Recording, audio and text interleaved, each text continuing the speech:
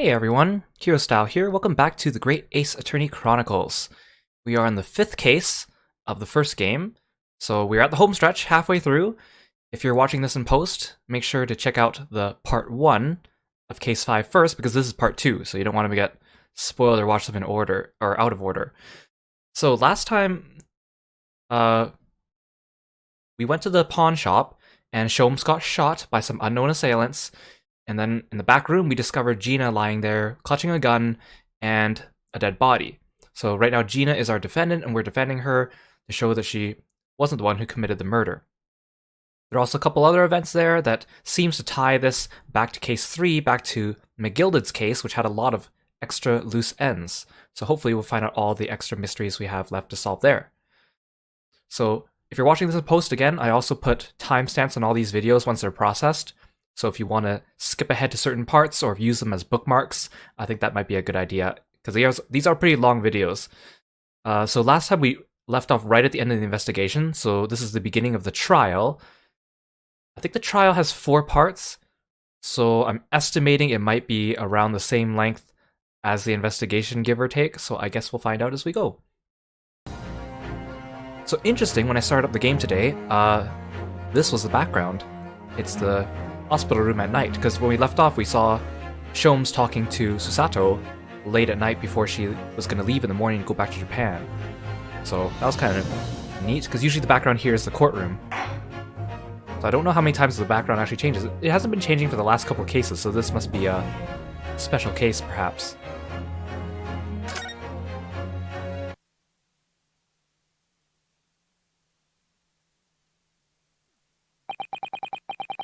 When I awoke the following morning, Susato-san was already gone.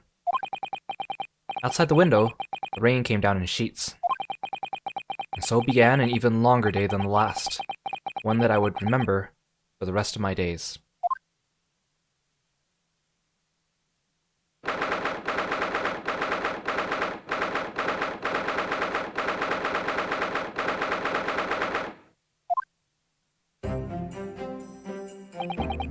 Good morning, Gina. I'm determined to prove your innocence today. I'm sure we can do it. So where's your friend then? Sorry? You know, you're in the fancy dress. Susato or however you say it. I don't know. Miss Susato left early, had to leave early this morning. She was already gone by the time I woke up. You alright with that, are ya? Forget about me if you like. Go and see her off.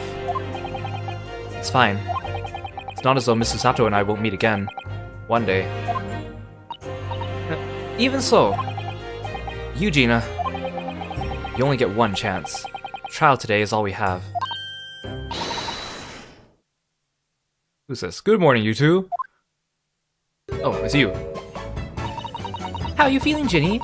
Did you manage to sleep? Iris, what are you doing here? What do you mean? When a friend is in need, we show our support? Isn't that right, Wagi? Aw, so cute.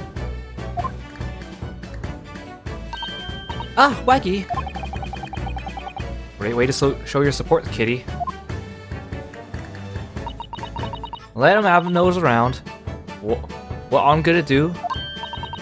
Oh, that reminds me. I bought a paper on the way here. Now, would you like the good news or the bad news? What do you say, Runo? Ginny?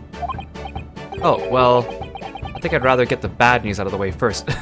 I am exactly of the same mind. I would rather get the bad news over with first.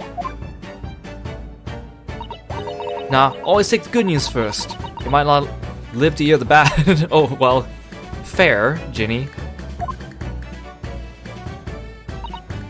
Yes, that question always gives away people's personalities. Let's not go there. Alright then, I'll give you the bad news first. A record amount of rain has fallen this morning, and carriages all over the capital are struggling to move. Huh? The bad news was a weather report. So I hope that Susie made her train to Dover, and that the train isn't delayed on the way to the port. Gosh, yes. Alright then, what's the good news? Well, the rain is forecast to subside this afternoon. But even if the train is delayed, it should be able to make up the time later. Well, that is good news, isn't it? I couldn't give a monkeys, really. Only all good news. Cancelled out the bad. And look! This trial has made the headlines too! Pawnbroker perishes in pick purse plunder. See? How'd you like that? Well, let them say what they want. I'll see if I care. Well, I can't because you're covering your face. Don't worry, Runo will show everyone that this headline is nonsense. I will? And then, in tomorrow's papers, the headlines will be... Discharged divers dauntless do-gooder. Isn't that right, Runo? Oh, yes. Let's hope so. Of course they will. I have absolute faith in you. How was that? I was trying to sound like Susie. Did it work? Did it? It's like she was still here.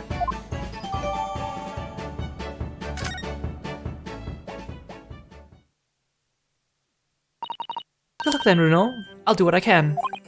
Hmm? Obviously, I don't know the law like Susie does, but still. I'll be by your side the whole time, giving you moral support and encouragement. Hey, don't point that thing at me. I'm not sure that big thing is as comforting as you think it is, to be honest, but... Thank you, Iris. That's very kind of you. I mean, what wrong could go with having a 10-year-old genius at your side, right? Oh yeah, Iris. Yes, Ginny? Well, I was wondering, is all, about Sholmes. Did they fix him up alright? Yes, the operation was a great success, but Pearly still hasn't come around yet. Yeah? I've asked a friend of mine at Scotland Yard to send a telegram as soon as he wakes up. I'm sure Gregson will let us know the moment there's news. Oh, right. No Susato-san, no Mr. Sholmes. It's all down to me today. Prove that Gina is innocent of this crime. Miss Gina Lestrade, counsel for the defense. The trial's about to begin. Please make your way into the courtroom. It's time then. Yes. Let's go, Gina. Iris. Lead the way, Runo.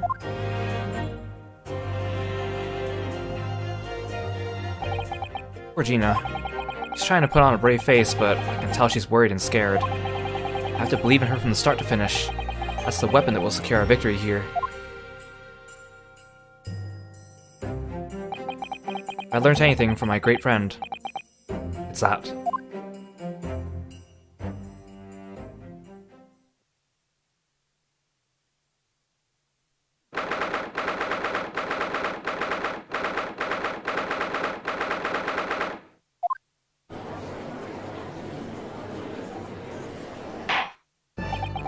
In the name of Her Majesty the Queen, I hereby declare this court to be in session. This trial shall determine the guilt or innocence of Miss Gina Lestrade. And now call upon the counsels for the prosecution and defense to declare their willingness to proceed. The prosecution is ready. The defense is ready. Lord Van Zieks. My lord. Remind me, how many years ago was it that you withdrew from the public prosecution service? It was some 5 years ago, my lord.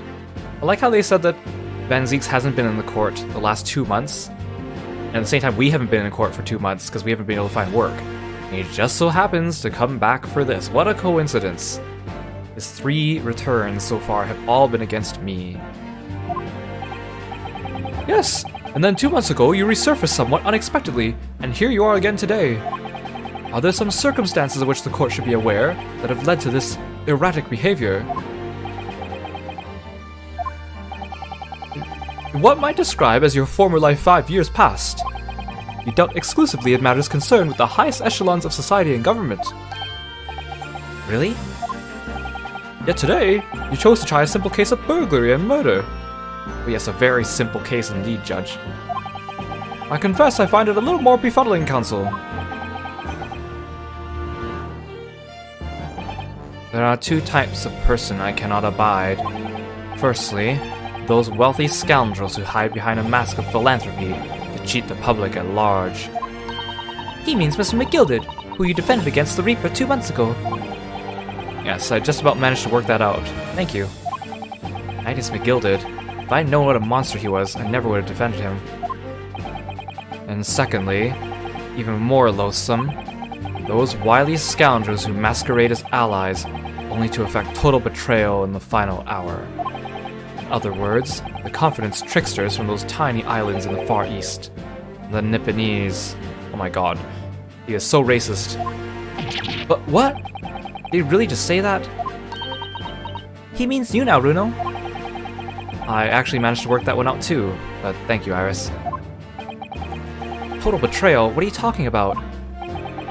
Hey, welcome to the stream, thanks for coming. That torrid look of hatred in Lord Van Zeek's eyes. Was that directed solely at me? Or was he talking about all Japanese people? An alarmingly scathing explanation, Lord Van Zeeks. Still, the judiciary welcomes the return of the so-called Reaper of the Bailey, feared by all London's malefactors. Your lordship is all too kind. Now, jurors, the 6 of you have been selected at random to represent the will of the people in this trial. Are you ready to hear the evidence placed before you and determine the guilt or innocence of the defendant? Were these 6 really selected at random? We've seen all of them before except for the 3rd one.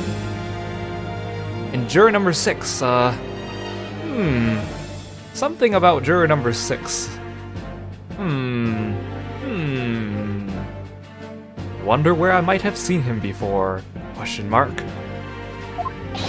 Former lieutenant in the British Army here, don't you know? Chaps like me were born ready.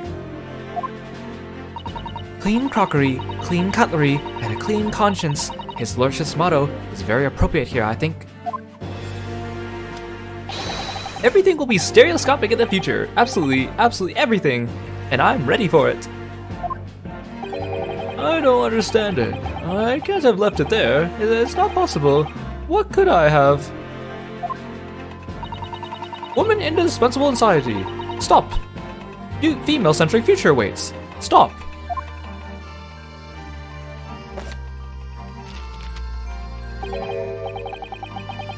Good day.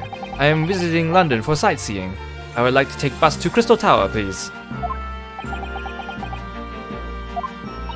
Something wrong, Runo? Oh, not exactly, it's just... I'm fairly sure I recognize these jurors. Almost all of them, in fact. Really? Funny coincidences like that do happen from time to time, don't they? It's almost like the game developers want to save on assets by not building as many models for people, and creating unique characters. It is quite strange. The jurors are chosen at random from London's 6 million inhabitants, you know. So I've been led to believe, but something tells me I'm being duped. Very well. Now, Lord Van Zeeks. The court calls upon the prosecution to introduce the facts of the case. As you wish, my lord. Allow me to begin with a word of warning to the ladies and gentlemen of the jury. In short, there has never been a more self-evident case of cold-blooded murder. The victim, Mr. Pop Windabank, proprietor of a pawn shop on Baker Street, was shot from behind and died instantly. Prosecution presents this photographic print of the crime scene.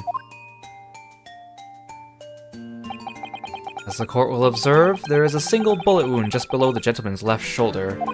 The evidence suggests that the bullet pierced the man's heart, resulting in near-instant death.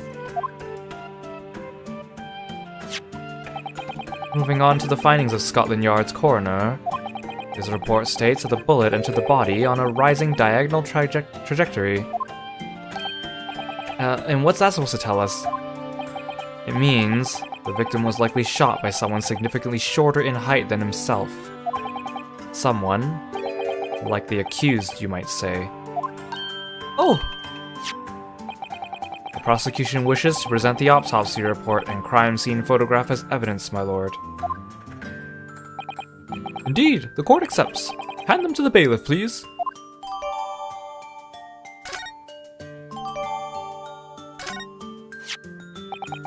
I now ask the court to turn its attention to this plan of the establishment where the incident occurred. The proprietor was found in the storeroom, where he kept articles pawned to him. A windowless room with a single point of entry, a door to the main shop that was found locked. In this sealed chamber, there were only 2 persons present. The victim, Mr. Windibank, and the accused.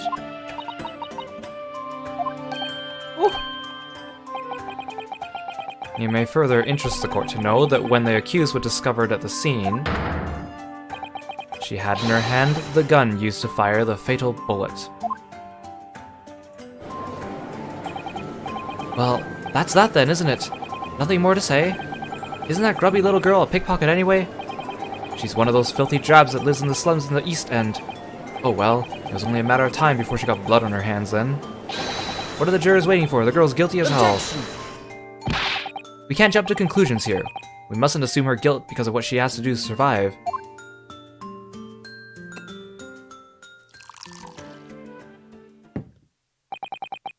My alerted Nipponese friend, it is you who mustn't jump to conclusions. The prosecution has barely begun presenting its case. Conveniently, this appalling act of murder did not go unobserved. There were witnesses. Good gracious! After their testimony, this girl's true nature will be exposed. Pitiful pick-purse, or cold-hearted killer. Here's to establishing the truth.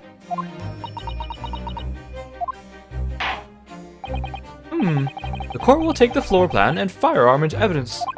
Hand them to the bailiff, please, Lord Van Zeeks. At once, my lord.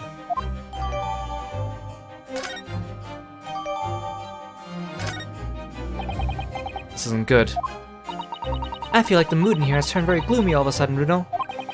I think that's because it has. Oh, the cape's off already. Let us begin.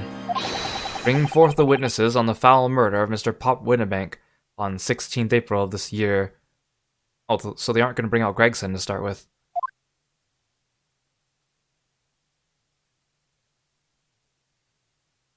Oh, never mind, there he is.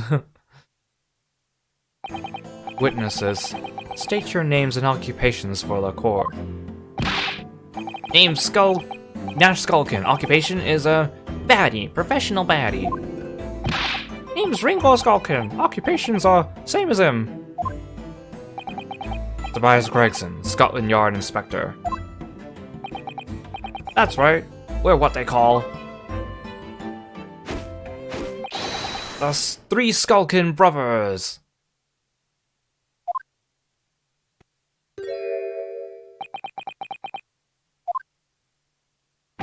What are you looking at me like that for? Don't lump me in with you lot. God blimey, that's cold.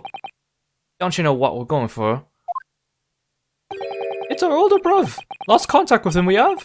So we're scouring every shady corner in the capital. And then last night we came across you, the very spit of the bloke. Ain't that right, Ringo? He is now, she is. The very spit of him. So, if you didn't notice already, these two are kind of a reference to Mario and Luigi. And their names, Nash and Ringo, are references to pear and apple. Because Nashi means pear in Japanese, Ringo is apple in Japanese, and they're holding up their respective fruits as well. So we decided that in there what we was gonna do. We just was gonna call ya Big Bruv Skulky. Big Bruv Sulky. Oh, come on, leave it out, you two. Sulky Skulkin. And that's before he runs out of chips. Well then, Inspector Sulky Gregson. Begging your pardon, my lord, but the name's Tobias. What I would like to know, Inspector, is what you are doing in the witness stand. The Skulkin brothers are currently under arrest, my lord, on suspicion of theft. Thieves are they, these 3? No, my lord. Begging your pardon, but please don't let me in with this lot. 2 nights ago, these 2 brothers illegally entered an establishment with intent to burgle, and in the course of their nefarious activities, they became embroiled in a far more sinister crime. By Jove, you mean to say? What an extraordinary coincidence! Indeed, my lord. While attempting to burglarize the pawnbrokery, they witnessed its proprietor's murder.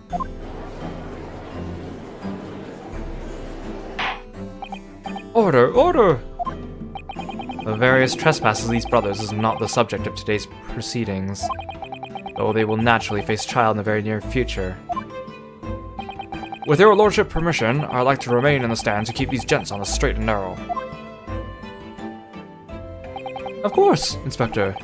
Skeptical as I am about the caliber of these witnesses, I will permit them to take the stand. Mr. and Mr. Skalkin, you will now testify before the court. Describe the evidence of the night in question and what exactly you saw. Happy to. Cause a skulkin's never skulkin'.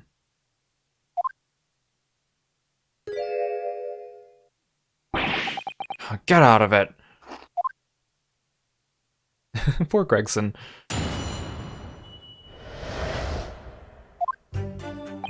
He was walking down Baker Street in the small hours, and the gas door was ajar, you see. It was like some kind of sign, begging for us to go in, it was. Once we got inside, Court blimey lummy, we had a gunshot from the back room. We went to see what was what, but the door was locked from the inside. We never done nothing, Governor. We never took nothing. We just left after that, nice and quiet.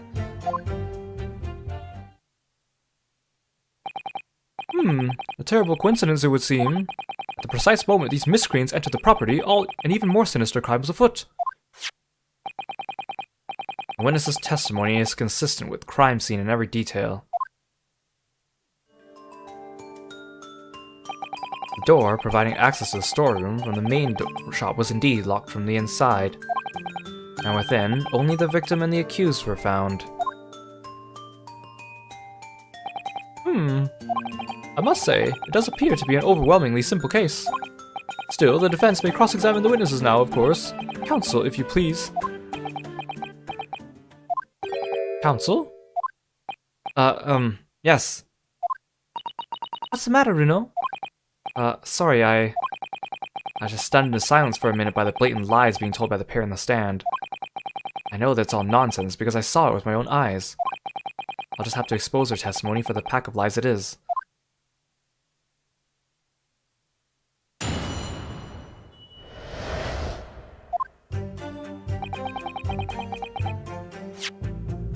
Okay, let's review our evidence. We just got a bunch of new stuff. Okay, so Sato gave us this. The information from McGilded's case. So we already knew all this.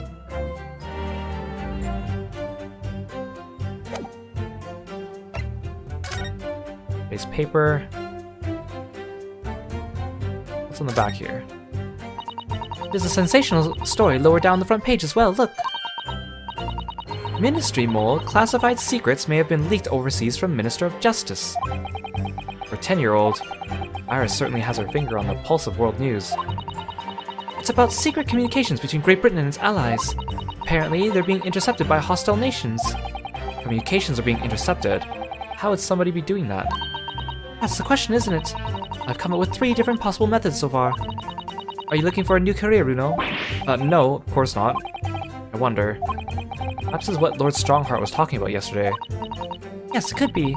And it could explain why he has Gregsy running from pillar to post at the moment.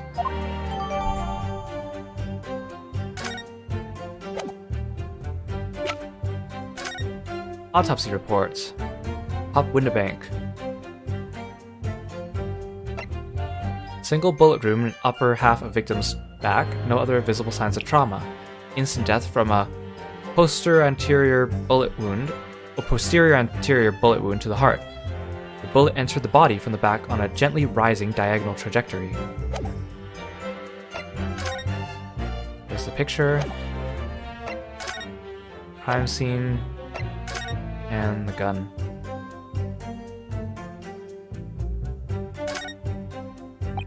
This is Mr. Windabank's gun. The cylinder is completely empty. Mr. Windabank always used to keep this gun on hand to a shop counter. Yes, but only ever with a single bullet loaded, I understand. That's right, to keep all the pawned articles that were in his care safe.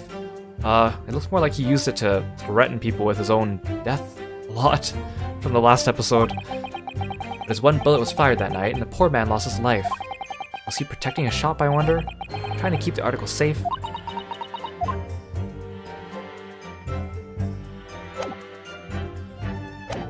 Okay. Walking down Baker Street, door was open. Begging for them to go in. Heard a gunshot from the back. And the door was locked from the inside. Never took anything. Okay. Hold it! The front door of Winterbanks was ajar, you say? What time of night was this? Must have been about 1, right, Ringo? Yes, I'd say so. Right, Sulky? How would I know? The place would have been shut at 1 in the morning, just like every other shop in town. Well, it was pitch black inside, it's true, isn't that right, Ringo? I'm not so sure, Nash. I seem to remember there's a light burning inside. What about you, Sulky, me old mucker? Leave me alone. It definitely was a small lamp burning inside. That's what alerted us to the situation in the first place. And when these gentlemen ventured into the open establishment, the accused, Miss Gina Lestrade, already had the muzzle of her gun trained on the unfortunate victim. Objection! But that is pure conjecture. Huh, perhaps, but it changes nothing. These brothers inadvertently wandered into the middle of a cold-blooded murder, simply because they found the door of the victim's establishment open and ventured inside. Right, that's what happened. Hold it! What are you trying to suggest? That you had to go in? Well, God moves in mysterious ways, they say, don't it, Ringo? They do, Nash, they do. Must have been some sort of providence, I reckon. God's will often presents itself as the whim of thieves, does it? We're no whim, I'm dead sure of that. They weren't, Nash, they weren't. Like we said at the time. You don't just find doors open in the middle of the night like that. Nah, there's no two ways about it. It was a sign that our long-lost brother was inside. They're not very good liars, are they? Well, you can't deny it. It leads to a bloke what just looks like a bruv. I said, cut it out. Those chips are getting on chomping today. Hold it! A gunshot, you said. Just like the first one, are you sure about that? Or just the one? Yep, just the one, Governor, I could swear to that. It was, Nash, it was. Ain't that right, bruv? The firearm used belonged to the victim himself. Yes, Mr. Winterbank always used to leave his gun lying around on the counter. Right, I remember. When we examined it, we found the revolver was completely out of rounds. That makes sense. Mr. Winterbank always used to say he only ever kept a single bullet loaded. That's true. I remember him saying that as well. So what can we say with considerable certainty that only a single round was discharged from the firearm used as a murder weapon? Yes, my lord, we can. And I should remind the court that the firearm in question was discovered in the hand of the accused. Wonderful. Hold it! Do you mean the door between the main shop and the storeroom? If my learned friend is having difficulty grasping the situation, perhaps a drawing would help. Excluding the shop's entrance from the street, there is only one other door, that of the storeroom. Of course it was, only a little oil lamp burning, not much to see by. And the door was hidden behind the curtain and all. That's right. When we arrived, the door was mostly obscured by the curtain. Tell me, why exactly did you try to open that door? Ooh. Any normal petty thief would run at the sound of a gunshot, I would think. Oh, well, your turn to rabbit, Ringo. Well, Nash, yeah. I suppose you have to say we aren't normal, eh? Broadly speaking, humans respond in one of two ways on hearing a gunshot or scream. The timid flee, gripped by fear, while the courageous investigate to see if they might help. These gentlemen are of the latter inclination. My learned Nipponese friend, it would seem, is of the former. Alright. Somehow I just proved that I was a coward that night. Thank you, counsels. So, I believe we are all understand that the door was locked and could not be opened. Proceed, witnesses. Hold it! You didn't do or take anything. Is that your story? Well, it was bedlam as soon as it went to us. It was, Nash, it was. Didn't even have time to pull me dukes out of me Lucy lockets. So with no time to take your hands out of your pockets, you just left, nice and quietly, you say. That's right, Governor. Nothing we ain't more than violence. Beast loving nibblers we are, not bludgers. We are, Nash, we are. Never even pulled me dukes out of me lucky lucks. So you'd clearly like us to believe. Come again? As you fled from the pawnbrokers that night, did you not run into anyone else? And did you not fire a gun at that person? Saints alive, they fired a gun, you say? Ah! Blimey, Governor. You ain't telling us it was you in the doorway? It was.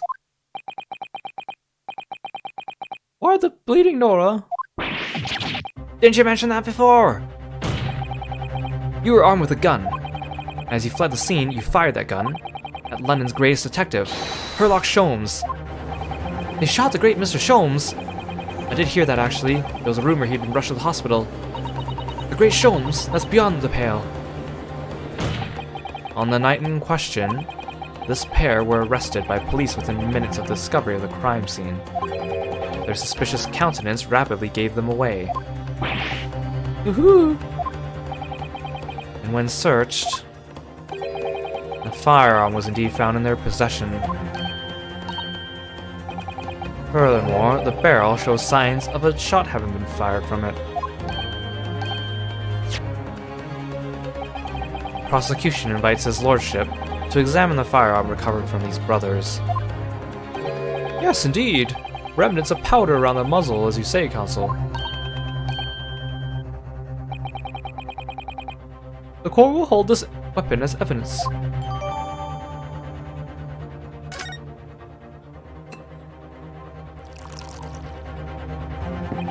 Now, my learned Nipponese friend.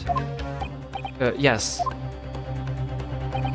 Here's your successful presenting the evidence.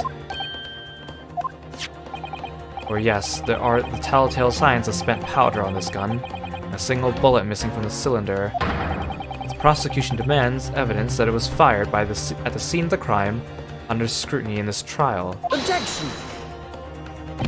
Well, I don't need evidence, because I was there. Objection! However, the rest of us in this courtroom were not. If the defense fails to provide evidence in support of its rash claim, we shall have no choice but to toast your incompetence and move on. Evidence that these two fired that gun before they left Windibanks that night. The court demands that all claims are affirmed with clear proof. What evidence shows that these witnesses unloaded a firearm in that pawnbroker shop that night? It's my blood samples, right? Yeah, because that's in here. Take that! The evidence is in this portfolio. What? What on earth have you there, Counsel? During the course of our investigations, we discovered a number of bloodstains. Not trusting the police to do the job they're trained to do. How arrogantly Nipponese of you. Well, anyway, we analyzed all the blood samples we found and recorded the results in this portfolio. And you claim to have the evidence the court is demanding therein? Yes, my lord. No more dallying then, Counsel. Present the pertinent evidence at once. What do you have in your portfolio that proves that these witnesses unloaded a firearm at the scene? Take that! What is that? Explain. It's a photographic print taken at Windibank's pawnbroker on the day of the incident. From the scene of the crime, is it?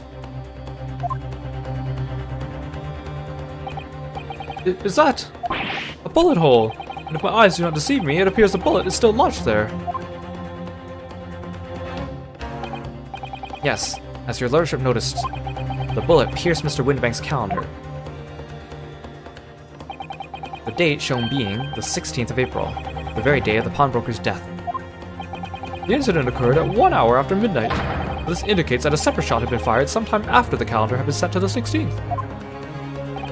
That's right. While it isn't irrefutable, the defense believes this is credible evidence that the witnesses did fire a shot from their gun in the pawnbrokers that night.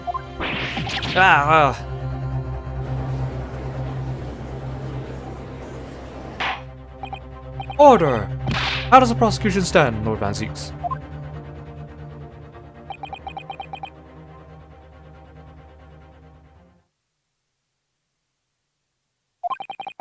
If that is the direction my learned friend wishes to take, the prosecution has no objection. What? But you'll forgive me for flinging my hollow chalice aside in disgust at the repugnancy it exposes. Yes, on the night in question, these brothers entered the pawnbrokery illegally. And like the bold baddies they claim to be, opened fire on the new arrivals before fleeing back onto the street. Yeah! Take it easy there, Governor. You're gonna land us in the soup! We had a deal! We weren't gonna get into details! Tell him, Sulky! Set the bloke straight! I have nothing to add. So he knew, did he? Van Zieks knew their testimony would almost certainly expose the extent of their crimes. It would seem now that I owe my learned Nipponese friend a word of gratitude. What do you mean? What I mean is that you have helpfully confirmed an important fact. To what fact do you refer, Lord Van Zieks? As has been established at the point of their arrest, a single shot had been fired from their brother's gun. However, if that shot found its target in Mr. Sholmes, then clearly these witnesses cannot be accused of the fatal shooting of the proprietor and victim. In other words, these two men have no material connection to the murder of Mr. Windibank at all. So that's it.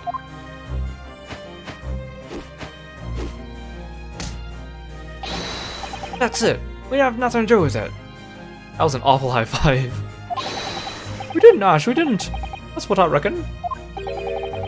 Your crimes include unlawful entry, intent to steal, perjury, and let us not forget, attempted murder.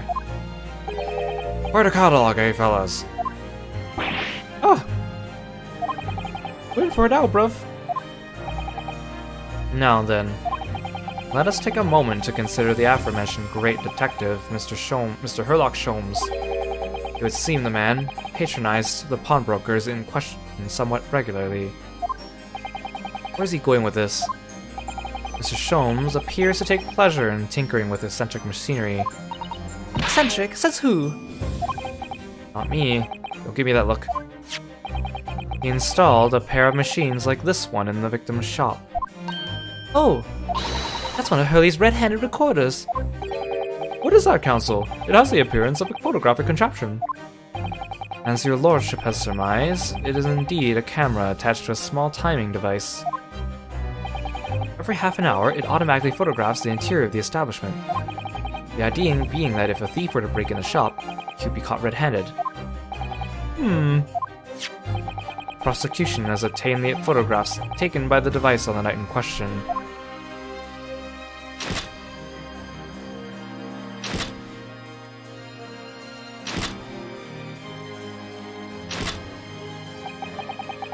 As the court will observe, copious identical prints are produced in quite desultory fashion.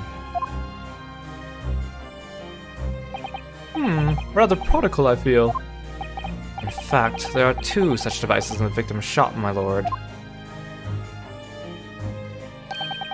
If I may refer the court to the plan of the premises, their respective positions are here, And here. You say these cameras produce a print every half hour. I'm afraid I fail to see how that would help if an anticipated thief conducted his activities in one of the many 30-minute intervals. One can only pray that the would-be criminal lingers, my lord. On the night in question, the witnesses currently in the stand were not caught on camera. That's a bit of friar tuck, eh, bruv? Lady Luck loves a skulkin'. Witnesses, at what time did your trespassing begin? Must have been just after 1. Right, bruv. Must have been, Ash, must have been. Yes, just gone 1. In which case, minutes before these brothers entered the establishment. What scene might we expect to see within the shop? Let us examine the evidence. Good lord! It's the defendant! Miss Gina Lestrade!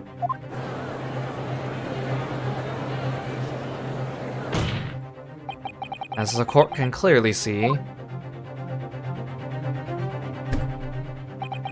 the accused pictured, gun in hand, facing the victim over the shop counter.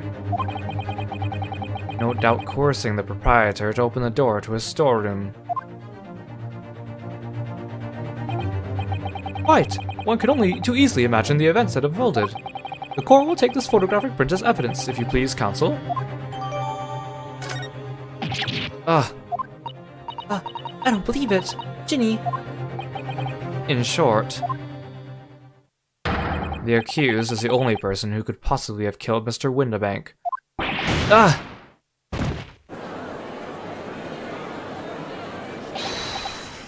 I say, my lord.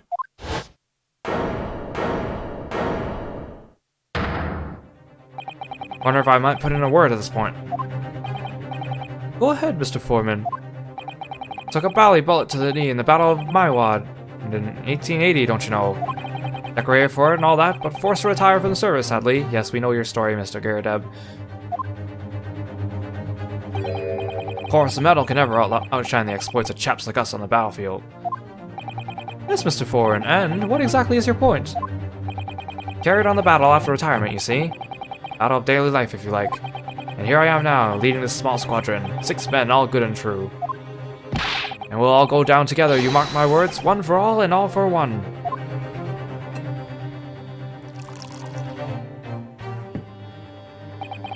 The ladies and gentlemen of the jury have reached agreement, have they? Is that what we are to understand? Why do we always have to start off the trial with, like, a summation examination, like, right away? Well, Mr. Foreman, is that correct? In a manner of speaking, yes. This is the Garadeb Squadron's position, sir. What? No, it's too soon to make a judgment here. Status report for the court, men, on the double. His lordship insists on promptitude at all times, and that goes for making decisions too. I think you'll find the truth is as clear as day now. I can reach out and touch it. I wouldn't have left it in there, I just wouldn't. But in all honesty, I can't actually remember. Situation clear. Stop. No room for doubt. Stop. Truth now undeniable. Stop.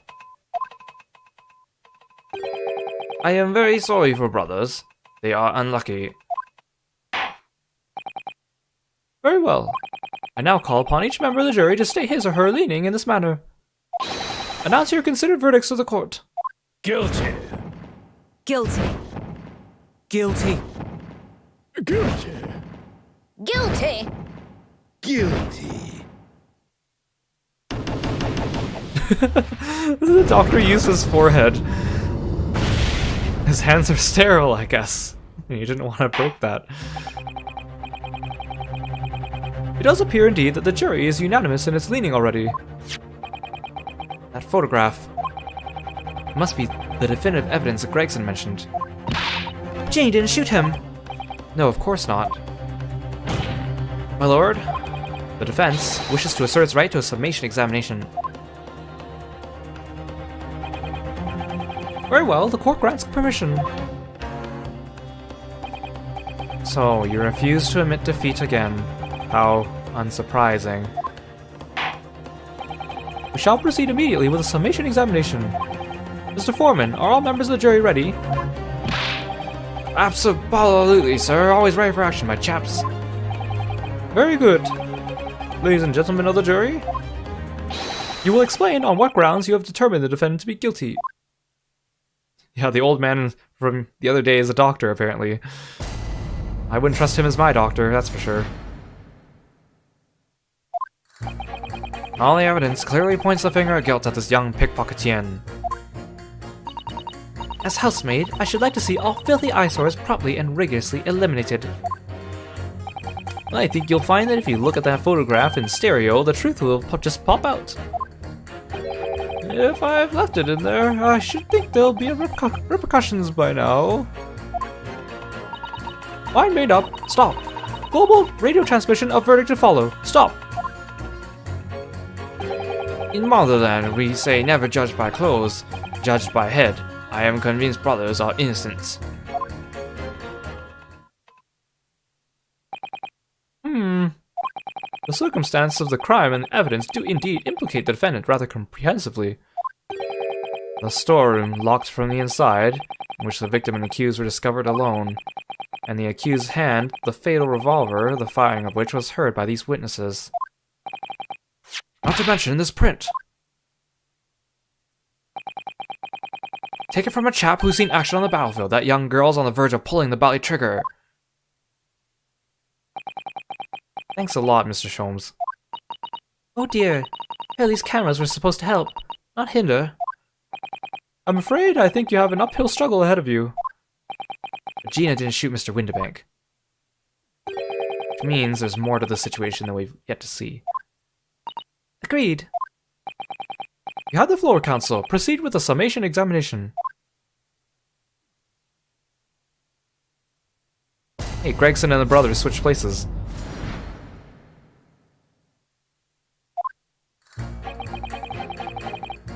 Hold it!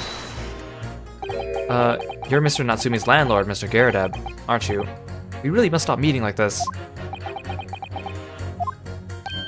Ah, you're that lawyer chap. Well, there's a turnout for the books. Oh, there's a turnout for the books. Yes, rather a turbulent time we had back then. Some extraordinary events took place at your house, that's for sure. Luckily, Mr. Sholmes and I were able to get to the bottom of it all. I think we did a rather lot for you, didn't we? I mean, obviously, wouldn't be suggesting that therefore you should change your leaning to not guilty or anything. Can't be denied, I suppose. The curse of the Garadeb house was the talk of the town after that business. I just moved out and I couldn't get a bally soul to take out the tendencies. Haven't had the heart to break the news to Joni yet. Had enough that old girl's clapped up. Yes, can't be denied. You did do rather a lot. Not for us, that's for dash certain.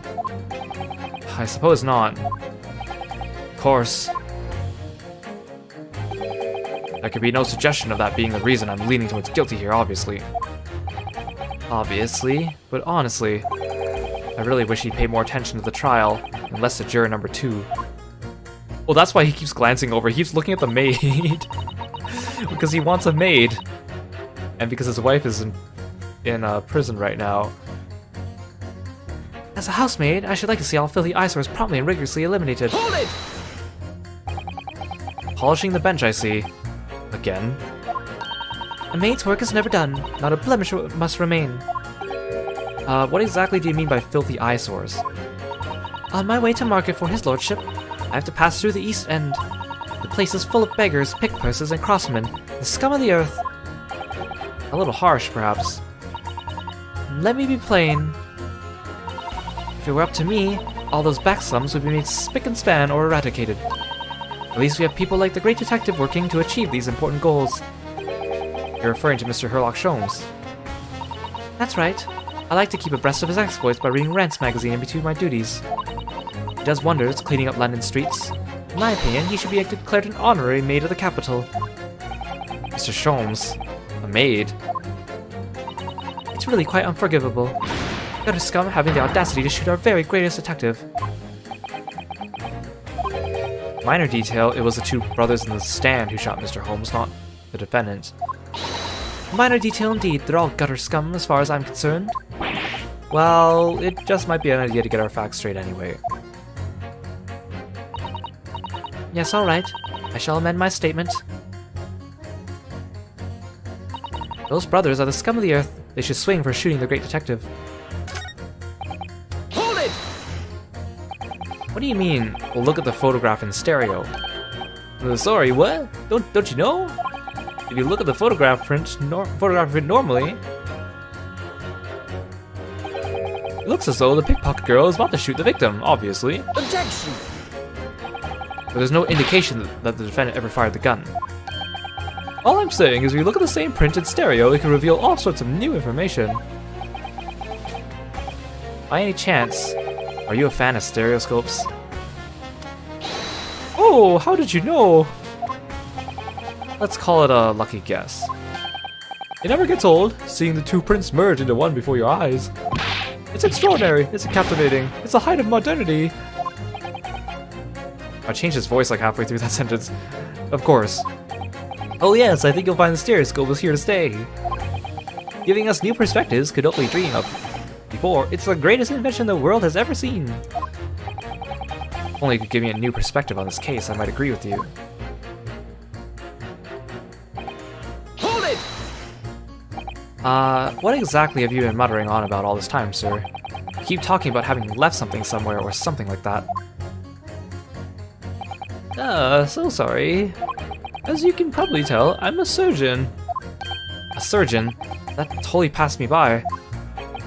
Of course, people conducting surgery in this country aren't considered to be doctors. Oh no. Enough though. Even though me and my kind are the forefront of medical science, the real brains in the field. So, what is it that you think you've left behind? Oh, well, that's a little embarrassing to be honest. You see, I was operating on someone yesterday. Standard thing, went in through the abdomen. But when I finished the procedure, I couldn't find my scalpel anywhere. Oh no. Oh no. Oh no, no, no, no. What? Did he? Surely not. Exactly. Surely not, you say to yourself, don't you? Worrying, isn't it? That's what's been troubling me this whole time. Could I really have left my scalpel inside the fellow's belly? Oh my god. No, of course I couldn't. So, there you have it. Like I said, a little embarrassing, really. That's one way of putting it. The other is manslaughter. That's exactly my concern. And seeing as this case appears to be all but sewn up, I need to focus on trying to remember exactly where I've sewn up elsewhere. No, I'm sure I made sure everything was back as it should be. Well, as sure as you can be without being sure. I'm sure you need to be more sure. Hold it! Sorry, radio transmission. What do you mean? Are you from the Far East? Stop. Yes, from the Empire of Japan. All communication with Far Eastern nations used to take place by mail. Royal mail steamers take more than a month to complete the journey. Ah, but now we have electric telegram, so we can send messages using electric signals. Thousands of miles of cables have been laid along the ocean beds, connecting the entire world. Thousands of miles of cable on the ocean bed. It makes my head hurt just thinking about it. You are well informed, young lady. Hee? But cables will soon become a thing of the past. Stop. And just when I was starting to catch up. Radio transmission is the future. Stop. Messages carried over airways to four corners of the globe. Stop. Excitement growing. Stop. Atmosphere electric. Stop. Right. Try not to wear out your fingers. Era of wireless telegraphy. Stop. Driving technological revolution. Stop. And people say inventions like the stereoscope are the height of technology. What utter piffle. I can't understand it. I really can't. They're just silly toys. Oh, someone's taking offense. Excuse me! Juror number 3. Sorry to interrupt what you're obviously fuming, but... What? Do you perhaps have something to say about juror number 5's last remark? As if I couldn't guess. Oh, you bet I do. Say that again. Go on. I dare you. Goodness. Are you talking to me? I think he just might be, yes. You think stereoscopes are just toys, don't you? Huh. Absolutely. I mean, really. A machine to view photographs in 3 dimensions? Why on earth would you not just use your eyes to look at the world around you? It's all 3-dimensional. What a great way to appease the man. No, I'm sorry. Stereoscopes are no practical use at all. Yeah, you just don't know. Pardon? I think you'll find that viewing a photograph through a stereoscope can unlock all sorts of possibilities. I'm obviously going to have to demonstrate. What sort of possibilities? Well, take a crime scene for example. If you had a pair of photographs from a crime scene that you could view through a stereoscope, you could reveal hidden clues you never noticed before. What? Have you got any, Bruno? Any prints we could look at with a stereoscope? How about this print here? You should do the trick, I think. Take that! Alright then, juror number 3. Are you saying you can do this with any 2 suitable photographic prints? Of course I can. Very well then, I'd like you to demonstrate. I'd be delighted to. Just give you one more print and it'll amaze you all. Where's the other one? I need the rest of the stack that Lord Van Zeek's had.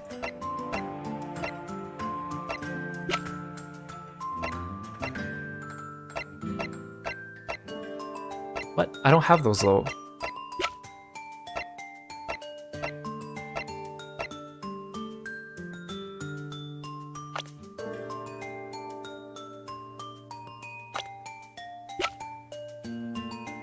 Take that!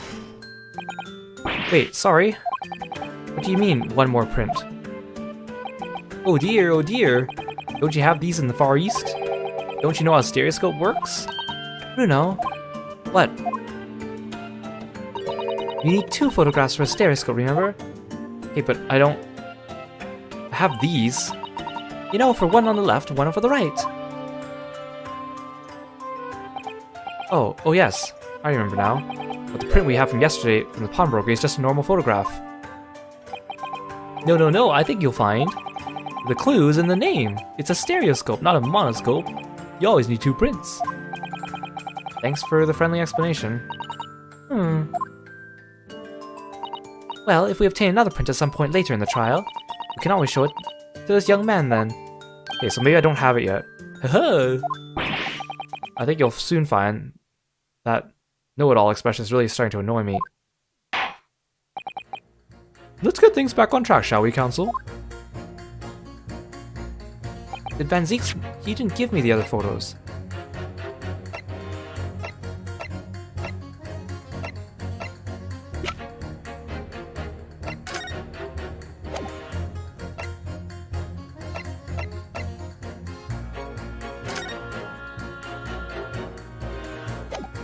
He didn't give it to me. Okay. Maybe we'll get it from someone else.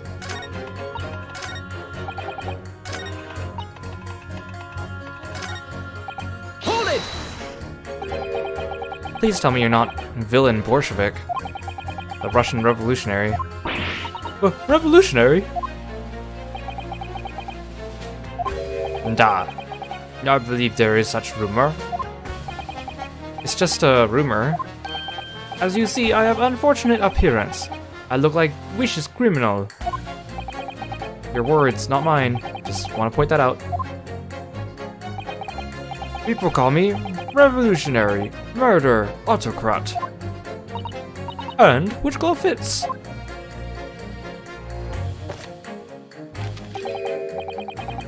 Good day, I am visiting London for sightseeing. I would like to take bus to Crystal Tower, please. Right. That didn't sound staged at all. You'll forgive me for having my doubts. To be treated like vicious criminal all the time is very painful. People do not realize. So I have much sympathies for these brothers. People say they are criminals only because of how they look. Skulkin brothers. Ah, maybe they went inside pawnbroker shop. But they have done nothing wrong. That is all I have to say. Skulkin brothers did nothing wrong that night. Alright, well first of all, that's one not-so-little misunderstanding I need to clear up straight away. Tell me something, Iris. What is it, Runo? The jurors are chosen at random from the inhabitants of London Town, aren't they? Yes, it's amazing, isn't it? In that case, how is it that there's a Russian tourist sitting among them who looks for all the world like a revolutionary? I wish I knew. If I can't change the minds of more than half of these 6 jurors, the trial will be over. But we know that Ginny would never shoot anyone. Yes, so we need to find the contradictions in what these jurors are saying and pit them against each other. I must be ready to go whatever lengths I have to convince them of Gina's innocence.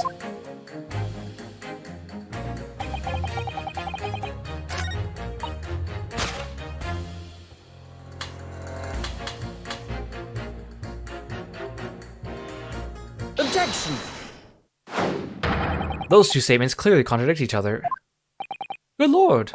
Counsel, explain yourself. Oh my statement. Contradictory. Contradict, C-O-N... Juror number 6, you've got the wrong end of the stick. I do not have stick. I have mouse.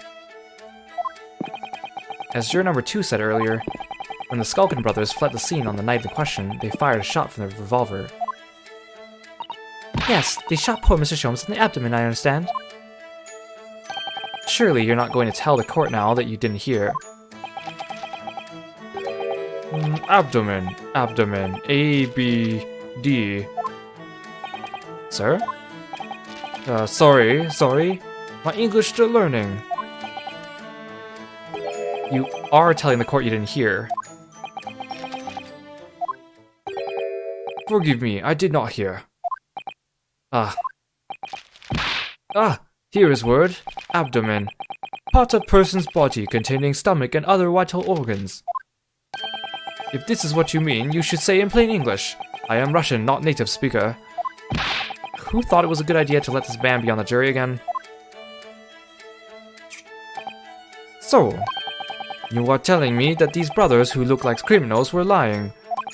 They say before we never done nothing, but truth is they shot detective. Yeah, this is double negative. Yes, that's exactly right. Lying is wrong, especially when lie is said by a person who looks like criminal. Oh, that poor mouse. Oh no. Coming from you, that seems surprisingly prejudiced. This means, when they say we never took nothing, maybe it was also big fat lie. Is this true? Well, according to the police report, no stolen goods were found, so... Enough! I trust no one now! It's not the mouse's fault though, sir. I must see with own eyes. I must investigate crime scene myself. I'm afraid that won't be Yes, it is, Runo. Easily. Sorry? With the prints from Hurley's red-handed recorded. Ah. If you compare the print that pictures Ginny and the next print from half an hour later, you'll find it sees straight away if anything was taken or not. Killy, Mr. Prosecutor. Tut. Calling on the prosecution in the middle of a summation examination of all times. The print showing the accused threatening the victim after she broke into the shop is this one. Following this, the victim and the accused moved into the storeroom. Meanwhile, the Skulkin brothers entered the shop and summarily heard the fatal gunshot ring out. Sadly, none of these events were captured on film. This is the print produced by the camera half an hour later, after the brothers' flight. So this was taken after Hurley was shot then? As far as I can tell, nothing has been taken. That does seem to be the case. I can't notice anything obviously missing in the second print. So, the brothers who look like criminals told only one lie. They shot man, but they stole nothing. It would seem so, yes. Good. No, not good. You were right. I did not understood situation. Now I know brothers have lied. I think it is very important to continue a trial. Oh, the little mouse bounced when he hit his button. Yay! Well done, Runo. The balance is shifting. Well, it's a start, I suppose. There must be more in what these jurors are saying that I can use to expose the truth. If I could do that, we just might turn the situation to our favor still. Thank you, Counsel. Continue with the summation examination. Kindly hand that new photographic print to the bailiff to be filed as evidence. Okay, now I have the print. Another print in the court record. I wonder if we can make use of that. In Lake of Lies are many dead fish. We must find truth. Therefore, I say not guilty verdict. Hold it! Okay. So we already heard this, but we need to get to the part where the guy interjects.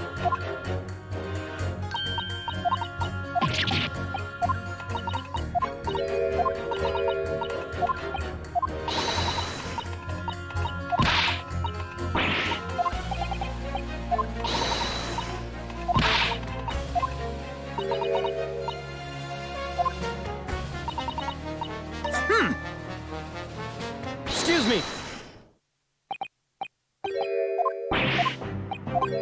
So this is all the same too.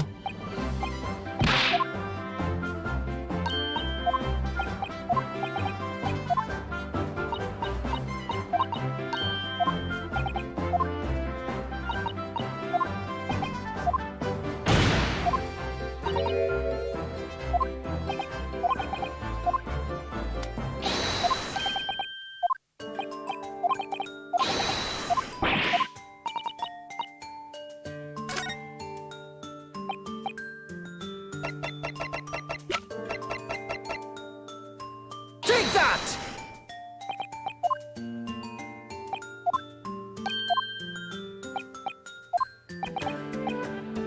Okay, let's give him another print then. Take that! Alright, these two prints were both taken with the same camera in Winterbanks on the night in question. Yes, I see. Tell me, Mr. Lawyer. Do you know how stereographic images work? Do you understand the principle? Well, I think so. I did have a lesson only yesterday. Left and right eye images need to be the same, only with a slight shift in the positions of some objects. Then, when your brain merges the two images together in your head, it notices the shift as if it were depth. Yes, exactly. It's that small shift between certain objects in the two pictures that's really important. So what happens if you use two photographs that are exactly the same then? No, obviously that wouldn't work at all. Not for seeing the scene three-dimensionally anyway. Oh! Oh! Of course, now I see it. Ah, I think the young girl's discovered the secret. I have. Can you uncross your eyes before you tell me?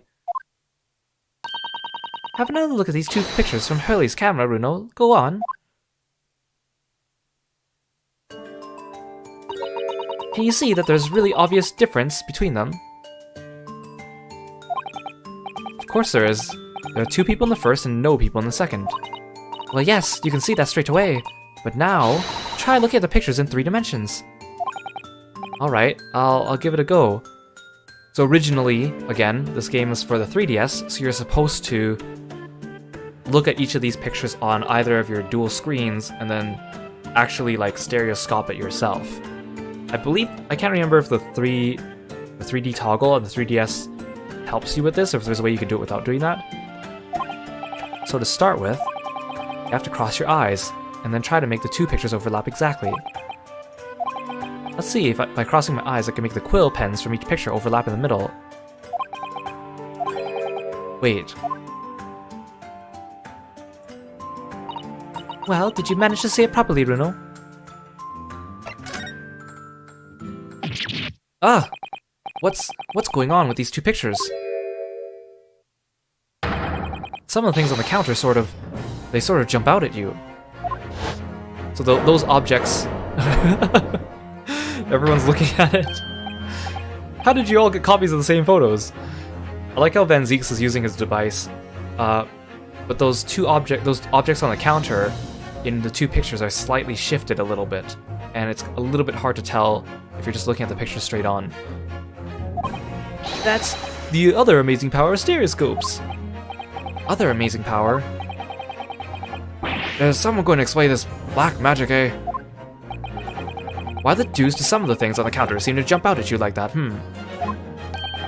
I think you'll find that if you consider the basic principle of the stereoscope, you'll answer your own question. Basic principle of the stereoscope. As I said before, if you try to look at two identical pictures using a stereoscope, it won't work at all. It's a slight shift in the positions of certain objects that lets you see pictures three-dimensionally. in other words, even though at first glance it seems the objects on the counter haven't moved at all between the two pictures, this shows that actually there must have been a slight shift in their positions. Yes, there must have been. Now hold fire there, sir. Got a reasonable grasp of this whole cross-eyed business now, I'd say. But why the devil does a shift between the two prints exist in the first place? Well, what's the answer, fellow? Come on, you're the cross-eyed master. What? Me? I haven't the first idea. You know, Runo, it's quite simple. It is. Just think it through step by step. The first photograph was taken at 1 AM. Then, 30 minutes later, the second photograph was taken. But the position of some items on the counter appears to have shifted slightly in the interim.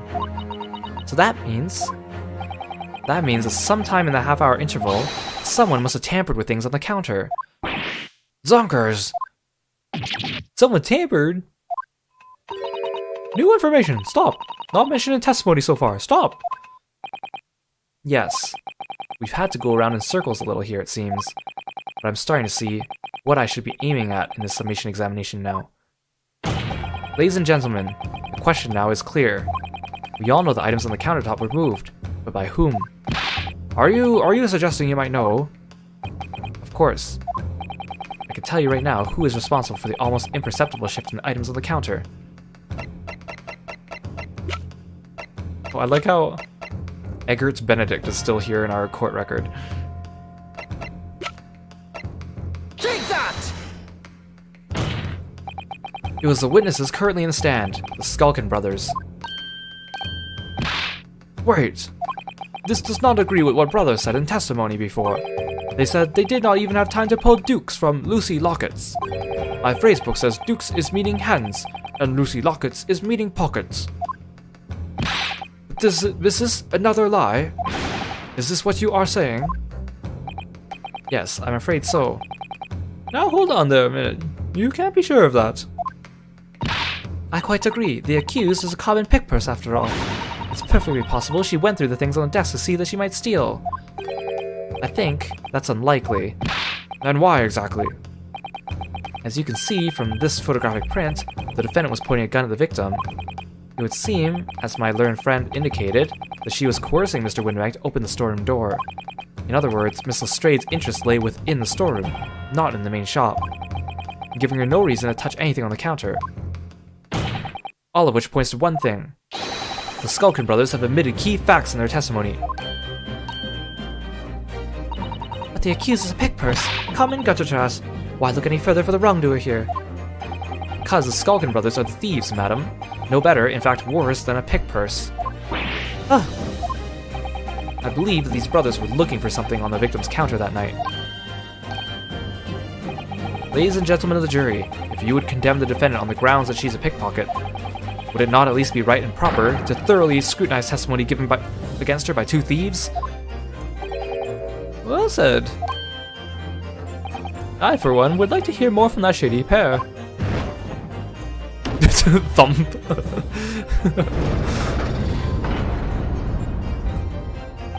Can you all see now? I think you'll find stereoscopes aren't playthings. You've seen their extraordinary potential firsthand.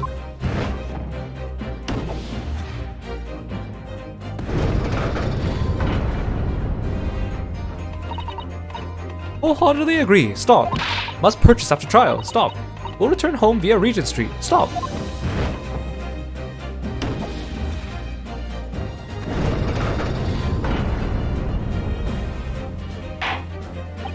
Well, it would seem this trial is yet to run its course. Ladies and gentlemen of the jury have declared their inclinations via the mighty scales of justice. I hereby call this summation examination to conclusion, with the balance altered in the defendant's favor. 2 lean to guilty, 4 lean to not guilty. Accordingly, the jury is without consensus. And I order this trial to continue. Yay, well done. Oh, by the way, what? You should hold on to this, Runo. You never know when it might come in useful. Twice in one trial would be unusual, surely, but alright. Lord Manzukes, you will instruct the witnesses that the court demands additional testimony from them. I'm sure it won't spoil the bouquet to do so, my lord.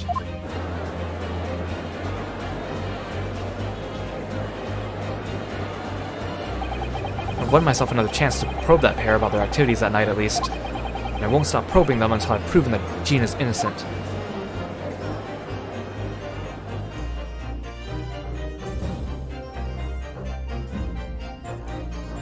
That's part 1 of the trial. We're a quarter of the way there.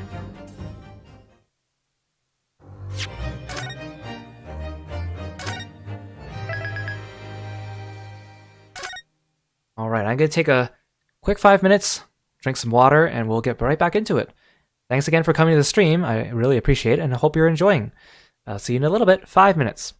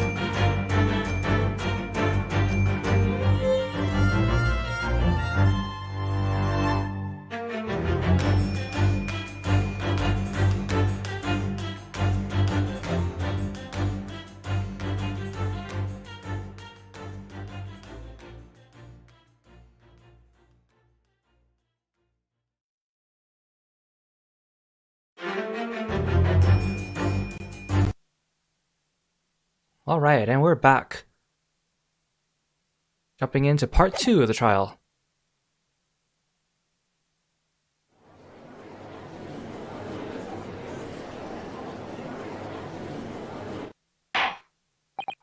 Order, please. Let us resume proceedings. Witnesses, you will now retake the stand.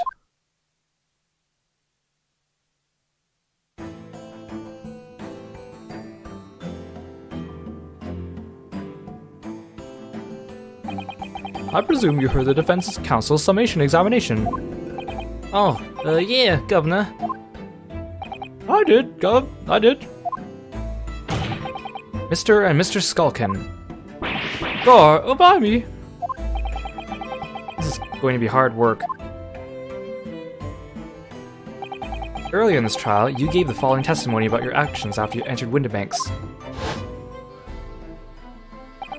Well, it was bedlam soon, weren't it? It was, Nash, it was. Didn't even have time to pull me dukes out of me Lucy Lockets. However, that was a lie.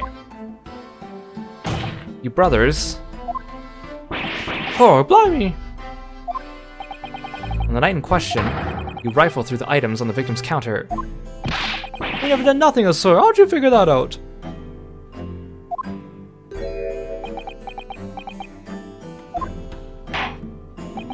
You will now give formal testimony once again.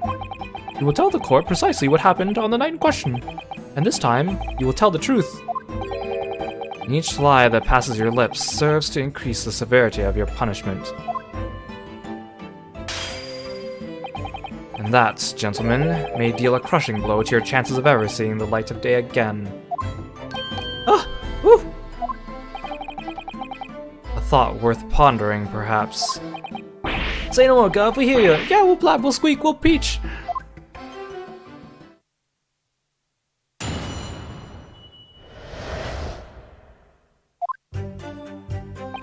Alright, we did knock a few things over. We weren't trying for nothing. It was when we heard the gunshot, see?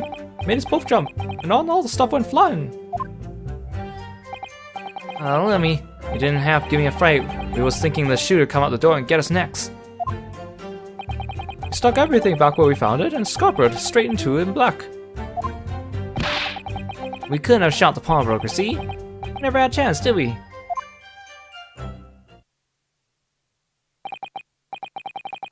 So you admit to the defense's accusation. You did indeed ransack Mr. Windibank's countertop on the night in question. Yeah, not ransack, Governor, no. That's right, Nash. That's right. It's more like we tidied up, yes. Sorry.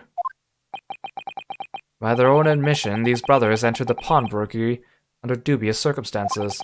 However, they panicked and fled on hearing the gunshot, having first made good their mess. Well, you say it, we hardly sound like roughs at all. We don't, Ash, we don't. Can't make us sound more cutthroat. It just can't be coincidence that these men showed up at Windibanks that night. There's more to their testimony than meets the eye. I'm sure of it.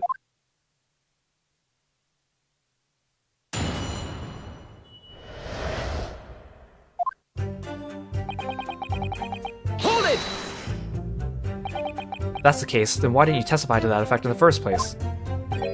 Well, you know, we ain't exactly squeaky clean, are we?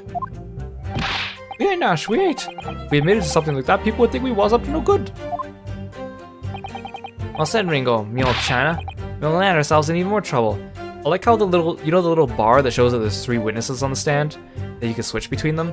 When Nash talks, it's under his head, and then when it switches over to Ringo, it moves above his head because he's too short. And in fact now, as a result of lying in your previous testimony, that's exactly what you've done, landing yourselves in even more trouble. That's rotten luck. Says the rotten apple eater. Witnesses, explain your actions to the court. Why did you ransack the victim's counter? We never ransacked nothing. Right, Nash, right. More like we tidied the place up.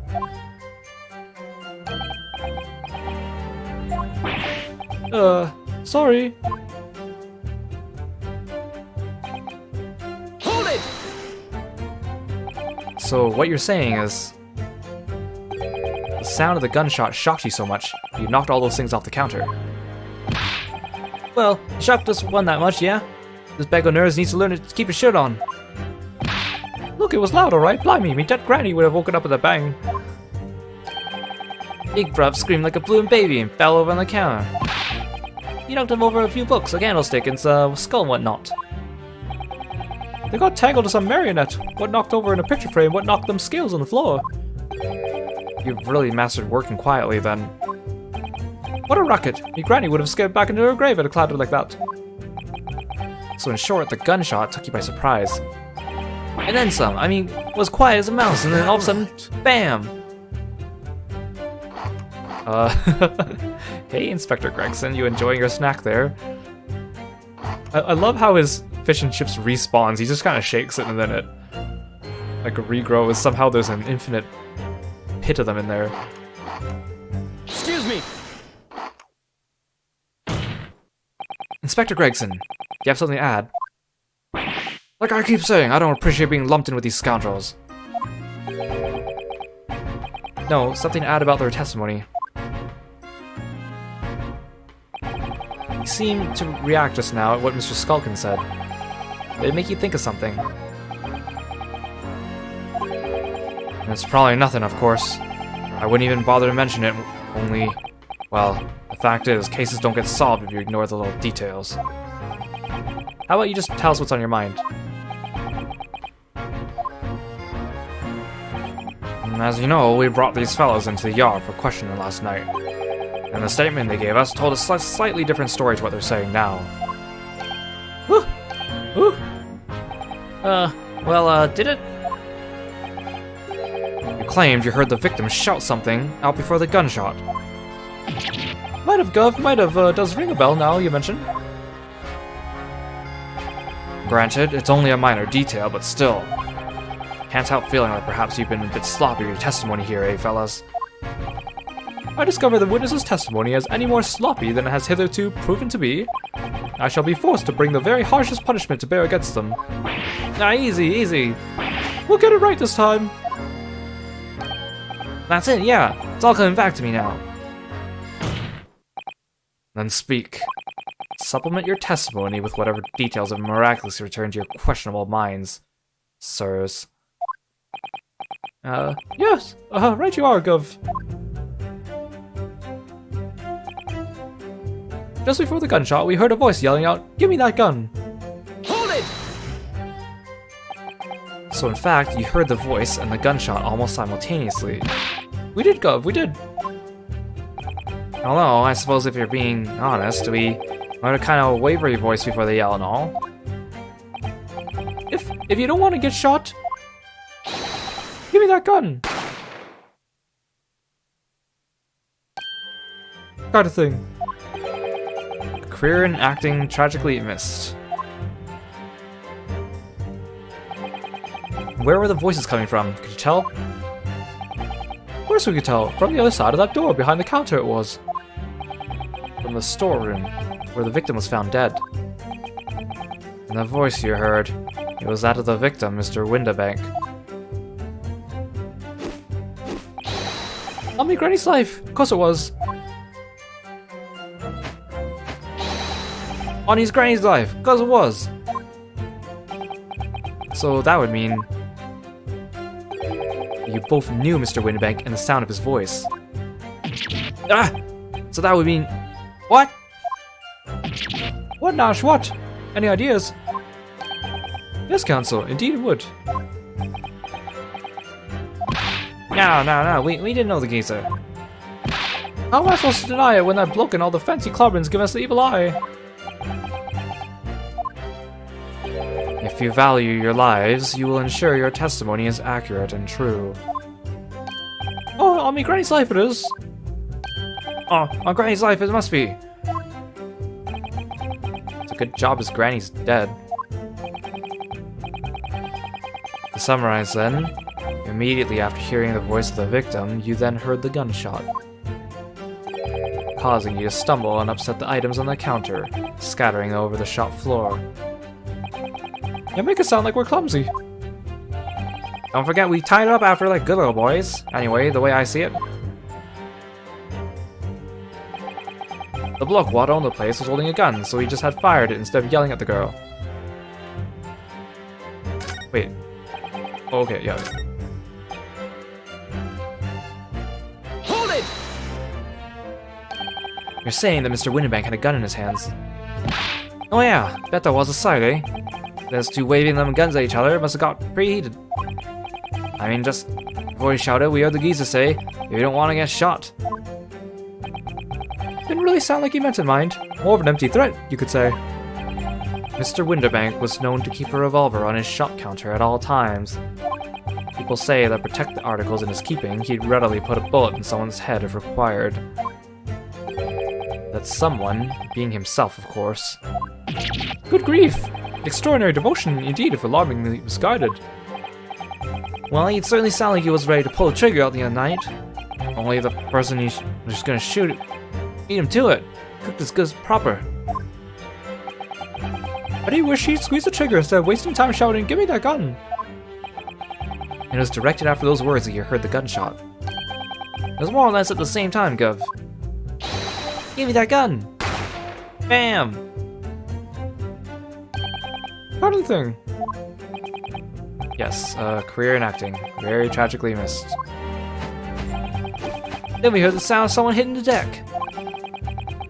Before everything went dead quiet. After that, we done a slapdash job trying to tidy up the place. Hold it! So you didn't try to open the storeroom door then? Not in your life. It went deathly quiet after that, it did. Put the wind right up me. But anyway, the door was locked, wasn't it? No way that was opening. Yes, of course. It was locked from the inside, or so we've been led to believe. It was, Gov, it was, from the inside. Right, so we had no way of knowing what was going on in there, did we? Unless there was some other way to get a view of the inside of the storeroom. Like, through the keyhole or a spy hole, perhaps. Don't ring no bells, don't light no lights. We had to cut and run before we noticed anything like that. We still cutting our teeth in this game, see? But one day... we'll really cut the mustard. Please cut it out. But as we know, behind that door was the victim's lifeless body, with the accused not 2 feet away. Yes, unfortunately.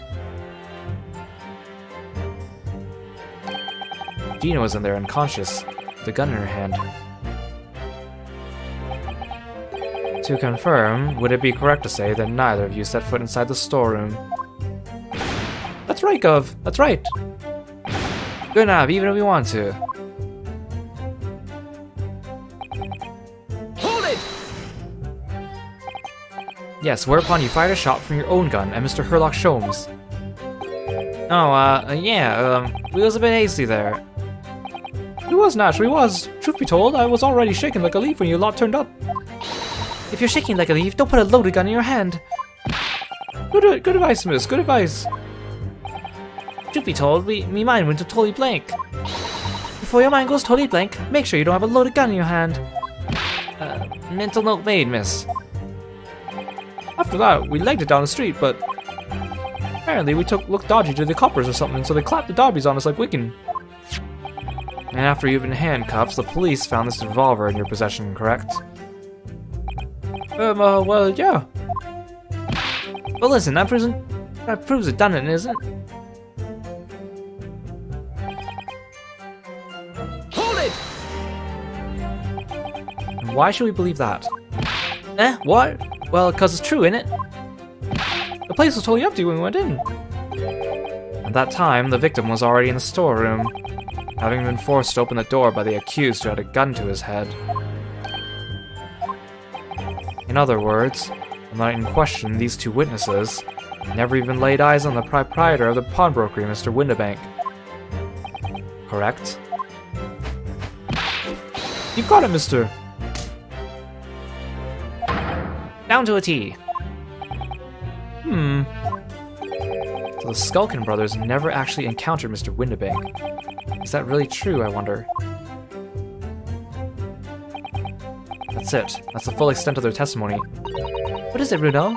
You look very fierce. I could pour you some herbal tea if you're tired. Oh, thank you, but I'm fine. Being such a logical thinker, you'll probably laugh. But I feel as though these brothers are still hiding something important. It's nothing more than a feeling, though. There's no proof to support it. Well, feelings can be very logical at times. Sorry? People's expressions, the movement of their eyes, the words they choose. You could take all that in and your brain will quietly analyze it to come up with a feeling like you described. You concluded that there's something suspicious about their testimony without even knowing why, that's all. I think you should trust your instincts. Iris, thank you. Sometimes I think if she's 10 years old, I must be 5.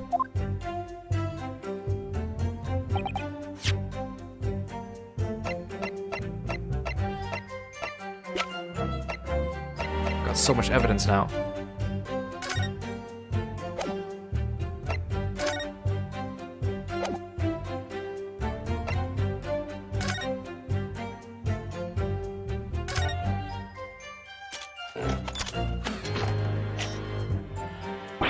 Oh, look at that. It's totally changed shape, just from one little button press. Well, that is what the button's for, Bruno. You're just like Hurley, you boys love pressing buttons, don't you? Especially if you don't know what they do. Us boys, says a 10-year-old girl.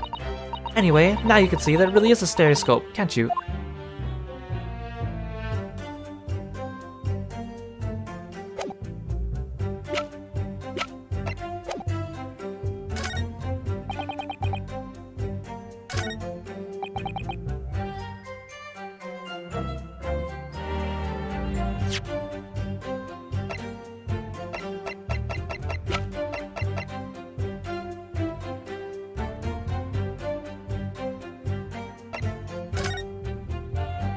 I didn't examine their gun. So, there's ammunition still loaded in 5 of these revolver 6 cylinders. Yes, which tells us that only a single shot has been fired from it. Exactly. The bullet that hit Hurley, in fact, isn't it? Yes, it happened almost as soon as we walked in through the Windibank store. Make those baddies pay.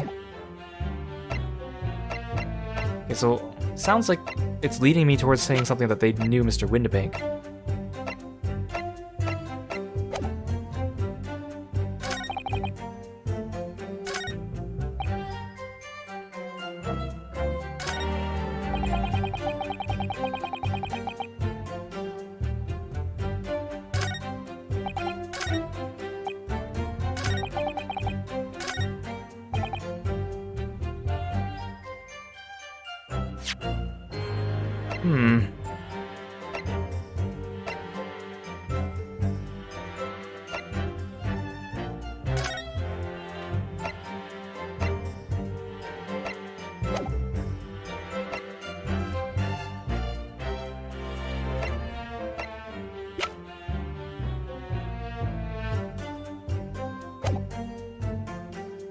Just before the gunshot, we heard a voice yelling out, "Give me that gun."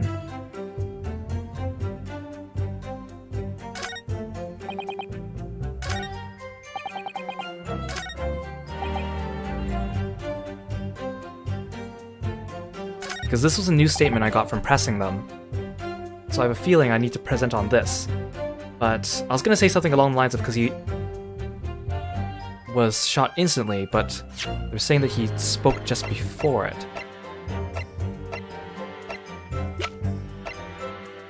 And again, I know how this case goes, I just don't remember all the fine details.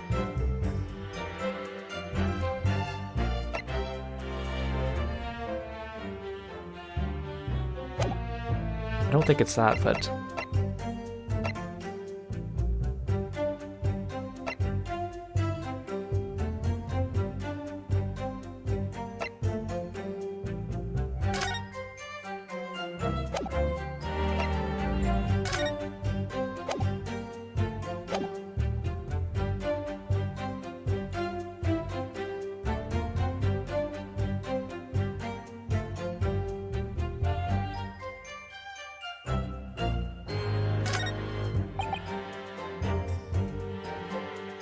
Oh, here. I'm dumb. They're saying that Windabank was holding the gun, but he was not holding the gun. Objection! I was thinking too much. I was thinking too hard about that. I believe I'm thinking like 2 steps ahead when actually we haven't gotten to that. You're saying that on that in question, the victim, Mr. Windabank, was wielding a gun. Is that correct? That's a gov. You got the picture. Yes, Nash, yes, no question. Yet the photographic evidence from the time of the incident clearly shows that Mr. Windabank was not in possession of a firearm of any description. Objection! You surprise me. Does the defense really intend to highlight evidence that compromises the position of the accused even more? Ugh. Furthermore, the defense has failed to establish that the photographic print presented was taken a suitably short time prior to the victim's death. Your chronology is severely lacking, counsel. Yeah, that's right. Too right, Nash, too right. The old geezer could have been able to turn the tables on the girl, eh? Hardly likely. No, I'm afraid this won't stand as conclusive evidence. Ugh. Continue with the cross-examination, counsel, and heed my earlier warning, witnesses. Oh wait, I'm still going? Okay, fine. Skulkin's never skulkin'.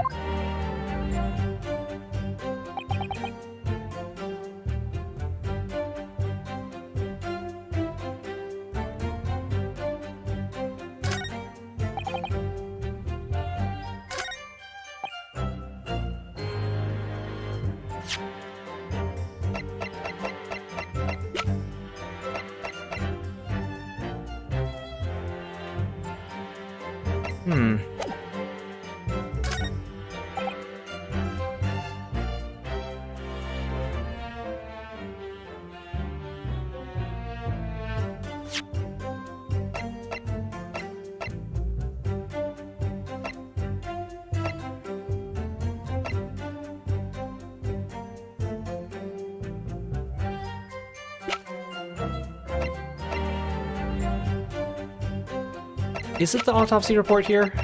I could try it anyways. I'll take the penalty. Which one is it? Objection! No, that's not right.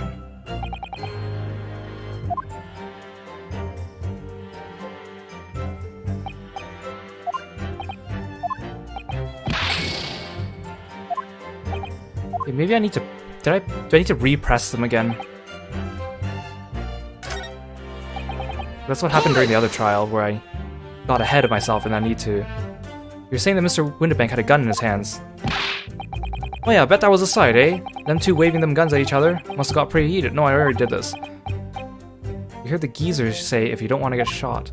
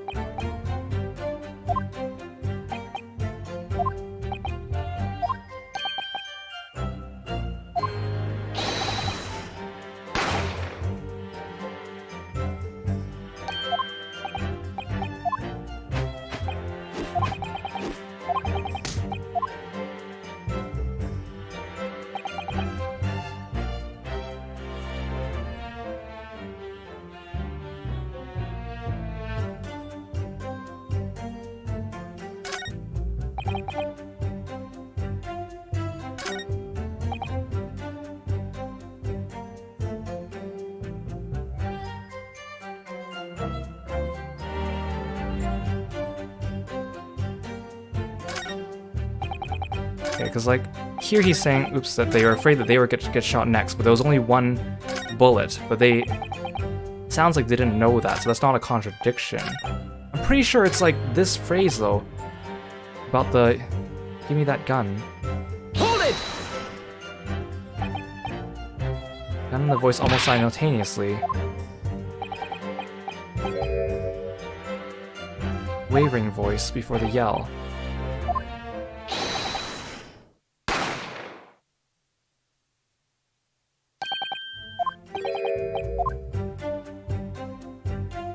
Am I supposed to present it on that one?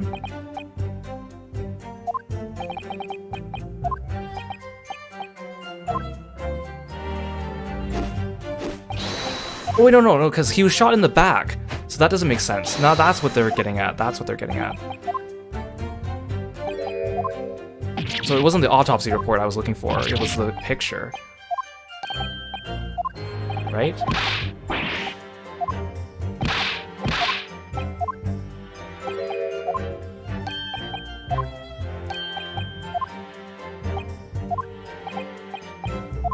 Oh my god, there's so much talking.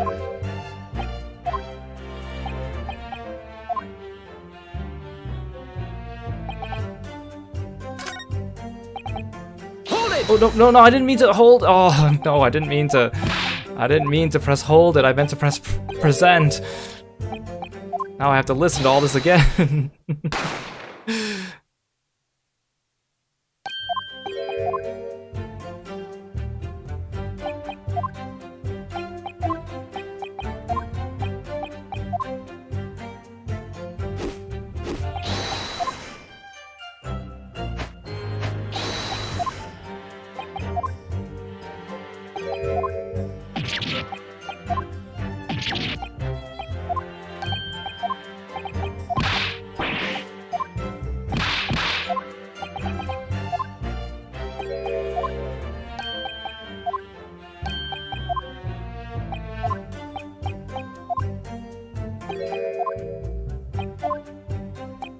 Okay, just stop talking. Okay.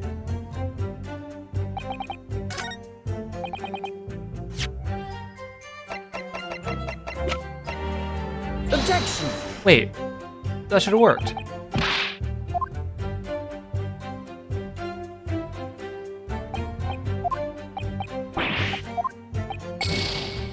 What?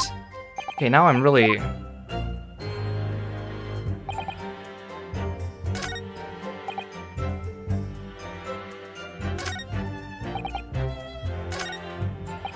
Maybe am I concentrating on the wrong thing here? Okay, let's think this through.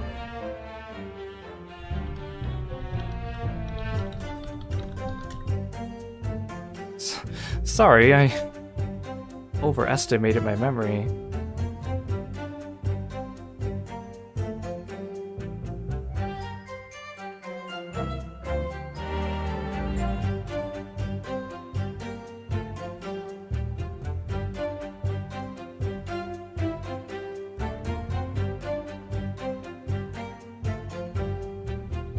Okay, like I know what the contradiction is. I just don't know which piece of evidence I need to do. Okay, so they believe that the person shouting "Give me that gun" was Windabank, but then Gina was holding the gun.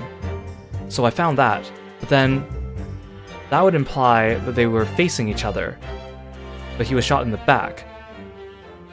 So since they saw the victim with the gun. Oh, no, because they're saying that they didn't see him, but they knew that he had the gun at one point, so that doesn't make sense. Okay, I already presented on this one with the other one.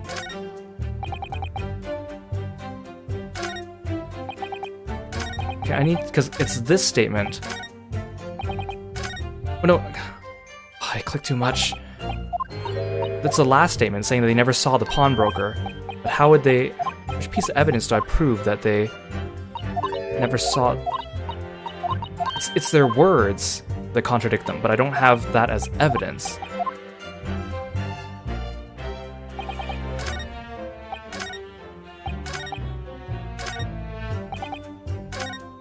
Yeah, it's this one. We couldn't have shot the pawnbroker. We never had the chance. Or...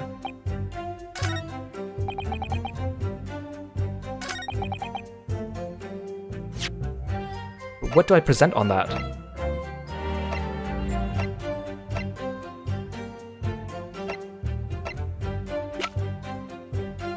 Is it the gun itself? No.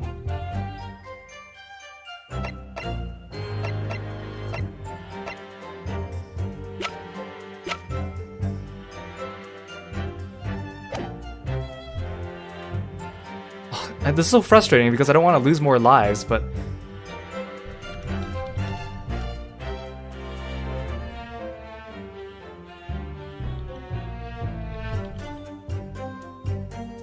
Gosh, this is so annoying.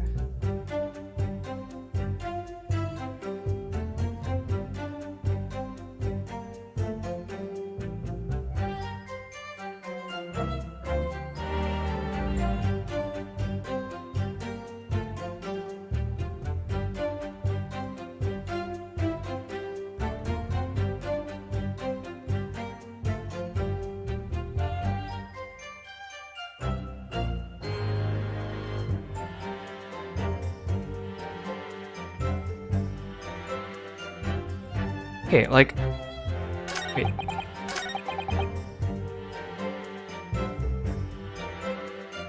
Okay, I presented the picture to this statement, but maybe I had to present it to this one. Right? But I already did that. I thought I did. Wait, no, I need to present this one. Objection! Okay, the music stopped. Okay, I'm good. Oh my god. I had the two right pieces of evidence, but I was presenting on the wrong two statements because the two statements were so close together. Oh gosh. Sorry about that. So you're saying... But on the night in question, the victim, Mr. Windibank, was wielding a gun. Is that correct? Fancy, Gov. You got the picture. Yes, Nash. Yes, no question. And yet, photographic evidence obtained immediately after the incident clearly shows that Mr. Windibank was not holding a firearm of any description. What? You what? Gordon Bennett, that ain't right. Objection! There can be no question that the victim's revolver was used in that incident. I would remind the court that Mr. Windibank's gun was found at the scene. Not only was it identified as the murder weapon, but it was found in the accused's hand. Yeah, that mall tooler used the victim's own gun to finish him off. Give me that gun! Bam! Kind of thing. Hold it! Stay exactly where you are, right there. Huh? If the crime had taken place as you so colorfully described in your testimony, it would give rise to an undeniable and significant inconsistency in the final moments you just acted out. Goodness, are you sure, counsel? You intrigue me, my learned friend. Well, let's see some evidence to support your claim. Where is the proof that demonstrates this inconsistency in the witness's portrayal of the victim's final moments? Okay, now it's the autopsy report. I was right, but I just didn't have the correct order of the statements. According to their testimony, the witnesses claim to have heard a shout of "Give me the gun," followed by the gunshot. Indeed, with the two events happening almost simultaneously, or so we've been led to believe. Yes, that's right. Now, if that testimony is true, it would mean that at the moment of death, the victim and his attacker would have been facing each other. However, in the autopsy report, it clearly states that the victim died instantly after being shot from behind. Ah. So, as I stated before, there is an undeniable inconsistency in your testimony, Mr. and Mr. Skulkin. Yeah, Mamma mia. But, that's the God's honest truth. It is, Nash, it is. When he was shot that night, the shopkeeper had a gun in his hand. We saw it with our own bleeding eyes. Did I hear you right just now? You actually saw Mr. Windibank holding a gun. Something like that might have slipped out. Ladies and gentlemen, you have all just heard the admission by these two witnesses that on the night in question, they actually saw, with their own eyes, the victim wielding a gun, which can only mean that despite their testimony to the contrary, the Skulkin brothers must have encountered the victim in person. Nash,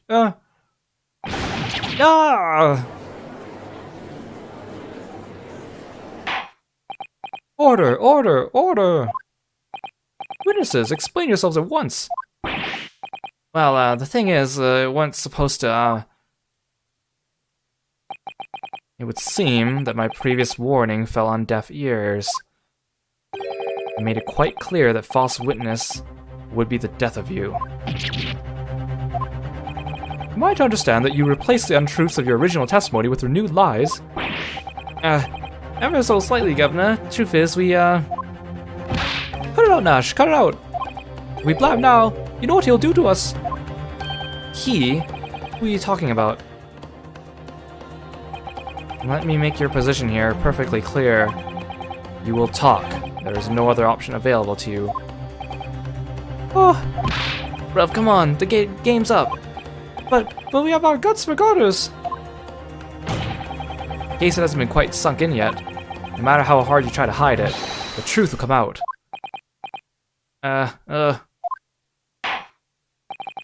On the night in question, it is now apparent that you brothers met face-to-face with the victim. I demand that you testify again to explain the precise circumstances in which this meeting took place. Do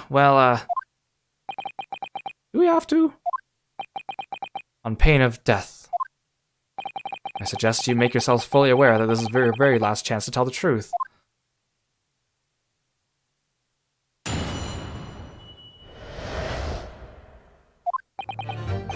Alright, so we just got inside the gaff and heaved a sigh of relief when the geezer showed his mug.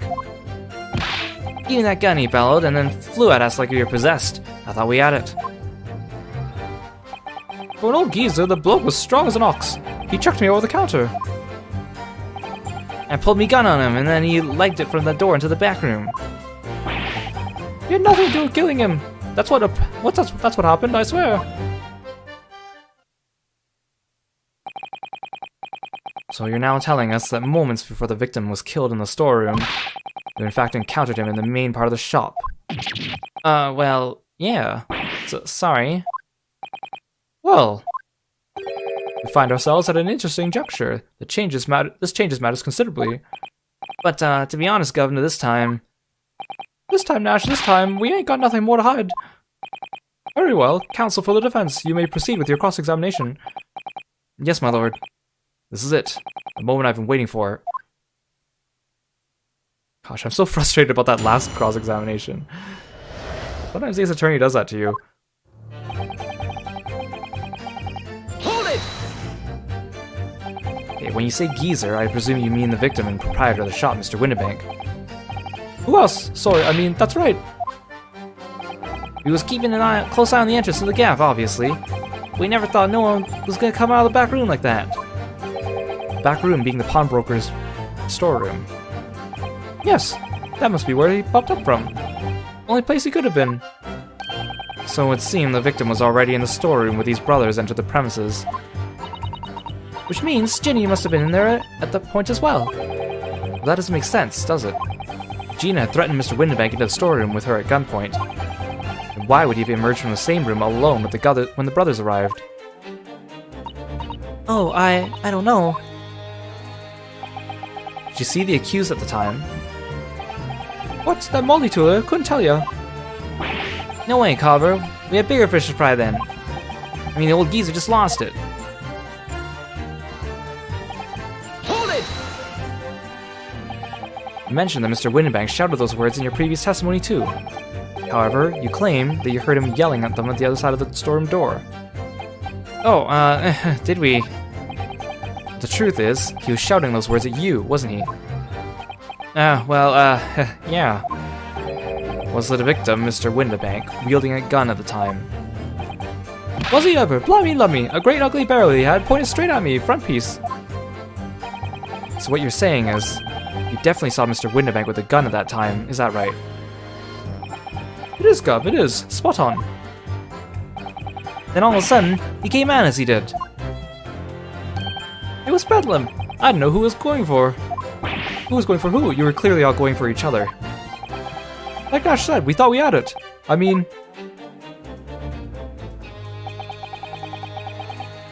Hold it! Yes, I noted that you mentioned the counter in your previous testimony too. Well, yeah, of course we did. You knocked over a load of books, a candlestick, and some skull whatnot. That got tangled as a marionette. What knocked over a picture frame? What knocked them scales on the floor? So in fact, it wasn't the sound of the gunshot that shocked you and made you knock over those things off the counter. Well, big bruv here was flying over the counter like a gunshot, I can tell you. Then the old geezer pinned him. You did, Nash, you did. If you ain't been there, the bloke would have flattened me like a blooming pancake in seconds. Like how between the two of them, it sounds like Ringo is the older brother, according to Nash, but then Ringo is the one who's constantly like saying like, yes, Nash said that, yes. Like he's acting like a younger brother. At the time in question, the alarm was raised at the local police station via a secret cable from the pawnbrokery. There is a button on the counter used to activate it, which was presumably pressed by the victim. That's right, when the brothers fled the scene and back on the street, they ran straight into the arriving police, didn't they? Poor Mr. Winterbank. He did everything he could to protect his shop. Hold it! Were you intending to shoot Mr. Winterbank? No, never. I was just, looking out for me bruv, weren't I? He was being flattened, don't forget. By a man whose shop was being burgled, yes. And then, the man fled into the storeroom when you pointed your gun at him, is that it? Yeah, that's it. He shoved me away and then ran off through that door and shut himself in. There's something about that last remark. Something that doesn't quite ring true. I wonder why Mr. Winterbank ran into the storeroom.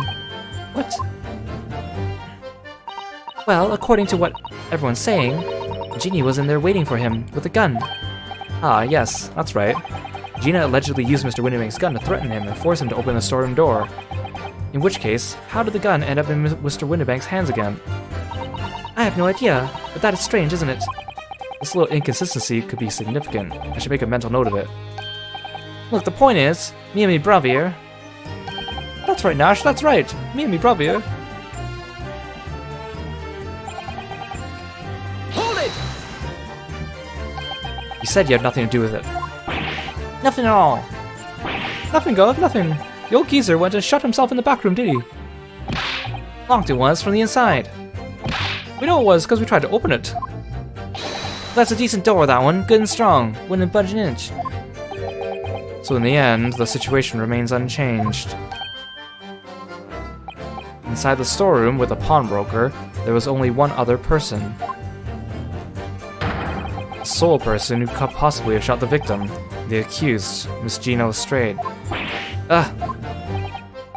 It would appear so.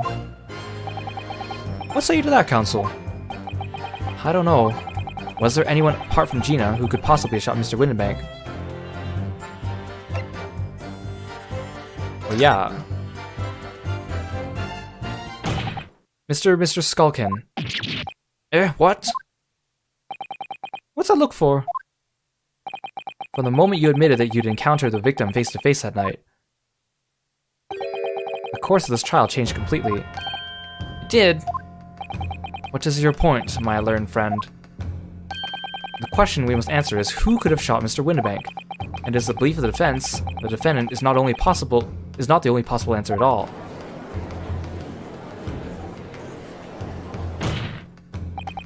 You have my attention.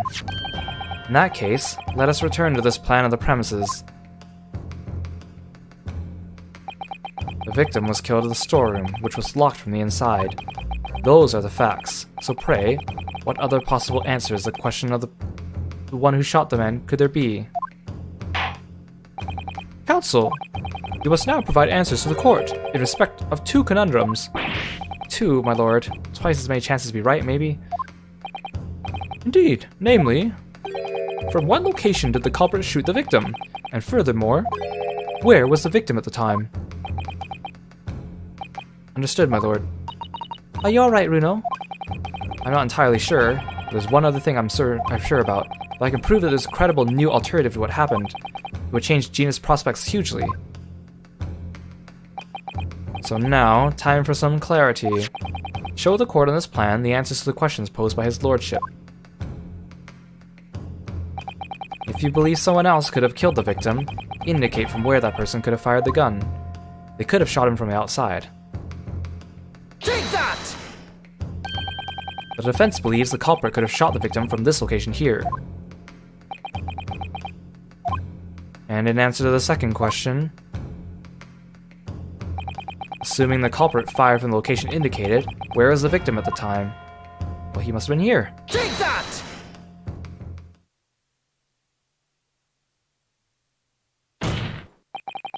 The culprit shot the victim from outside the storeroom. Continue. Mr. Windenbank died instantly from a bullet wound in his back. Looking at the stain of blood on the storeroom floor, it doesn't appear the body was moved after death, which tells us that he was almost certainly shot while he was in the storeroom. However, the crucial point is, where was the shooter when the fatal bullet was fired? So you are adamant that the shot was fired from outside the storeroom? Well, according to the Skulkin brothers' earlier testimony, I pulled me gun on him and he legged it through the door in the back room. Mr. Windenbank ran away through the door. We have to assume that the door was open at the time. Ah! If it was at precisely that moment when the victim was fleeing for his life.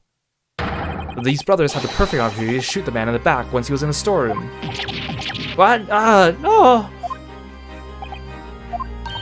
Come to think of it, do you remember what the prosecutor said at the start of the trial? Moving on to the findings of Scotland Yard's coroner, his report states that the bullet entered the body on a rising diagonal trajectory. It means the victim was likely shot by someone significantly shorter in height than himself. Poor man, shot while he was running as fast as he could to safety. Ah, of course. He would have been leaning forward as he was running away. So even if the bullet was fired horizontally, it would still have entered his body on an upward trajectory. So the culprit isn't necessarily someone shorter than Mr. Windenbank. Objection! I'm sure my learned friend couldn't have forgotten. The storeroom door was found closed and locked from the inside. You claim the victim was shot as he fled into the room. Do you also claim his corpse was dexterous enough to turn the key in the lock? But, what if someone else locked the door? Yes, there is someone who could have locked the storeroom door. Is that so? Very well then, counsel. Present your hypothesis to the court. In the scenario just described, the defense's assertion is that the victim was shot from outside the storeroom. In which case, who shut and locked the storeroom door from the inside? Well, come on everyone. I don't have to be the only person in this courtroom that has to do the thinking. Take that! Obviously, the person who locked the door was the only other person inside the storeroom at the time. The defendant, Miss Gina Lestrade. Objection! That's absurd. You're also suggesting the accused deliberately engineered the sealed room. For what possible reason? Oh, come on, Van Zeeks, you're not that dumb. Such actions would only serve to tighten the noose around her neck. I'm inclined to agree, I must say. Well, counsel? Ah, yes, that's a tricky one, that, isn't it? Half-baked notions have no place in my courtroom, counsel. Remember that, please. But of course Jenny would have locked the door. It almost goes without saying, doesn't it? God, see, someone around here has a brain, the 10-year-old girl. It does? Well, if I was Ginny in that situation, I know I would have locked the door as quickly as I could. I mean, those two burglars had just fired a gun in her direction, hadn't they? Oh yes, obviously. Before the two brothers arrived, Mr. Lestrade and Mr. Windenbank were in the storeroom together. Now, I don't know what went on between them at the time, but at some point, Mr. Windenbank must have heard the intruders breaking into a shop and left the storeroom. Intruders, eh? That's us, bruv. If your theory is correct, that would leave the accused alone in the storeroom. Yes, it would. Then, probably only moments later, the victim fled back through the storeroom door, hoping to escape danger.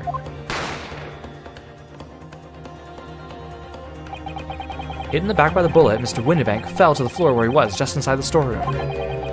What we have to ask ourselves now is this. What would the defendant have done in that moment? I see where you're going with this. Outside the storeroom was a terrifying killer who had just murdered Mr. Windenbank. As soon as that thought struck Miss Lestrade, she slammed the door shut and locked it, in order to save her own life. Hold it! But I mean, we ain't the ones who done it. We ain't. You gotta believe us. I mean, come on, we've never shoot no one. Objection! That's blatantly untrue. I know for a fact that you would. Because before my own eyes, you shot Mr. Herlock Sholmes. There's only one logical conclusion here. Mr. and Mr. Skulkin, you brothers, had every opportunity to have been the true perpetrators of Mr. Winnebank's murder. Ah!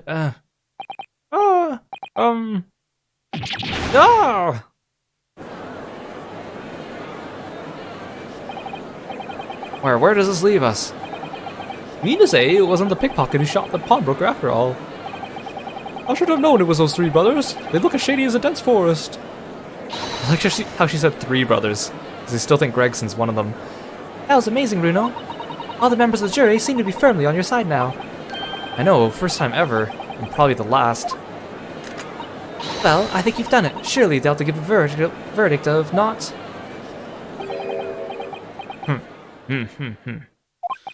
An admirable effort, my learned friend. What's this now? He's laughing. You find the situation amusing, Lord Van Zooks. I myself find the defense's argument most persuasive. I dare say. Such chickenery is the bread and butter of the street performers in your provincial eastern nation. As such blatant malicious conjuring tricks amount to nothing more than inexcusable pettifoggery here. What? The hypothesis you put forward so ostensibly credibly cannot and will not stand. 'Cause, you see, it contains a fatal flaw. A fatal flaw? Do you mean to tell me you're unaware of your logic's failing? I say, Lord Van Zeeks, might be an idea to explain this bally conjuring trick or whatever it is to the troops on the ground, The fatal flaw in my learned friend's argument is really very simple to understand. Assuming you're not too dim-witted to count bullets. By George, count bullets? Oh dear. He noticed then. Huh? What's everyone talking about? Counsel. Yes, sir. Tell the court how many bullets were found at the scene of the crime. Two bullets. Correct. The first, that which hit the victim in the back, ending his life. And the second, that which struck the detective, Mr. Herlock Sholmes, on his arrival at the scene. Indeed. The defense presented a picture showing the damage caused by the second bullet earlier in the proceedings. The bullet which injured Mr. Sholmes appears to have passed through his body to check the calendar. Your lordship's understanding is correct. Furthermore, we know that there are two firearms involved in the incident. The revolver belonging to the victim, Mr. Windabank, and the Skulkin brothers' revolver. The evidence shows that a single bullet was fired from each gun. Yes, indeed it does. A single bullet from each. Now then, my learned friend. You yourself told the court only moments ago that these two brothers shot Mr. Herlock Sholmes right before your eyes. Yes, I did. Oh my goodness, I think you'll find that if the single bullet that was fired from the brother's gun hit Mr. Sholmes, it means Winterbank was not shot by the same gun. Stop. Only one bullet. Stop. Exactly. Yes, this Nipponese street performer presented an ostensibly credible argument. However, it was never anything more than a diversionary trick with no hope of standing up to scrutiny.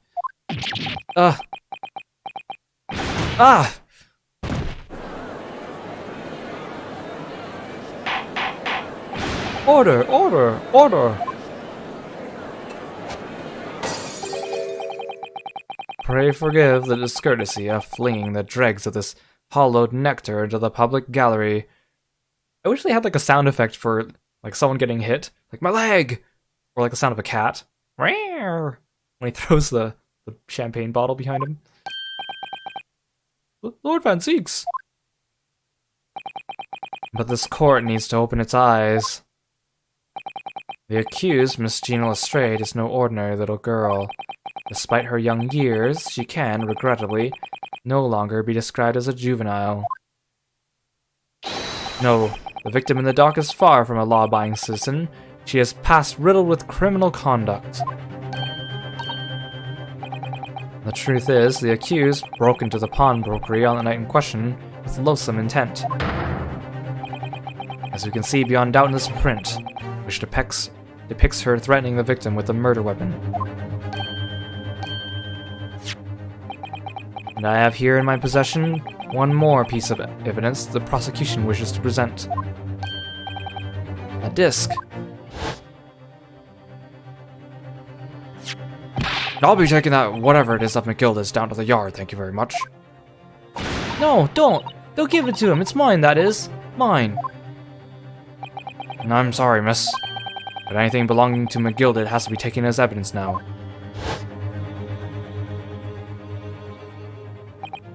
Yes, that music box disc was Gilded's music box disc. The very day before the hateful murder of Mr. Windibank, the accused attempted to make off with this article, which clearly doesn't belong to her. And with none of the subtlety of a pickpocket, I might add, but by brute force and brazen impudence. Good gracious! Make no mistake, any sympathy for the accused on account of her years is misguided and dangerous. There are no depths to which this girl would not stoop if pushed, no crime she would not commit. The court forgets the fact at its peril. I see. I think it would be prudent to take this music box disc into evidence council, as a grim testament to the defendant's character. Lord Van Zeeks, Inspector Gregson, what? Yes, Inspector. We had a meeting yesterday at the yard with the prosecution service, and, I think it was agreed that the disc wouldn't be used as evidence. What's this all about? Why is the inspector acting strangely? That's the first time he said anything to Van Zeeks at all. I am aware of any such meeting.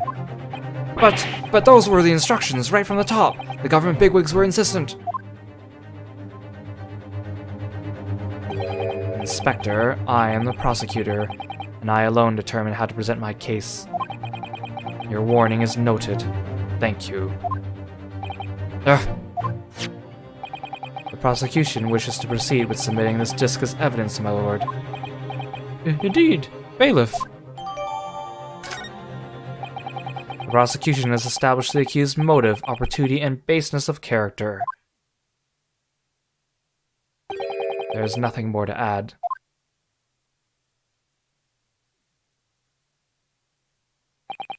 Ladies and gentlemen of the jury, I await your informed decisions and rest my case. I don't believe it. I had the jury on my side for once, for all of 5 minutes. Oh dear, it wasn't even for 5 minutes, Bruno.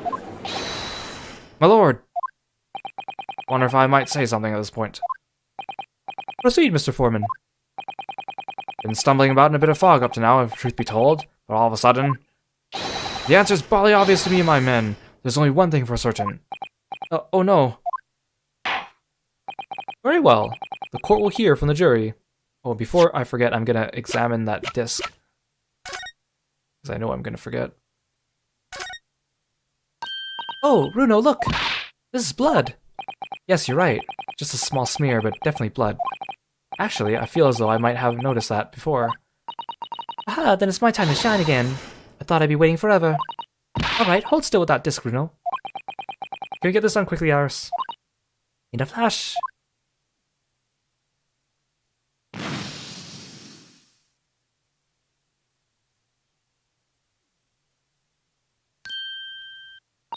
Oh, a lovely bright shade again. Wait, that color. What is it? It's just... that green. It's not the first time we've seen that color, is it?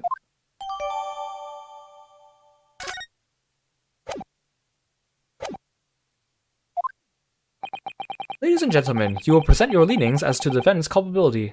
Guilty. Guilty. Guilty. Guilty. Guilty. Guilty.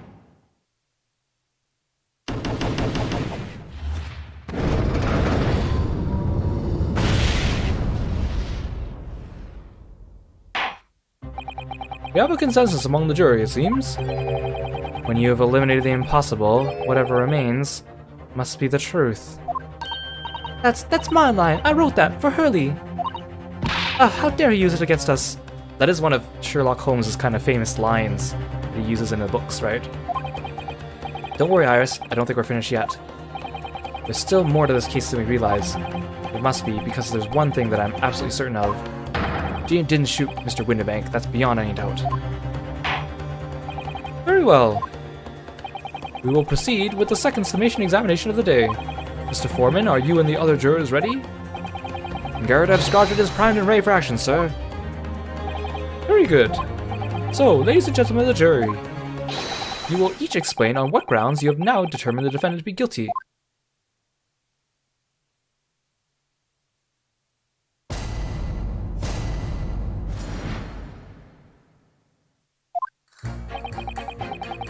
Once a rogue, always a rogue, I say.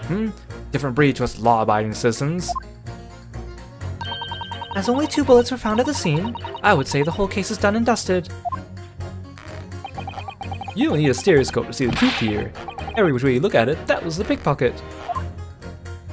Well, I never imagined that simple operation would cause me such grief. The accused had attempted a theft on the previous day. I can see I'm in for a busy day indeed. I am ballistics expert. I have seen many shootings.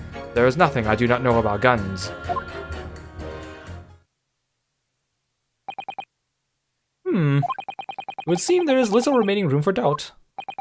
I have to admit, I was rather bowled over by the argument put forward by the chap in black.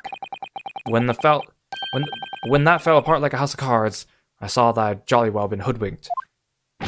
Well, now, no more.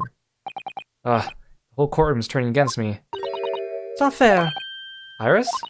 That prosecutor's being mean. Just because Ginny's done with something she shouldn't have done in the past, that doesn't make her a murderer.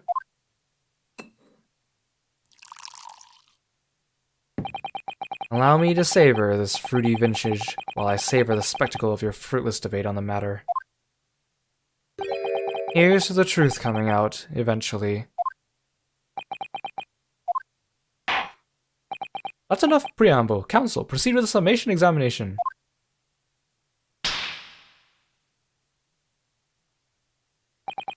Yes, my lord.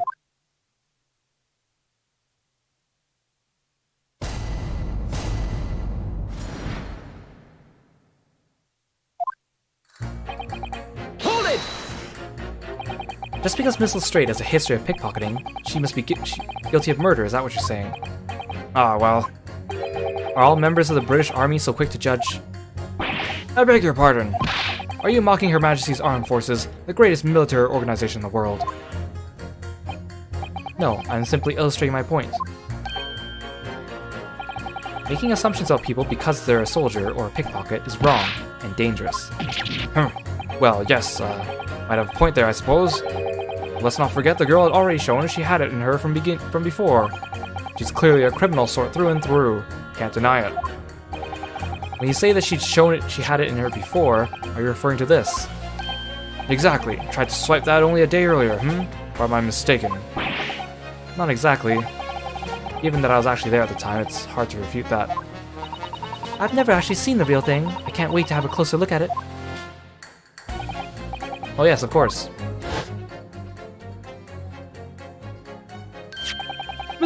I thought that was Sholmes talking, so I was about to use his voice. Mr. Sholmes did use his caramel bars to make a copy of the disc, didn't he? And then ordered every type of music box he could find from across Europe. We still don't know what tune it plays though, do we? But I'd love to see how the original compares to Hurley's copy. McGilded's disc. Could it be a clue somehow? Perhaps we should examine it in more detail. I already did that. Hold it! It's the number of bullets that has you convinced. Only 2 bullets were fired, and the 2 guns that fired them have been examined by the police. When the parlor maid asks me how many are invited for dinner, I always tell her to count the table settings. Well, that's logical, I suppose. Although... Yes? Sometimes after dining, crockery does go missing. 1 or 2 guests rather like to find china. Does your employer dine with thieves? So I suppose... If there was another bullet somewhere of which we were unaware, I'd have to reconsider my position. A third bullet somewhere on the scene. Could that be possible? It's possible, but I can't prove it right now. So I'll leave that live for now. Unfortunately, only 2 bullets were discovered by the police during the investigation. Yes, I know. Right. And I don't imagine the good men of Scotland Yard would have overlooked anything. If I missed a bullet while I was cleaning his lordship's office, well, I should receive a sound scolding, I don't doubt. He should receive a visit from the police, perhaps. Sounds like a crime scene to me. A third bullet. It would completely turn things around if there was one, wouldn't it? Do you think we might find one lying around somewhere? Yeah, I have an idea where to get, or I know where to get that. But I'm gonna keep pressing the jurors in order. Hold it! So if I've understood correctly, you need 2 pictures, a left eye one and a slightly different right eye one. Exactly, then you can see the scene in 3 dimensions. Like this. So, we have 2 bullets. I don't suppose you can see anything useful with them.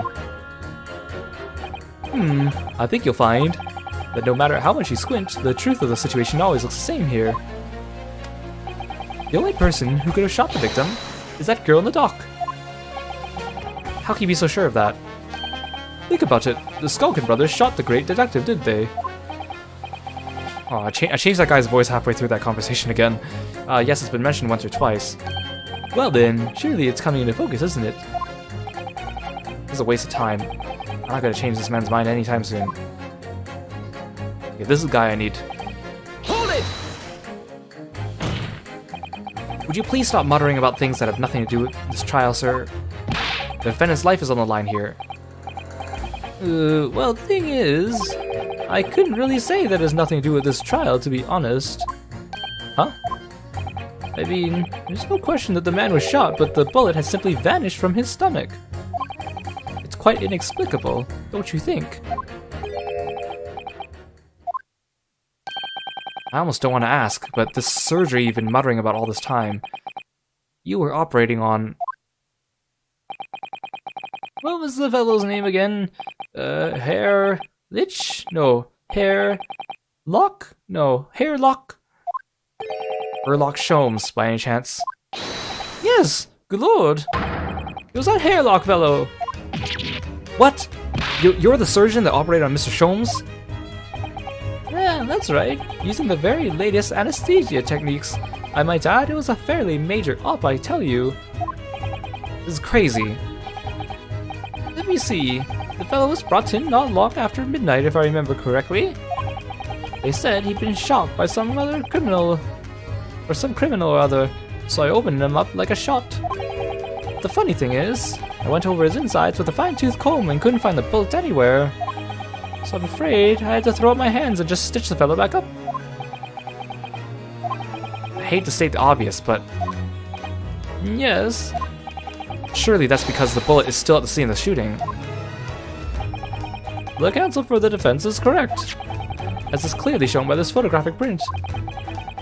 The bullet that the Skulkin brothers fired at Mr. Sholmes hit him in the stomach region, then exited his body and lodged into the shop wall, where the calendar was hanging by the door. I think you'll find it's really quite simple if you just consider the problem 3-dimensionally. Huh, who do I think I am, son? Well, juror number 4 is about the best I can do. As I saw the wound to the man's stomach, I flipped him over. Like a pancake. Are you saying that you checked his back? Of course I did. And there wasn't a trace of injury. No sign that the bullet had left the body at all. What? That's the point. The only logical conclusion was that the bullet was still somewhere in the man's innards. Which is exactly why I set about slicing him up. And I'm still none the wiser, even now. How many times do I have to say it? Can somebody please explain how it happened? Can somebody please solve the mystery? It's almost as much of a mystery as how this jury was put together.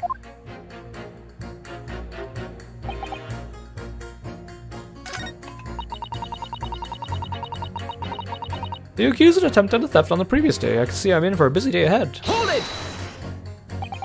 What do you mean, you're in for a busy day?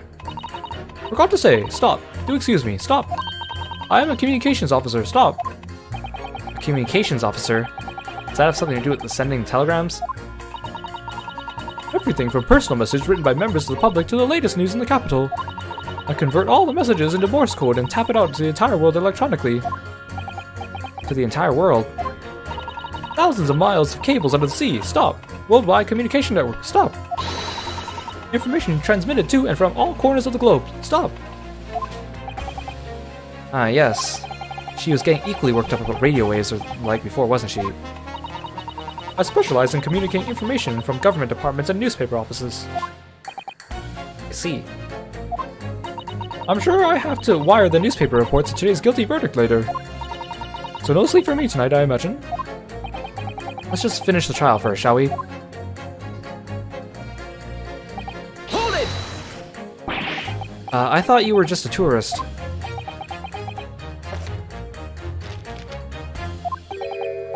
Good day. I am visiting London for sightseeing. I would like to take bus to Crystal Tower, please.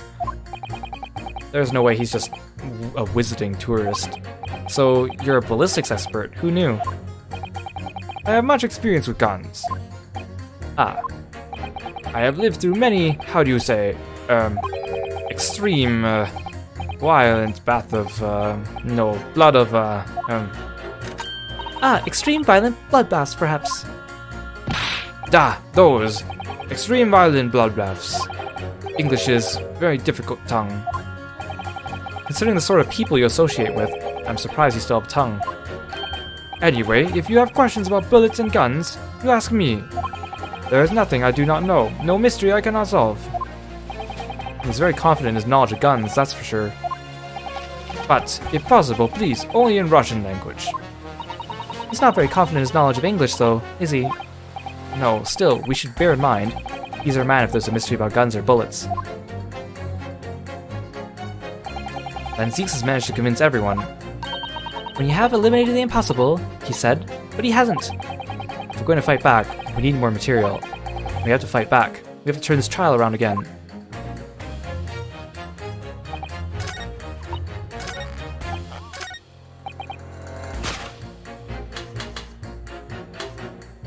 Objection! Those two statements clearly contradict the idea that I do pit jurors against each other. Okay, that was a little confusing. Yeah, because the statements don't contradict each other, they just go along with each other. Oh! Ballistics expert! Pitting. P-I-T-T. On the night in question, Mr. Sholmes was shot by one of the Skulkin brothers. But since there was no sign of an exit wound on his back, we must assume the bullet didn't pass through him. However, no bullet was found lodged in Mr. Sholmes' body either. Furthermore, a bullet was found lodged in the wall of the shop where Mr. Sholmes was shot. Juror number 6. Hello, my name is Velan. Pleased to meet you. This apparent contradiction in the facts is so clearly troubling juror number 4. Are you able to explain the mystery? I have seen very similar situation in Motherland. It was night. There was blizzard. I was running away along Mountain Road in freezing cold. Golly. The snow was piling high on both sides of the road. It was very narrow and dangerous. My pursuers had hunting rifles and they were on dog sleds. Mental note, don't ask too many questions. I was shot from behind, and I fell down in snow. And this situation was very similar to what I hear today from Doctor. They could not find bullets in my body, and no sign of, how do you say, exit wound. Then where did the bullet go? Bullet never hit me. Well, if it never hit you, why did you fall down? Bullet hit frozen wall of ice very close to my side. What? One small piece, very sharp, broke away from lump of ice and pierced my body. It made deep wound that looks just like bullet wound. Good gracious. Of course, piece of ice quickly melts inside me. And that's the solution to mystery of disappearing bullet.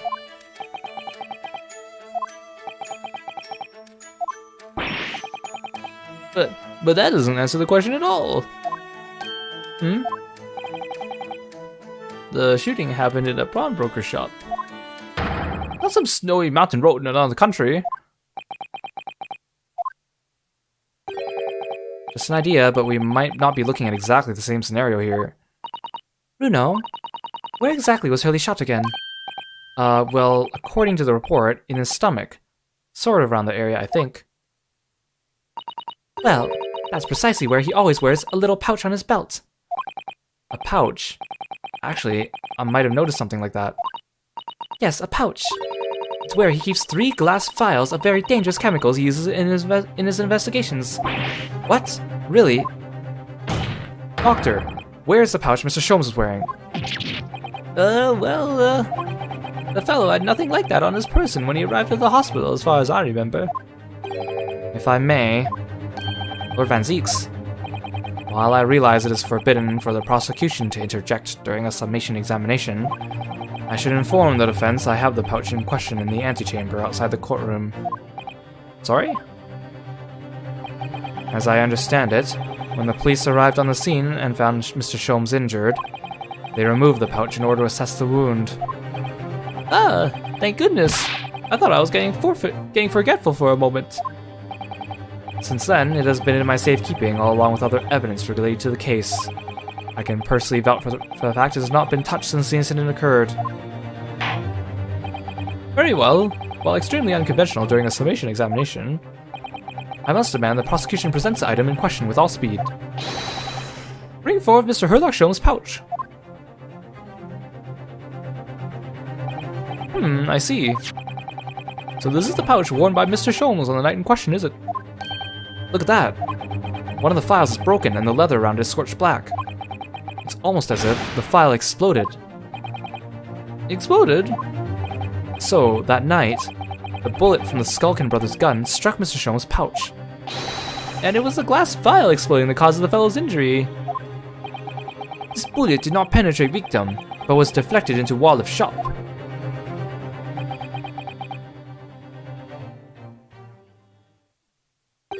A delightfully complex aroma. Well, it would appear one mystery has been solved at least. Though it has no bearing on the truth of this case. The bungling and burgling brothers shot the detective, and the accused shot the pawnbroker. The pertinent facts of the case remain unaltered. But at least the mystery is solved. I can sleep easy tonight. Thank you, young man. Thank you very much.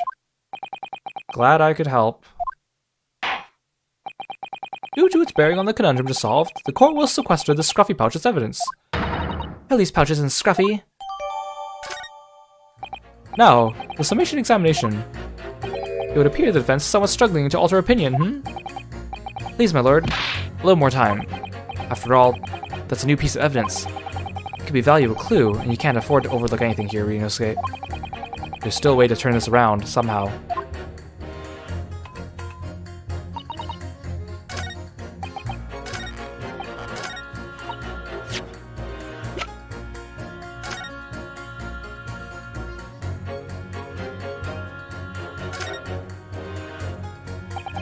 It's really scorched badly just here. Oh, the strap is broken, look. This must be where the bullet hit then. Let me see.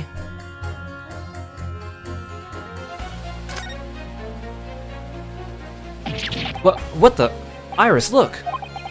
Behind where the broken file was, do you see it? Ah, that's the Skulkin brothers' bullet. What a stroke of luck that it hit his pouch. This is an amazing discovery. What this means is, there were 3 bullets fired at Windibanks that night. We found exactly what the juror was talking about. The 3rd bullet. It's time to press that juror again, I think.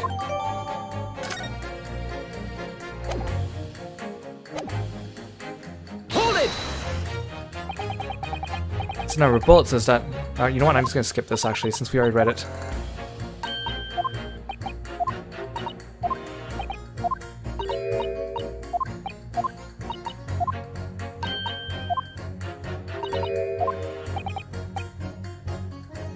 I can prove it. Allow me to show you then, the 3rd bullet. Take that! Here it is. We discovered it just now. Yes, on the night in question in Winterbank's pawnbrokery, another bullet was fired. Hold it! What is this new trickery, you Nipponese conjurer? Where did you find that bullet? It was lodged inside Mr. Shome's pouch. What? This pouch was removed from around Mr. Shome's waist before he was taken to the hospital, and since then it has been touched by no one. Do you mean to say the shot fired by the Skulkin brothers that night? Yes, as your lordship has surmised, it hit this pouch. But that makes no sense whatsoever. We already know that whereabouts the bullet fired at Mr. Sholmes. It's clearly visible in this photographic print. Ah. 2 guns from the scene have already been submitted into the court record as evidence. Yes, that of Mr. Winterbank and that belonged to the Skulkin brothers. An examination of both guns reveal that only a single bullet had been fired from each. Ah. But that must mean... That's right. We now know that on the night in question, 3 bullets were fired. However, only 2 bullets were fired from the guns recovered from the crime scene. And until that incontrovertible inconsistency is somehow explained, we cannot and must not pass judgment. Ah. Ah.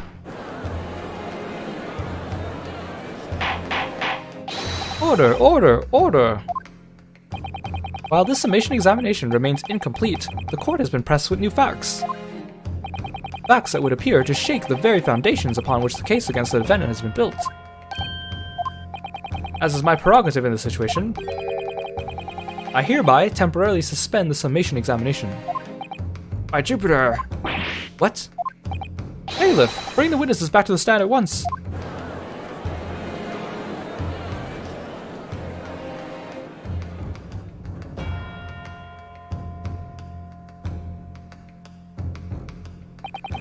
Witnesses. Governor, were you listening to proceedings while the defense carried out the summation examination? We was, Governor.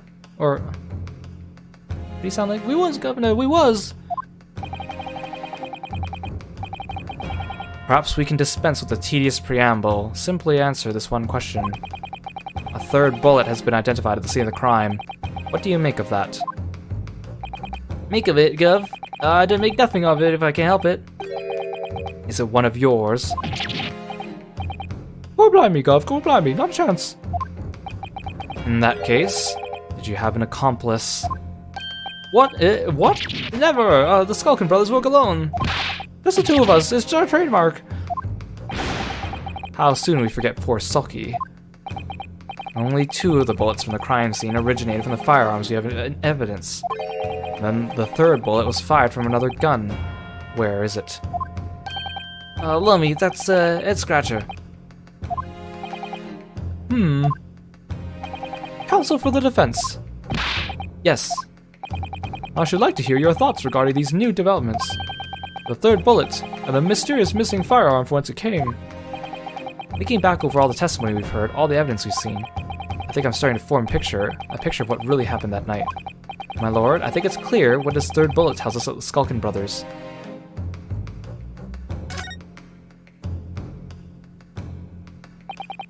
On that night in Winterbank's pawnbrokery, the brothers must have been working with a 3rd man. The witnesses are clearly doing their best to cover up the existence of this accomplice. The evidence all points to the fact there was someone else present, someone carrying a gun. Objection!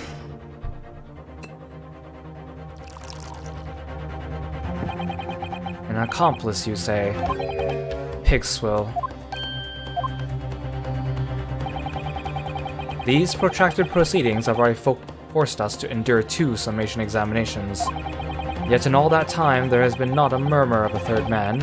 If this apparently wraith-like being exists, the court must be shown hard evidence. Without it, this fantasy will be crushed. Prosecution demands answers on 2 counts. Firstly, proof, evidence, this accomplice was ever at the scene of the crime. Secondly, the identity of this spurious character. Skulkins are lying, I know that. But how can I ascertain the identity of the person they're hiding? Well, Counsel. I'm supposed to prove the existence of this accomplice and reveal the person's identity even. In response to the prosecution's demands, my lord, the defense is...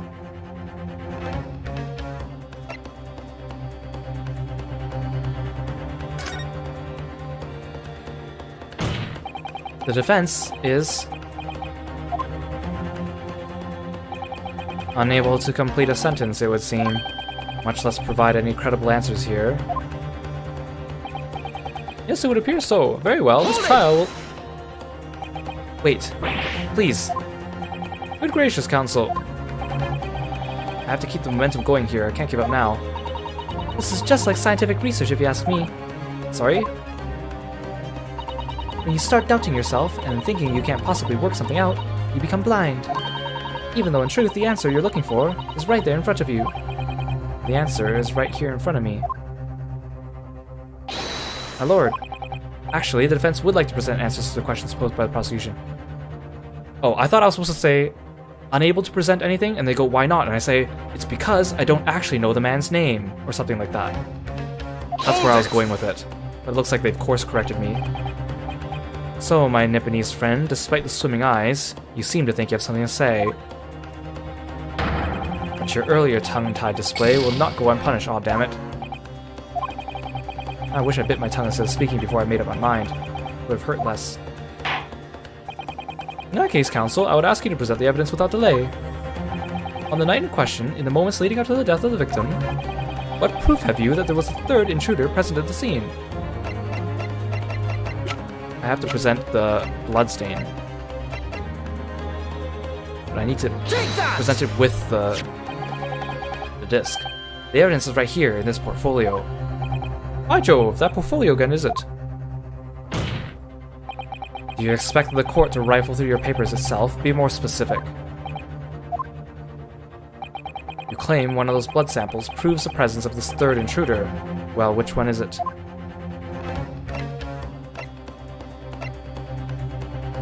Take that! What am I looking at here? There appears to be some green paint or such like around the bullet hole in the middle of the calendar. That's a bloodstain, my lord. A bloodstain? Green blood? Curious, even for you. Is the court to understand that the intruder was some unhuman creature? It's something developed by Mr. Herlock Sholmes. By the great detective? New invention? Stop. Not appeared yet in stories. Stop. It's this, you see. It doesn't have a name yet, though. This fogger sprays a chemical that reacts with the different elements in people's blood to change its color. Different elements? Of people's blood? Yes. Everyone's blood is slightly different, you see, because it's made of different elements. So by seeing what color it changes to, you can tell in a flash whose blood it is. Oh! That brings a whole new level of dimension to looking at blood. How come blood in courtroom? Stop. Very exciting. Stop. As an example, this one shows the blood of the victim, Mr. Windibank. Ah, a striking blue. Yes, so you see the green color of this bloodstain on the calendar shows that somebody else was shot in the main part of the shop. Now hold fire there, young man. Could it be for some unrelated incident, couldn't it? No, it's not unrelated. The date showing on the calendar is the date on which Mr. Windibank was killed. By golly! Therefore, we can assume that whoever was shot on the same day. Then whose blood is it? Well, the Skulkin brothers in the stand don't appear to be suffering from any gunshot injuries. Which means it must be the blood of somebody else. The third intruder, in fact. Objection! Whose identity the court is still waiting to hear. You can't delay this any longer, my learned friend. Who is this alleged third intruder? Mr. Eggert Benedict, question mark, question mark. Take that! The man's name is Eggert Benedict. Eggert Benedict? Who on earth are you talking about, Counsel? He paid a visit to Windibank's pawnbroker on the afternoon before the incident took place. When the accused attempted to deceive the pawnbroker into releasing his article into her possession. That's right. The man identified by the defense, Mr. Eggert Benedict. then attempted to take the article from the defendant by force.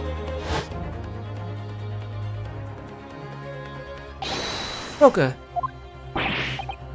Oh yes, sir. I believe this filthy pocket thief has just redeemed an article from you, no? Yes, The article in question belongs to me. I demand for it to be returned at once. Well, that's a lie. What are you trying to pull? Give me back my overcoat, you wastrel. And needless to say, I need music box discs too.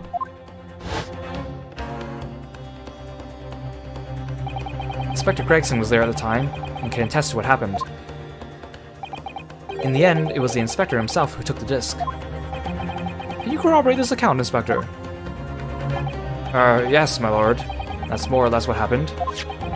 And in the interest of being thorough, I asked Winterbank for a print showing the fellow. Taken from one of these red-handed recorder gun disease. Yes, that's him talking to Mr. Winterbank that morning. And you claim this man is the brother's accomplice? Well, Mr. Skulkin? Never seen the geezer before in my life. On my life, Gov, on my life, never seen him. Well, somewhat unsurprising, it seems our witnesses disagree with the assertion. I'm sure your lordship recalls my learned Nibonese friend's actual accusation, which was that he could prove the identity of the alleged accomplice. Yes, and I can. Then show us the evidence. I agree. We must see proof that the clean-cut gentleman in this photograph is the filthy criminal you say he is.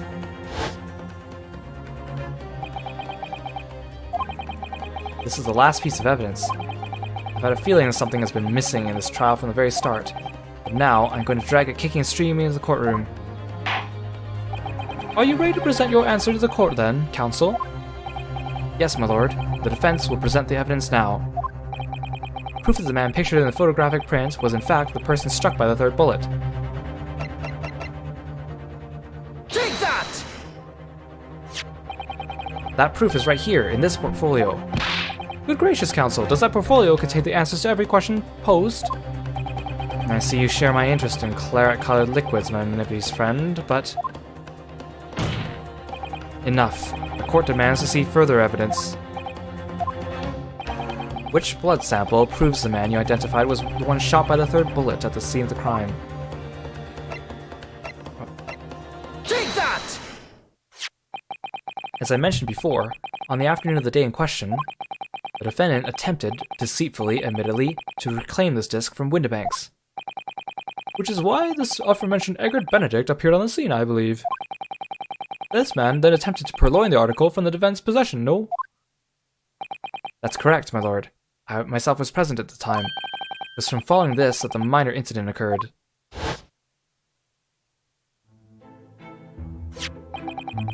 But of course, sir. Here's the disc for you.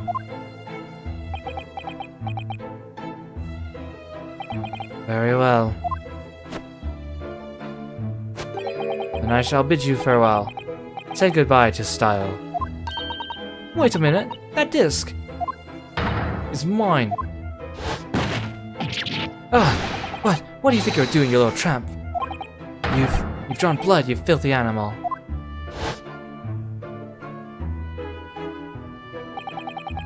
Being a music box disc, there's countless small but sharp metal protrusions over its surface. Those protrusions caused Mr. Benedict's finger to bleed, and the resulting smear of blood is still visible on the disc now. Goodness, a bloodstain is it? My assistant and I have just analyzed the bloodstain here in this very courtroom. Using my trusty fogger gun. Yes, and we added the results to this portfolio. Aye, sir. It's green. That's exactly the same color as the blood around the calendar. Oh wait, number 6 is the Russian guy, this is the lady. It's exactly the same color as the blood around the calendar. The evidence is conclusive. The man, calling himself Mr. Egbert Benedict, who was in Winterbanks earlier that day, is the accomplice who was present at the scene of the crime that night. So there was someone there. Look at those two brothers now, they're sweating buckets. Boy, who are you talking about? It's boiling in here. My lord, it's the opinion of the defense that Mr. Egbert Benedict should be summoned to the courtroom to testify. It is certainly seem that we can ill afford to ignore this gentleman's apparent presence. Objection! This has gone on long enough now, this flagrant ignorance of the mechanics of law. Sherlock Sholmes, you say? Yes, I've heard that name. The protagonist of a series of short stories for the vulgar classes, a god of detection or some such. Now you employ chemical substances devised by this fantastical persona in the highest court in the land? Do you expect us to take you seriously? The samples made by this plaything are not fit to be called evidence. So the bloodstain turned a shade of green. What of it? Here's your successful proving that no other blood in the world would turn the same color. Guess we've been really lucky so far that none of these people have had the same blood type. Assuming that's what Iris is detecting, really. Well... And pray, do not even think of suggesting that we should take Mr. Sholmes' word for it. Is he right? Is Mr. Sholmes like... I don't know, I mean, he's a great detective. What are you talking about? We can't let him get away with that. I knew it would come to this. Of course Mr. Sholmes' invention isn't going to be recognized by any official body. But what other choice did I have? I'm just remembering what Father Christmas over there said before. Father Christmas? About how he was temporarily suspending the summation examination. In other words... The examination isn't over yet, is it? Good grief! What did you just say, young girl? And in a summation examination, the decision as to whether or not the trial continues is in the hands of the 6 jurors, isn't it? So the way I see it, it doesn't matter what certain other people think of Hurley's invention. At least, not for now. Yes, she's right. Young lady, you have quite the devious mind. It really is. It really just comes down to one thing. Whether these ladies and gentlemen of the jury are convinced by what you say, Runo. Is that about right, would you say? Or did I misunderstand something? Unbelievable. Mr. Sholmes' partner is a force to be reckoned with. Iris Wilson, sharpshooter. See, Iris is a pretty good assistant too. After that shrewd process of the situation from an entirely unexpected source, it must be acknowledged that the previous summation examination has yet to reach its conclusion. This is absurd. Ladies and gentlemen of the jury, the court now looks to you for your final leadings in this matter. As proud citizens of Her Majesty's Britain, I'm sure you will come to fair and just conclusions. So then, state your final decisions in turn, please. Not guilty. Not guilty. Not guilty. Guilty. Guilty! Not guilty.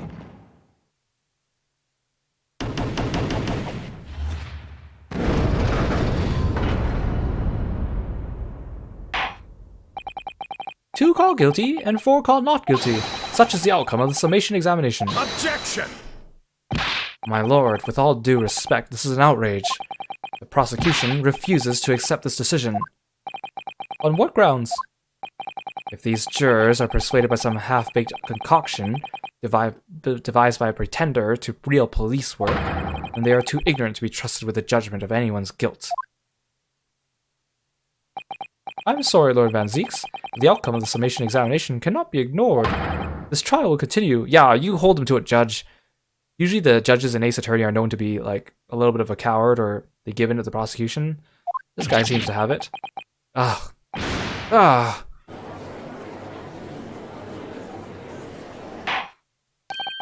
Nevertheless, we shall find ourselves in a rather awkward situation.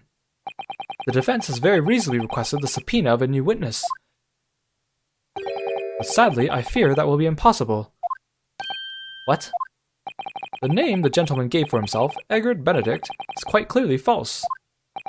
I don't believe it. Just when I managed to prove the man was there that night. Could Could I say something? Who was that, please? Who spoke? It was me, my lord. Juror number 5. Whatever you say, madam. If possible, Inspector. Me, ma'am. I wonder if you might show the photographic print to me again, the one in which the gentleman is shown. Ah, right, yes, this one you mean, of Mr. Benedict.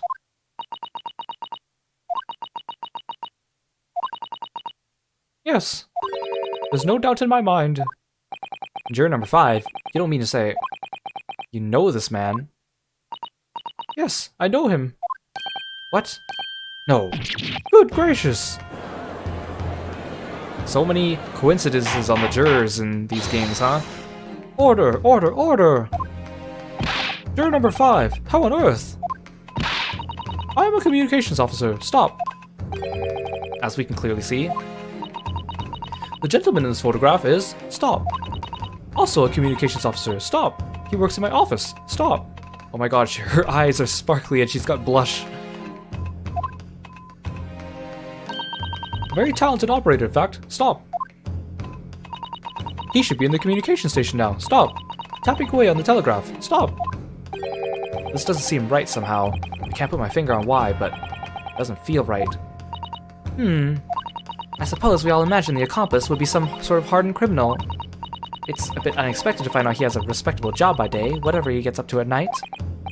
Yes, I suppose that's it. I suppose that's why I felt something was wrong. If the gentleman is at London's communication station, we should be able to subpoena him within the hour. Lord Van Zeeks, if you please. Yes, my lord. Make the necessary arrangements with all post haste. As you wish, lord, as your lordship bids. The court will recess for 1 hour. When the new witness arrives, we shall reconvene to hear the gentleman's testimony. Inspector Gregson. Yes, my lord. I should like to hear from you specifically about events at the pawnbroker on the day in question. Come to my chambers during the recess. Yes, sir, my lord. Very well. Court is adjourned until 1:40 p.m.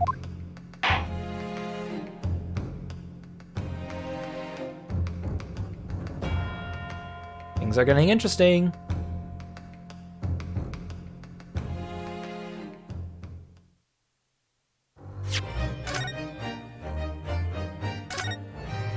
The second part was pretty long, huh? Alright, let's take a little break now. 5 minutes, we'll come back and we'll pick up part 3 of the Adventure of the Unspeakable Story. Thanks again for coming to the stream. Hope you're enjoying it, and I really appreciate it.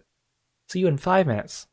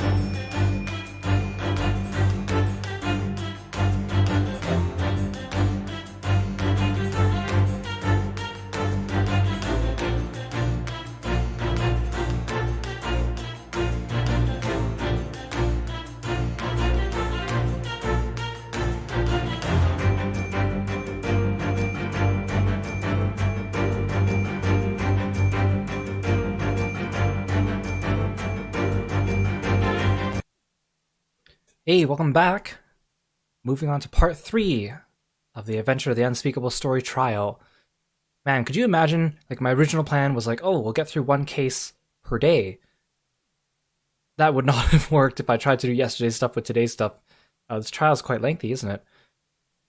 Although, like, if I was playing by myself, right, I'd be able to finish all this stuff much faster, because I wouldn't be reading everything out loud, and I wouldn't need to wait until stream time to play, right? I could play during the rest of the day, so... But it's fun playing with you guys, I really enjoy it. Plus, I need to share the Great Ace Attorney with everyone. Everyone needs to know about this game, so even if they can't play it themselves, they should at least be able to enjoy the story. At least that's my goal. Ah, Gina! How are you holding up? I'm starting to feel quite warmly towards her frequent cold shoulders now. Ginny! Are you alright? Why aren't you saying anything?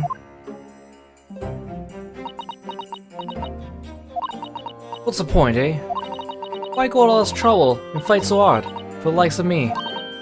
What? Well, you saw it. That picture. What picture? Ah, you mean this. The photographic print taken by Hurley's red-handed recorder. Well, I didn't think it would have captured a scene like that's for sure. It's hopeless. Anyone who sees that's gonna think I did it, ain't they? Well, I won't pretend it wasn't a bit of a shock when the prosecution first presented it to the court. Surely you got your doubts about me now. You still can't think I'm innocent. Of course I can. Ginny, why don't you talk to us? Tell us what really happened that night. Bruno's cleverly managed to piece together a lot of new information, but still. Yeah, if you told us more at the beginning, this would have helped a lot, Gina. We'd really like to hear from you. Alright then. It was after we had that dinner together at your place, right, Iris? Then we all had a chat up in your office, didn't we? Yes, I remember.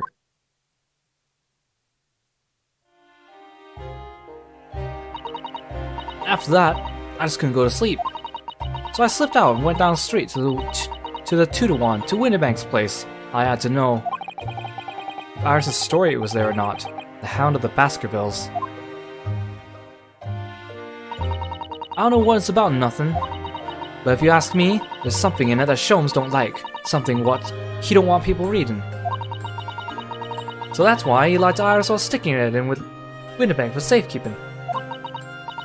At least, that's what I thought at the time. So you broke into Winnebank's. I just had to know, was there or not? I mean, I had no idea all that was gonna kick off, did I? I struck the lock and snuck inside. It was as dark as you like in there. So I gave the oil lamp in the counter a bit of wick. And that's when... What do you think you're doing? Ah! I nearly died, I did. Next thing I knew...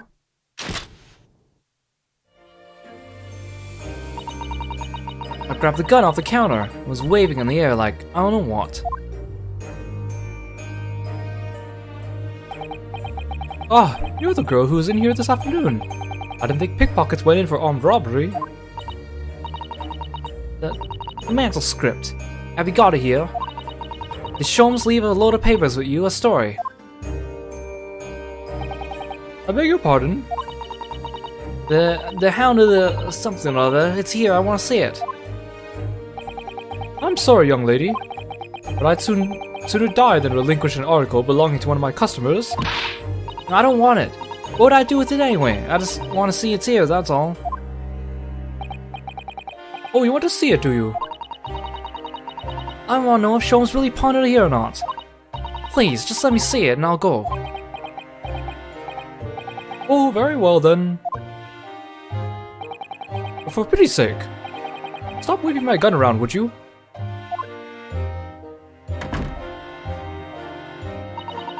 So then the old cove unlocked the storeroom door and we both went inside. And it was there alright. A mantle script. Sholmes wasn't lying at all.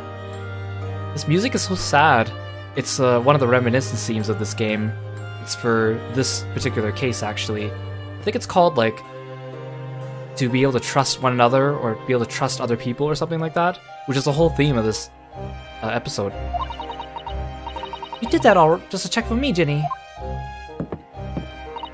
Anyway, then there was a bit of a kickabout in the bit of the main shop. The Skulkin brothers arriving on the scene, yes.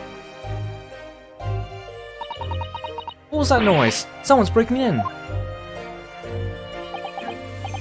Dear me, is there some burglars convention here tonight that I don't know about? I think I forgot to shut the door behind me, sorry. I better go and take care of it. Could I possibly have my gun back? Oh, well, I'll come with you and... Now don't be foolish, young girl. You must stay right here. Don't leave this room under any circumstances. And with that, he took the gun out of my hands and walked back out into the shop. I hung back in the storeroom like he said, straining my ears in the dark to hear what was going on. It sounded like they got into a bit of a scrap. I started to think I should help, see? So I was just about to go out the storeroom myself when...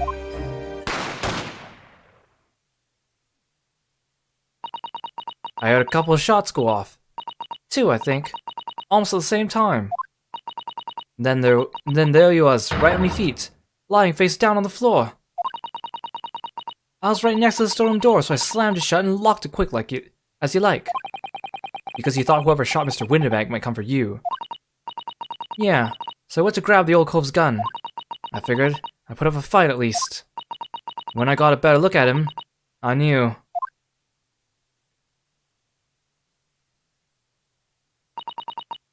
Winterbank was a goner. I felt funny in my head all of a sudden, kinda dizzy. And after that, I don't remember nothing. That must be when you passed out, Gina. If I hadn't done what I'd done, the old cove might still be alive. Did you tell the police everything you just told us? Of course I did, but they didn't believe a word of it, did they? All they said was, if I kept telling lies, it'd make things even worse for me. You'll be alright, Ginny. Don't worry. Just stay strong a little longer. Bruno's about to put the real culprit through the mill.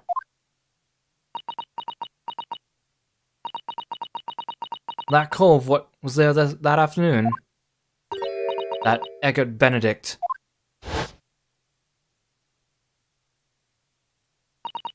I still remember how he looked at me, like I was nothing. He was there that night. You should have told us all this, Gina. It should have saved us so much trouble. We don't know his real name yet, but I'm convinced he's involved somehow. Anyway, thank you for telling us what happened, Gina. I appreciate your honesty. You what? You can leave it all in Runo's capable hands now, Ginny.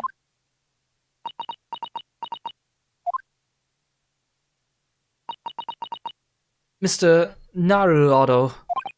Yes? How come you trust me? I don't get it.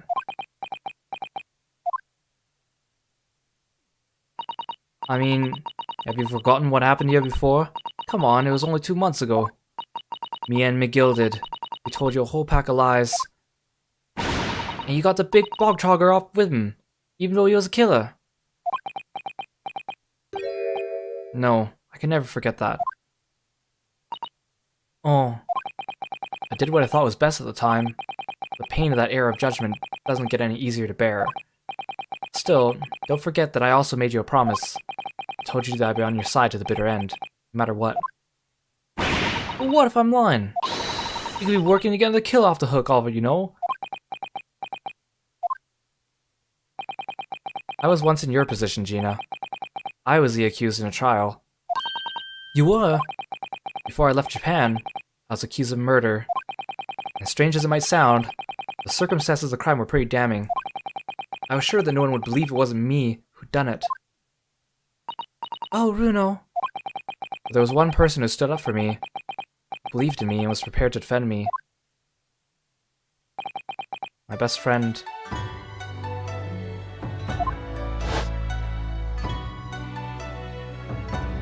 Ryunosuke, no one believes in you more than I do. Leave this to me. All you need to do is put your faith in me and I'll do the rest. I was so happy. I cried. But even then, somewhere inside me I couldn't help thinking, surely he doesn't really believe in me. Not completely. But I was wrong. Oh, don't look at me with those eyes. Kazuma, I miss you. Every time I hear his theme song. As soon as my trial began, it was obvious that he had an absolute unwavering belief in me.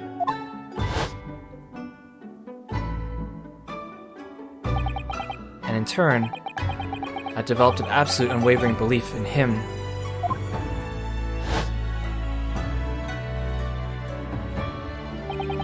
Since then, I came to realize, if you want someone to believe in you, you have to believe in the other person first. What are you saying? Promise you, Gina, that no matter what happens, I'll keep believing in you. So you don't need to worry. I won't let you down.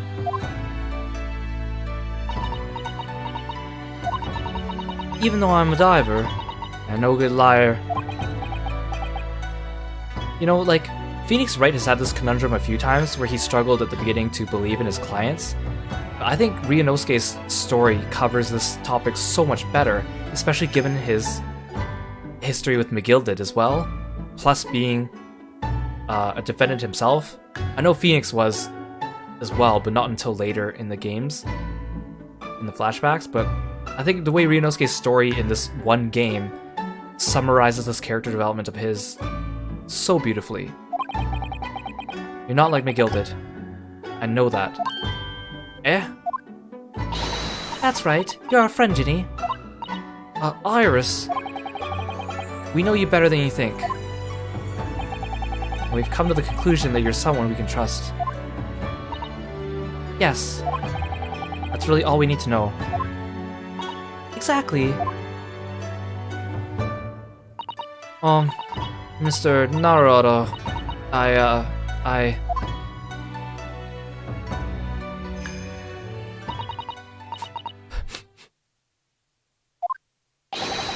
Defendant Gina Lestrade and her legal representative. Court proceedings are about to resume. Please head to the courtroom immediately. Yes, of course. Thank you.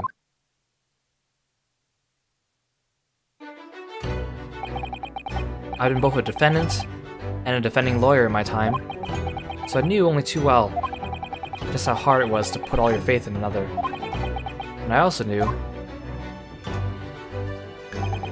just how hard it was to bear the burden of another putting all their faith in you. This is it at last, the final chapter, the final battle. Wish me luck, Susato-san, and I hope you're watching over me too, partner. Oh, every time he says partner, Well, Kazuba.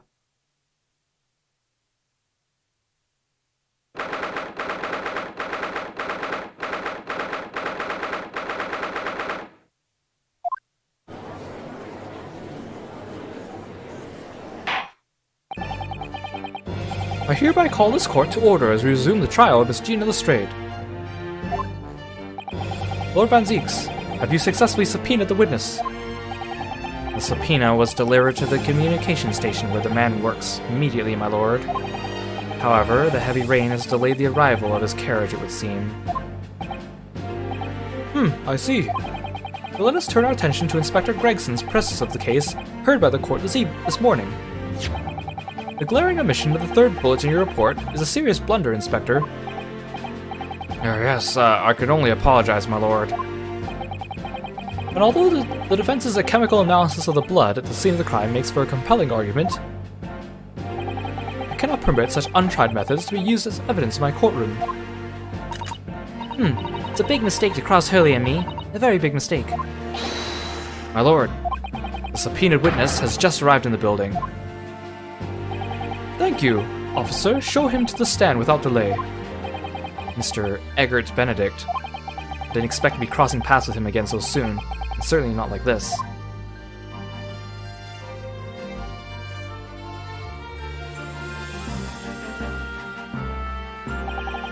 He looks so funny because the Skulkin brothers look so cartoony with their proportions, and then you have like Eggert sitting next to him, and then Tobias Gregson next to him, and they're both more proportioned like humans.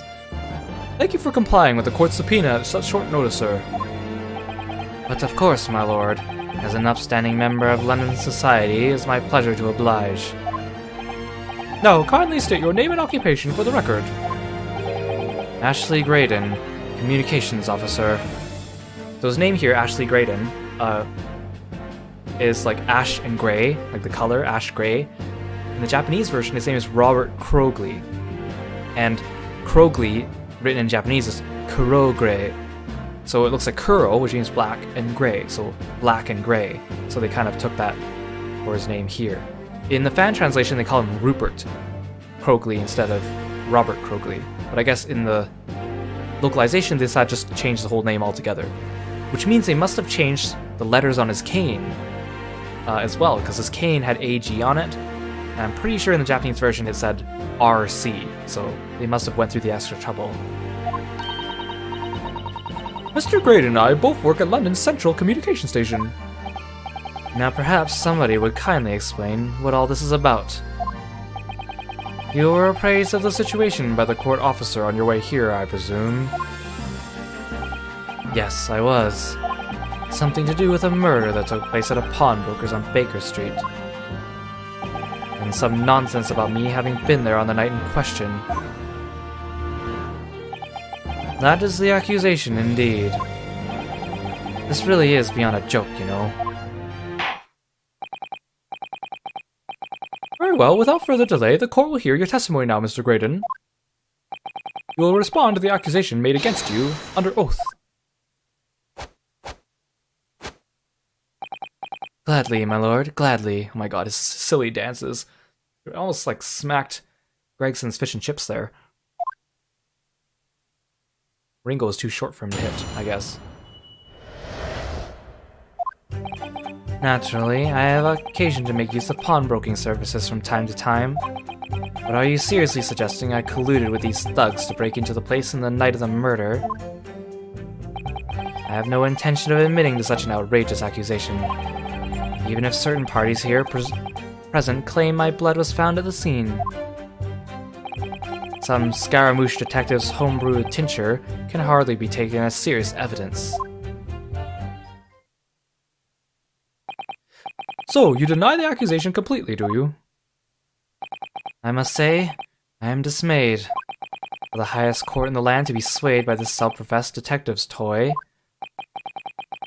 It was the will of the jury, and our great British justice system demands that the jury's will is upheld. Then it would seem we have the misfortune of a most inept assembly of jurors today. By golly! How long am I expected to be detained here? If Following the defense's cross-examination, your involvement in this matter has not been established.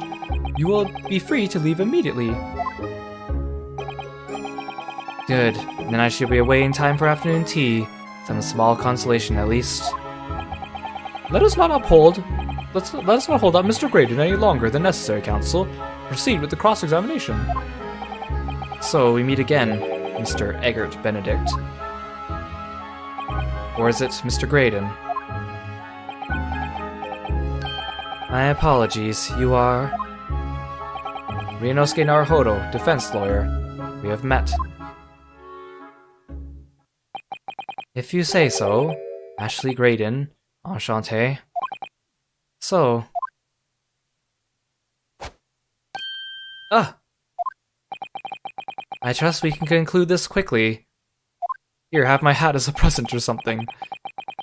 But I'm not holding your flashy hat while we do.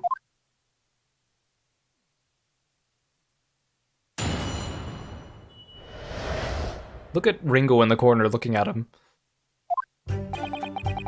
Hold it! Yes, we even met in the very pawnbrokery where the crime took place on the afternoon of the day in question. Though, of course, you introduced yourself by a different name at the time. It was Mr. Eggert Benedict, I believe. Tell me, what made you... Objection! The witness is here to testify about events that took place that night. He is under no obligation to answer such unrelated questions. You can't be serious. Thank you, because I certainly do not feel inclined to answer such an inappropriate question. So he's going to be evasive, is he? In an effort not to give anything away. This could be tricky.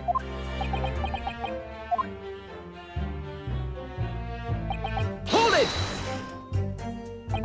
Have you seen these two men before? This pair? No, I don't associate with criminals. Said by a man who introduced himself as Eggert Benedict. I'd like to know who I have to thank for this. Who made this outlandish accusation against me? The young lawyer there in the black. This is a farce. Whose idea was it to permit an outsider to work in a British court anyway?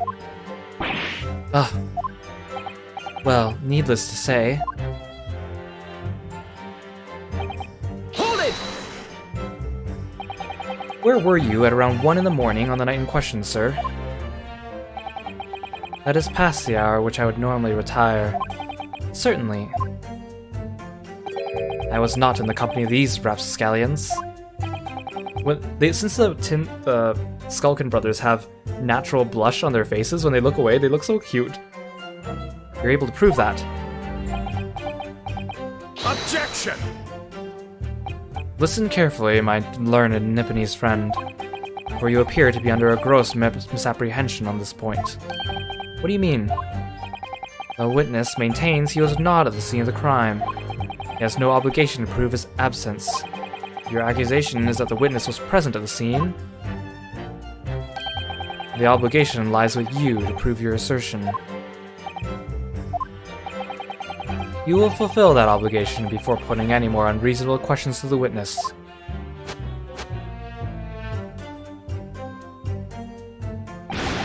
A silent victory, Wiggle. Thanks. Even if certain parties... Oh, alright, I'm not reading these parts. Oops. Hold it! There we go. Blood was found at the scene of the crime. There's no question of that. Mr. Shom's chemical analysis has possibly identified the substance as such. But I am not the only human to have blood running through my veins, am I? How can you be so sure the blood is mine? It could equally be the blood of one of these two miscreants. Every individual's blood has a slightly different composition, it seems. Mr. Shom's chemical is able to differentiate different blood samples by... Spare me the science lesson. Who is this Shom's character, anyway? Oh, I assumed all Londoners would know the name. He's a renowned detective. So even you are unable to bring yourself to say great detective. A great detective, you say? Tis. Now we're in the realm of fairy tales, are we? Excuse me! You have something to say about that, Mr. Skulkin? What, me? No, the Mr. Skulkin next to you. Right, I've had it up with this. How many times have I got to tell ya? Yes, I know. You're not Big Bruv Sulky. Mr. Nash Skulkin. Go blimey, Governor. You what? Is it not the case that when Mr. Graydon just spoke, a thought went through your mind? Would you care to share that thought with the court? Me thoughts. I don't have none of them. I must have been him. You what? Mr. Nash Skulkin, answer the question, please. What went through your mind when Mr. Graydon just spoke? Nothing, honest, Gov, nothing. I was just thinking. If he waves his arm around like that much more, he'll open up the wound again, that's all. What wound? When he took the bullet, of course. It was only 2 days ago. It ain't gonna be healed up yet. So I was, well, you know, I was worrying for him. Hey, thanks for coming to the stream. I appreciate it.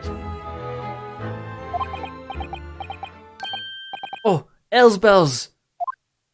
Mr. Graydon, did you hear that? What? Your comrade is worried about you, it seems. On account of your injured arm. My lord? Yes, Mr. Graydon. I have no idea what these two wretches are talking about. Certainly, I shouldn't be expected to answer anything in relation to their mindless insinuations. We know that someone other than the victim was hit by a bullet at the scene of the crime 2 nights ago. And from the height of the bullet hole in the wall, that person was likely hit in the upper arm or thereabouts.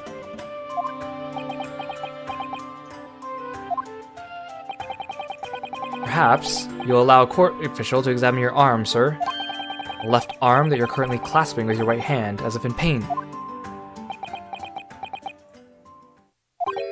No, I refuse. You have shown no evidence whatsoever that links me to these common thieves. Accordingly, I am not obliged to permit any such evasion of my privacy.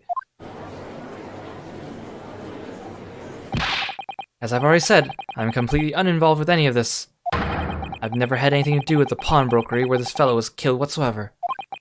I take offense in the insinuation that I was in any way involved. You claim to have nothing whatsoever to do with Mr. Windibank's pawnbrokery. My lord, the defense would like that last statement to be added to Mr. Graydon's formal testimony.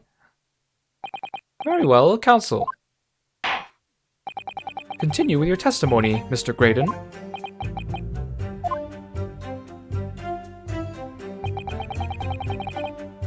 Hold it! Never had anything to do with it. You forget that I was there, Mr. Graydon, on the very afternoon of the incident. Obviously, I'm not a complete stranger to the pawnbrokers. I'm currently on the lookout for an armchair to furnish my study. Objection! No, you were there to redeem an article.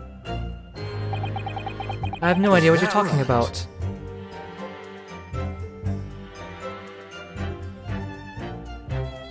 Oh, hey there. Welcome to the stream. You want to know if I know anything that happened to them on Twitter?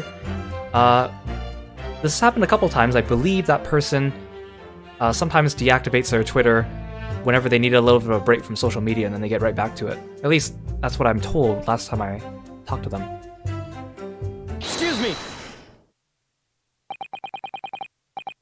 You have anything to add, Inspector? Come again, Sunshine. You were there too, in fact, weren't you, Inspector? That afternoon. Yeah, so if you just wait around, I'm sure they'll reactivate their Twitter eventually. They usually do that.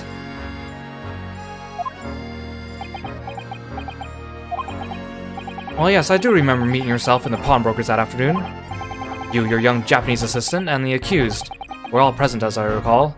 And at that time, this witness, Mr. Graydon, was trying to acquire a particular article. Well now. I'm afraid I don't remember too clearly. What? But you must. I'm not gonna lie and pretend I remember something I don't. What's going on here? Regsy showed us a picture before, didn't he? You know, from the cameras that Hurley installed in Windibanks. Yes, of course. Indeed, and the gentleman pictured bears a striking resemblance to the witness, I must say. Exactly, which proves Mr. Graydon was in the shop on that afternoon in question. At no point have I denied that fact. I merely entered the shop to peruse the articles on sale and have a word with the broker. Nothing more.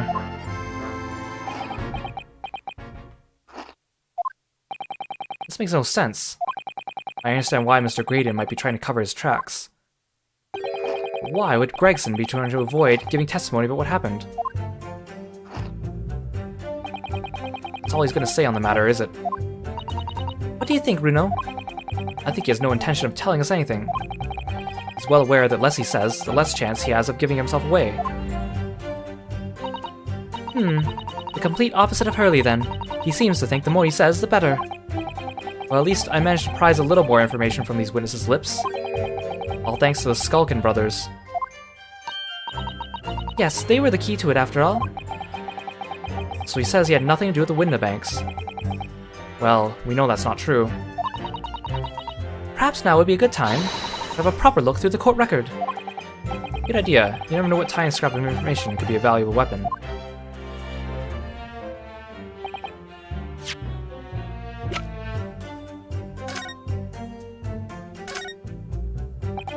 This is the bullet that was fired from the Skulkin brothers' gun on the night of the incident. Yes, so it turns out it never actually entered Hurley's body at all.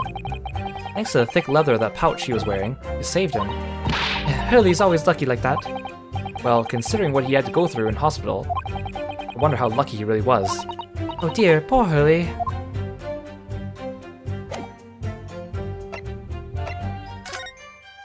I already examined this. For McGilded. That's the man you defended in court a couple months ago, isn't it, Bruno? Yes, or rather, mistakenly defended. I wonder what his name is doing on the back of this disc. That's a question I'd love to know the answer to myself.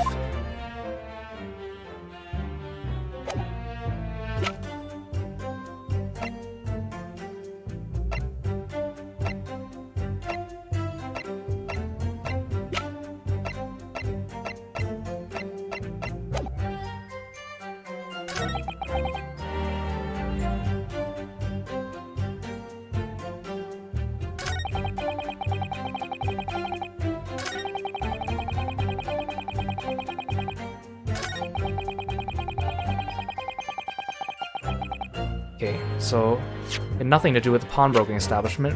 What if I present the music box disc? Because I don't have the photograph that has him in it.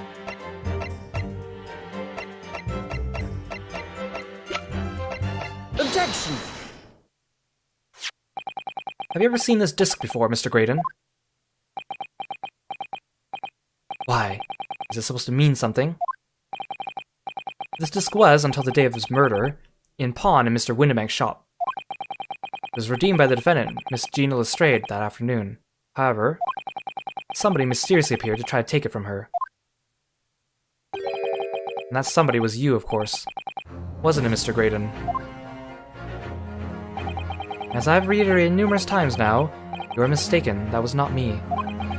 I've never seen the disc before in my life. It may have escaped your notice, but there is a small smear of blood on the disc.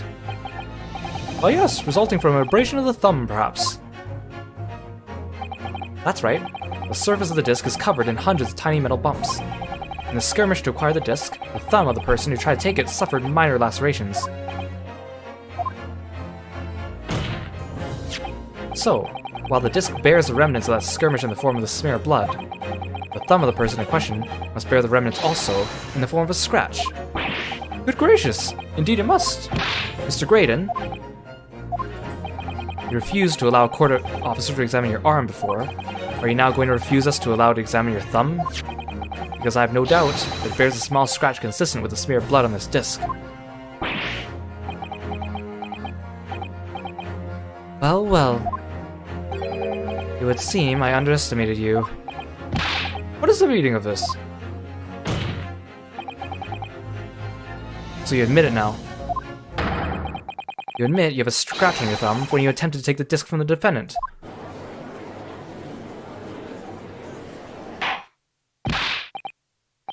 Order! Order! Well, Mr. Graydon.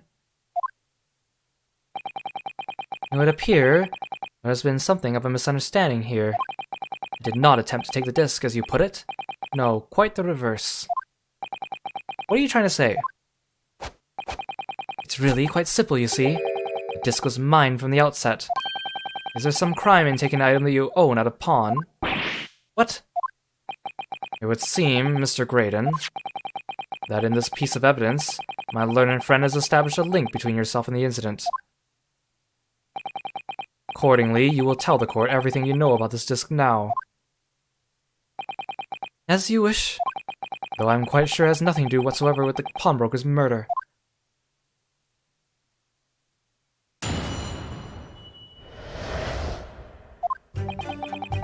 There's a note on the disc saying, "For McGilded," but the item belongs to me. The redemption ticket was stolen from me by the accused, that filthy gutterling, on the day in question.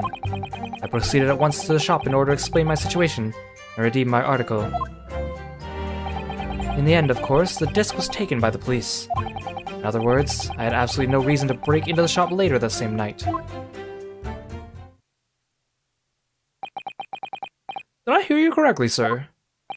McGilded, you say? The famous London philanthropist? Who perished in this very courtroom 2 months ago after being acquitted of a distinctly messy murder. Yes, my lord, the one and the same. Good lord, Mr. Graydon! Are you saying that Mr. McGilded and yourself were acquainted? Yes, that's correct.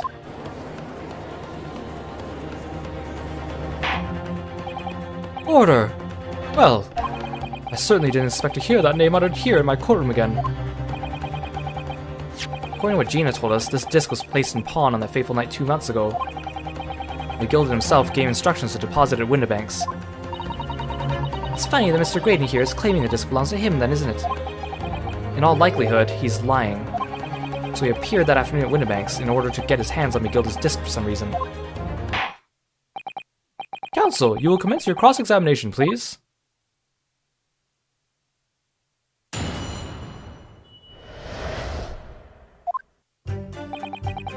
There's a note on the disc saying, "For McGilded, but the item belongs to me." The redemption ticket was stolen. Oh, right. I just naturally started reading. I forgot I'm actually doing this.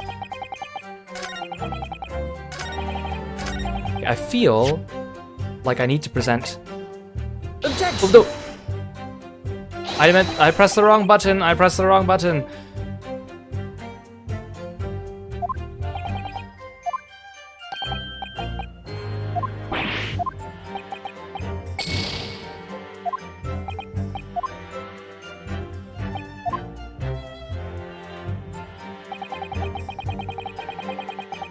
Okay, so what I was trying to say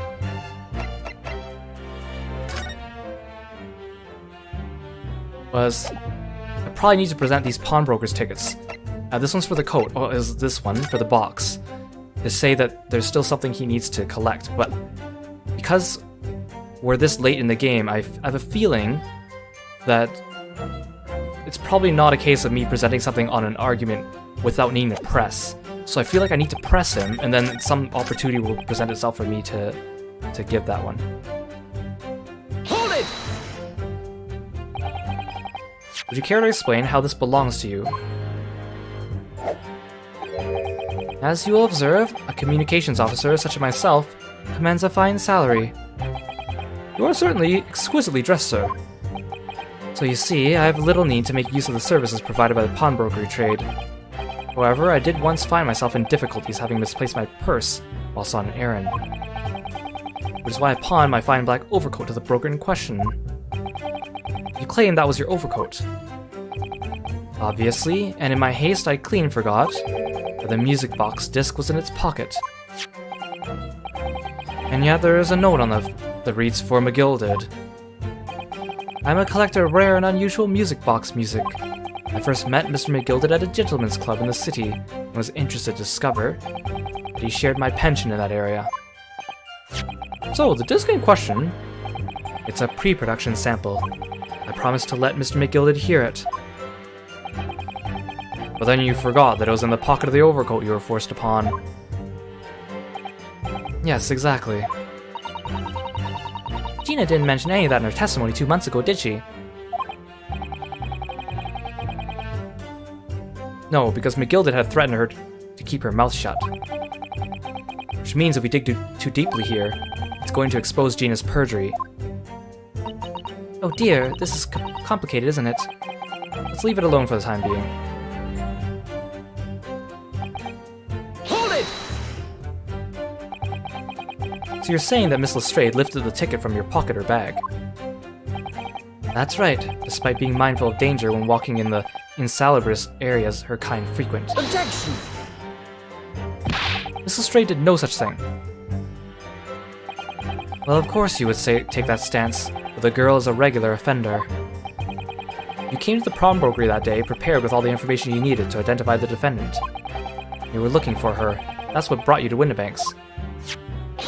Get your hands on McGilded's disc. Objection! My learned friend is a veritable font of nonsense. Nonsense? I concur with the prosecution. Counsel, you will refrain from conjecturing in this way. Is that clear? Yes, my lord. And I will continue my testimony for what possible use it could be. Hold it! Have you ever been to Windibanks before? Only once, for the purposes of pawning something. But like many, I enjoy browsing in such establishments. So when you noticed that the pickpocket had taken your ticket, you chased after her, is that correct? Yes, that's right. I didn't notice at first, of course, such is the art of the pick-purse. When I did, I headed to the pawnbroker at once, in order to reclaim my coat before the thief could. I was merely trying to recover what was rightfully mine in the first place. Ugh, he can say what he likes because he knows we have no evidence to contradict him on this. Hold it! Yes, it was taken by Inspector Gregson here, wasn't it? That's right. This was the very man. Apparently, the police are collecting anything that has a connection to Mr. McGilded Is that right? as evidence. Excuse me!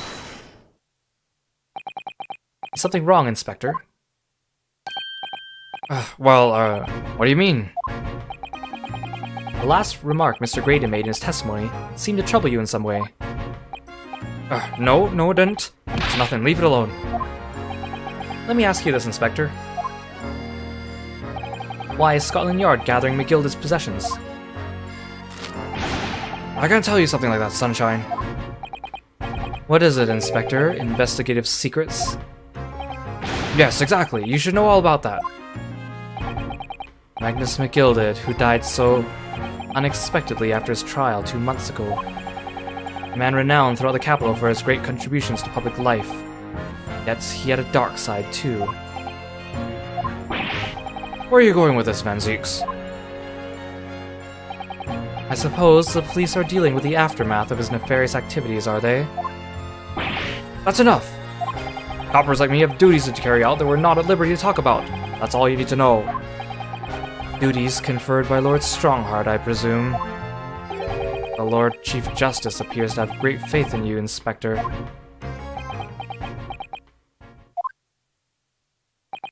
The bottom line is, if you want to get more out of me, you're gonna need Lord Strongheart's paw print first. What's all this about? It's like there's something going on between Gregson and Lord Van Zieks here. Well, it would appear that the Inspector has revealed all he has at liberty to reveal. Mr. Graydon, let us return to your testimony. Gladly, my lord. In other words, I had absolutely no reason to break into the shop later that same night. Hold it! But perhaps you'd seen something of value among the forfeited items. No, not at all. Oh. A valuer was brought in by the police to assess everything in the shop. Without exception, every article on the shelves was common or garden bric-a-brac. In that case, it's clear. that you broke into the shop later that day in order to recover McGilda's disc.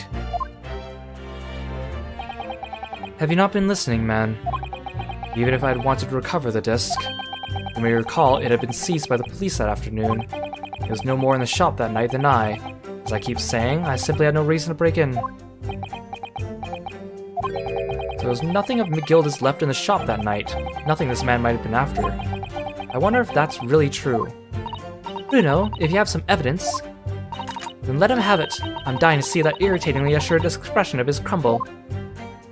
Okay, so I was right from the beginning. I'm surprised I didn't need to get him to add that to his testimony, though. McGilda slipped the disc into his coat pocket and had it deposited at Windibank's. Then, when he realized he was going to be arrested on suspicion of the omnibus murder, he threatened Gina and forced her to take the redemption ticket. There's no doubt about it. That witness is lying through his pearly white teeth. The police were obviously after anything left behind by McGilda as well. That's why Inspector Gregson ended up taking the disc into custody that day. But Gregsy's being very strange about all this. There must be a reason for that, I'm sure. I just don't know what it is. For now, I need to focus on exposing the fact that Mr. Graydon is lying in his testimony.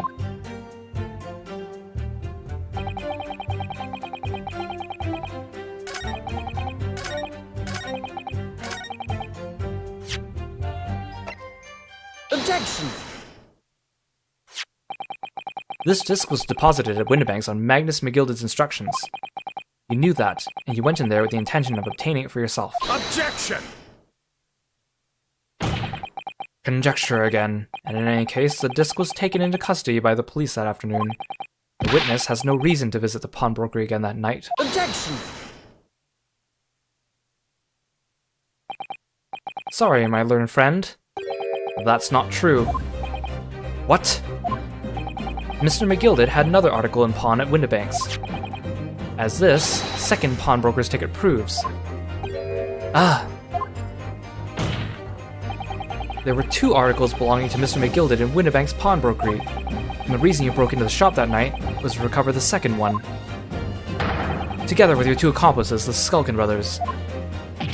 Ah! This is the second ticket, is it? What had the man deposited? The article description reads, one small box. Rather vague description, it seems to me. Are you suggesting that I broke into the pawnbrokery with these clowns in order to steal some trinket box? I believe there are adequate grounds to suspect that you did.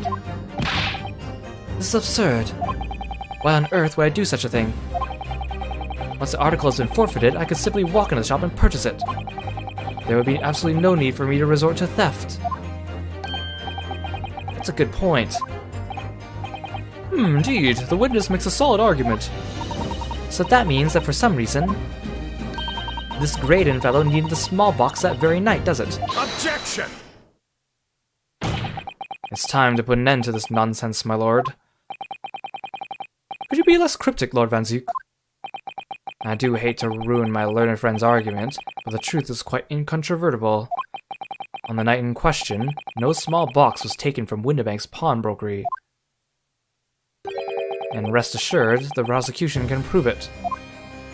What? Good gracious! Inspector, show the photographic prints to the court, if you please. Yes, sir. What prints? These prints were taken from one of Detective's security cameras.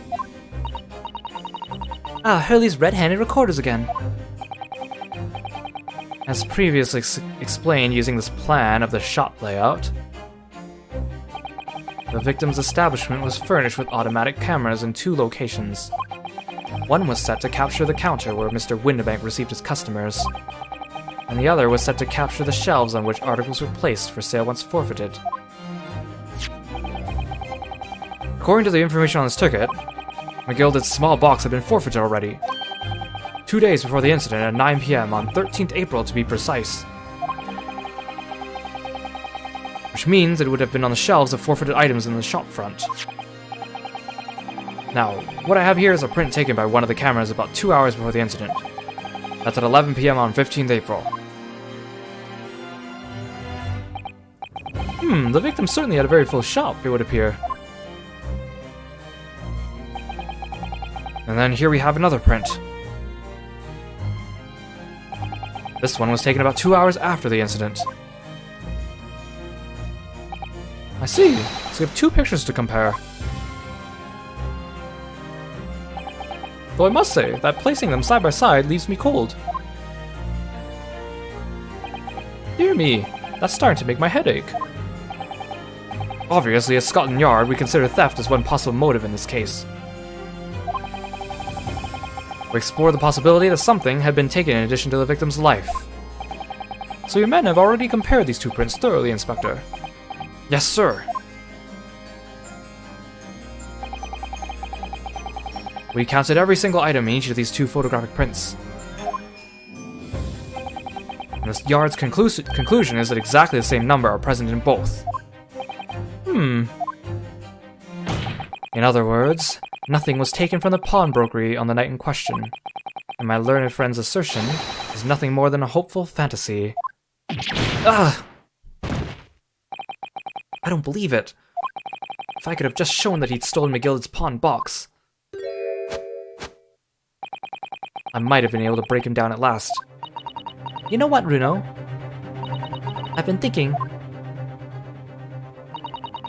I wonder if these two photographs really are exactly the same.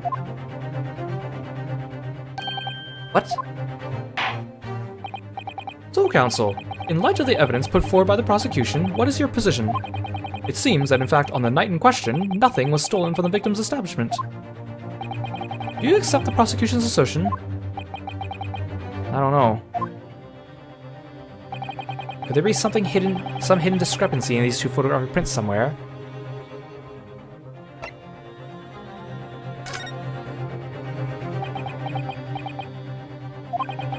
I wasn't sure at first, but there's a clear discrepancy between these two prints. What? You must identify the location in question for the court, Counsel. Indicate the precise location of the discrepancy of which you speak. I'm fairly certain it is the blue box here. Take that! Obviously, the discrepancy is here. Objection! Maybe I need to use the stereoscope myself. I must thank my learned friend. His answer has clarified the situation greatly. There's indeed a discrepancy here between our respective powers of reasoning. Okay, fine. Let me guess, my powers of reasoning come up short. It would appear you're learning, Counsel, but not quickly enough. Okay, maybe I need to present the stereoscope instead. So, but it's a difference between those two prints. I know there is. Don't give up, Bruno. You can do this. So, Counsel, in light of the evidence put forward by the prosecution, what is your position? It seems that, in fact, on the night in question, nothing was stolen from the victim's establishment. Do you accept the prosecution's assertion? I don't know. Okay, use a piece of evidence. Before I give my answer, my lord, I'd like to try something, if I may. Try something? What do you mean, Counsel? I'll need to use a certain piece of evidence from the court record to identify the discrepancy. I'm not entirely sure I follow. Which piece of evidence do you intend to use to help you identify a discrepancy between the two prints? Stereoscope. Take that! I'd like to use this device, my lord, to view the two prints stereoscopically. Ooh! Yes, you've caught the bug at last. You can't resist, can it? Oh, you saw the discrepancy? I remember it's part of that box, but I just don't remember exactly where it was. You've got the cross-eyed compulsion. Juror number 3, what a surprise. Come on, Runo. Let's put the pictures in place and see what this wonderful contraption shows us.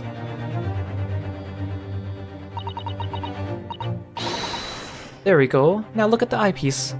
Oh, I think I see it now. Yeah, I should have pointed a little bit lower there.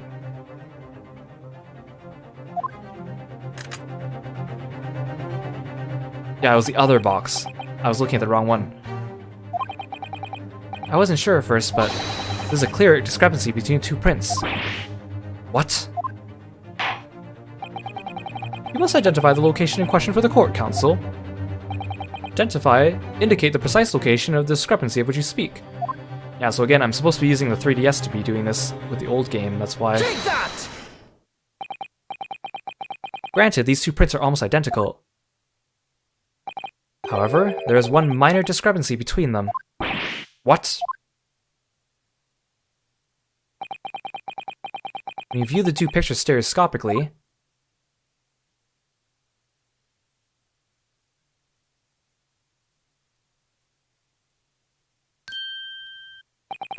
a single area stands out as being different, the location of this small box. Let me... wait. Unbelievable. By Jove, you're right! How extraordinary! I do like the way they incorporated the 3DS's stereoscope function, specifically for this case, in multiple locations too. It's not just a one-off thing in this case. Kinda neat. Kinda like how when they ported the original Phoenix Wright games to the regular DS, they added Case 5 to the first game, specifically because you could do all the forensic stuff. You could tap the screen to put all the talcum powder, and then you can blow on the screen to dust for fingerprints, which is really cool. What this tells us is very simple. Mr. McGilda's small box was indeed not stolen from Windibanks on the night in question. However, there can be no doubt that somebody picked up this particular box and then returned it to its place on the shelves. Are you suggesting the small box originally deposited by Mr. McGilda is in fact? Yes, the very same small box I just identified in those photographic prints. Objection! Mindless guesswork. What if it was? So a box was moved on the shelf. Nothing was stolen, which means, quite simply, that nothing has changed. That may be true, but... Alright, McGilda's box wasn't stolen then, but doesn't the fact that it was moved like that change things?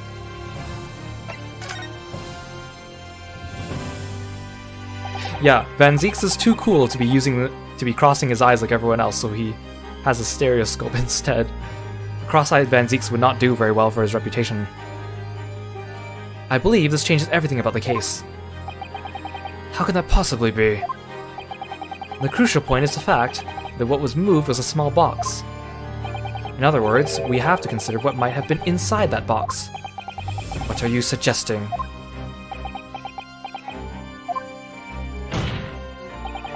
I'm suggesting that we need to examine that box as soon as possible. A vital piece of evidence is sitting on the shelves at Windibanks as we speak. Objection! That won't be necessary. Some little box belonging to a man who died 2 months ago couldn't possibly be relevant to this case.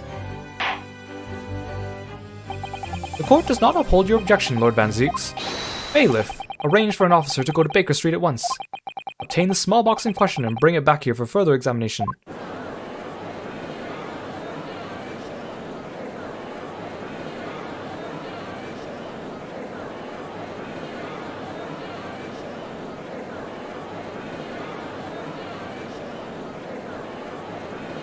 There's a staring contest going on here.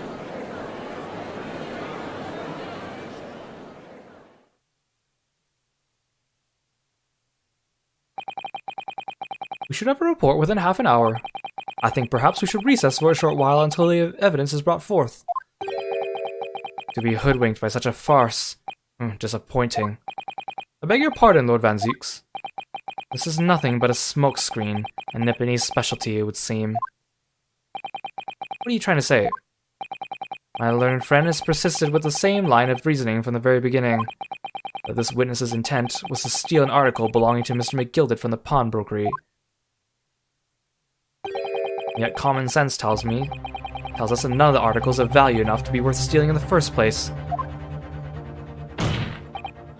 Exactly. It would be beyond absurd to break into a place for the purpose of stealing such a commonplace property.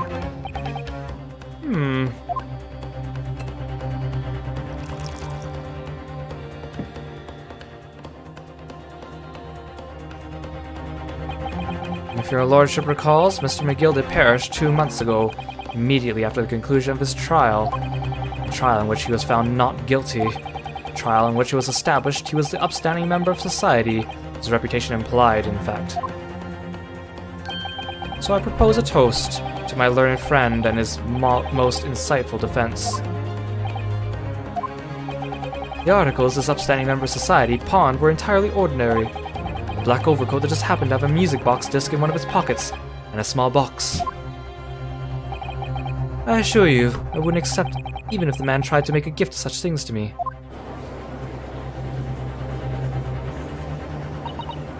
You know, that does make a rather lot of sense. It's not as though it was gold or jewels, is it? Though goodness knows Mr. McGilder was rich enough. But you can't deposit a cash in pawnbroker, I'm quite certain of that. The prosecution's argument is undeniably compelling. It is incumbent on the defense now to bolster its argument. To explain what possible significance these commonplace articles pawned by this fine citizen could have. Well, counsel, is your argument in fact demonstrable? Are you able to show proof that the disc or the box are in any tangible way related to the case? Well, What's the matter, Runo? We know that they're related, don't we? They're both vital pieces of evidence. yes, of course. You and I both know that. We know McGilda's true character, and we know the disc is significant, even if you don't know why. But if we explain all that to the court at this point, we'll have to acknowledge that McGilda's acquittal 2 months ago was a mistake. That the defense's argument was flawed, based on false information. Oh no! And that would mean admitting that Gina committed perjury. But Ginny... Could it be that Van Zieks knows? Is that why he's doing this now? Because he's anticipated everything? But maybe... this could be a great opportunity for us.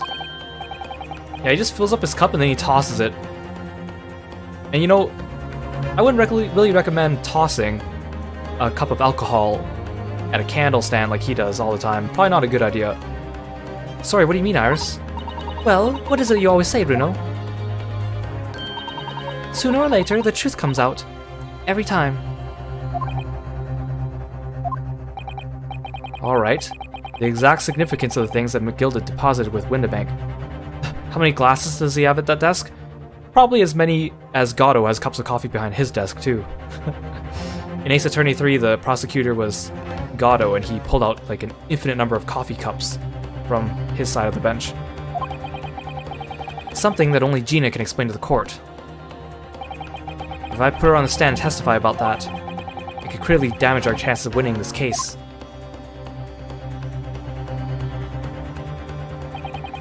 What's the right thing to do here? You know, every single Ace Attorney game has characters committing perjury all the time, and they always like threaten them and say like, you shouldn't commit it, and we'll charge you and stuff like that too, but no one ever actually gets in trouble for perjury in a Phoenix Wright game. Like, honestly, they just get a slap on the wrist. My lord, the defense would like to make a proposal. Oh, what proposal, counsel? While the court awaits the arrival of Mr. McGilda's small box, I would like to call the defendant, Miss Gina Lestrade, to the witness stand. The defendant? To what end? It's to do with the various articles deposited at Windibanks by McGilda, my lord. Miss Lestrade has information relating to them. I believe it would be beneficial for the court to hear what she has to say. It will prove the significance of the articles in question once and for all. Well, well, things are becoming interesting. I presume you've considered the implications of the testimony you're proposing. In particular, the impact it would have on the accused's standing, and indeed your own. I have.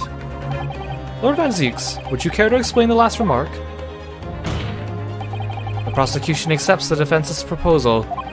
I move to interrupt the cross-examination of the current witness and hear from the accused herself. Very well, if you have no objection. So, the court will now hear the testimony of the defendant, Miss Gina Lestrade. Your witnesses currently in the stand may step down until further notice.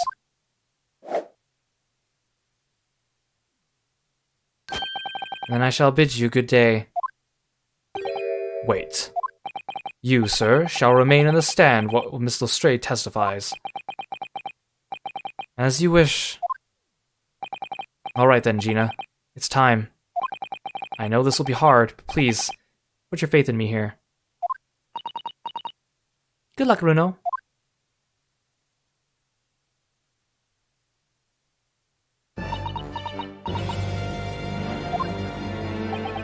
The articles that Mr. McGilda had deposited Windibank's pawnbrokery. are intimately related with Omnibus case, the trial of which was heard in this courtroom 2 months ago. Yes, and I remember this young lady being brought before me in that trial as well. That's right, my lord. Her testimony helped to establish the innocence of the defendant, Mr. McGill did. The Omnibus case was intriguing, to say the least. And now, here we are again, the same players in that trial, facing each other once more. A twist of fate, perhaps, my Nipponese friend.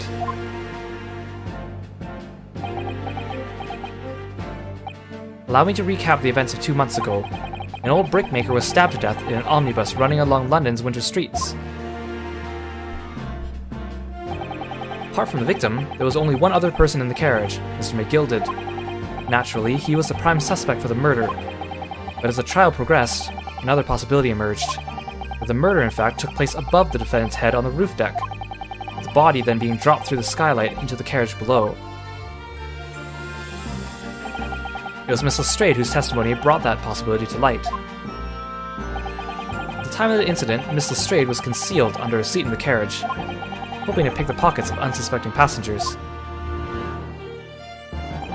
Then, immediately after the trial, having been acquitted of the murder, Mr. McGill had died in this very courtroom, in the most extraordinary of circumstances. A mystery that remains unsolved even now, 2 months on, as indeed does the omnibus murder itself. Be that as it may, I recall neither the disc nor the small box being mentioned in the course of those proceedings. Miss Lestrade, would you tell the court now, please? What really happened in the omnibus 2 months ago, I mean. I don't know what you mean. I already said what I don't know. Said all of what I know. And what about everything you told us yesterday about from the inside of your prison? Sal. Please, Mrs. Lestrade. This is extremely important. But... Remember, little girl, if it transpires you willfully withheld information in the trial 2 months ago, the Home Office will seek to prosecute you for perjury. And naturally, you will lose all credibility as a witness. Although, let's face facts, you have little credibility to lose. Ginny, don't listen to him. Please, you have to trust Runo now. Iris, we're on your side.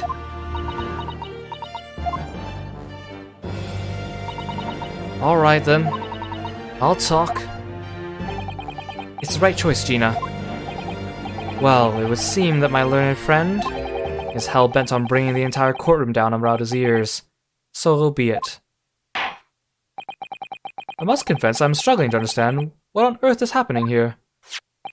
However, it would appear that Mr. McGilda's pawned articles in that extraordinary case of the omnibus harbor secrets of which we have been hitherto unaware. So, Miss Lestrade, you will now give your testimony before the court about the events of 2 months ago. You will reveal the truth, a commodity sorely lacking in your original statements. This is it then. Everything's going to come out. Like Van Zeek said. This could bring the whole courtroom down about my ears, but as a lawyer, I'm prepared to take that risk.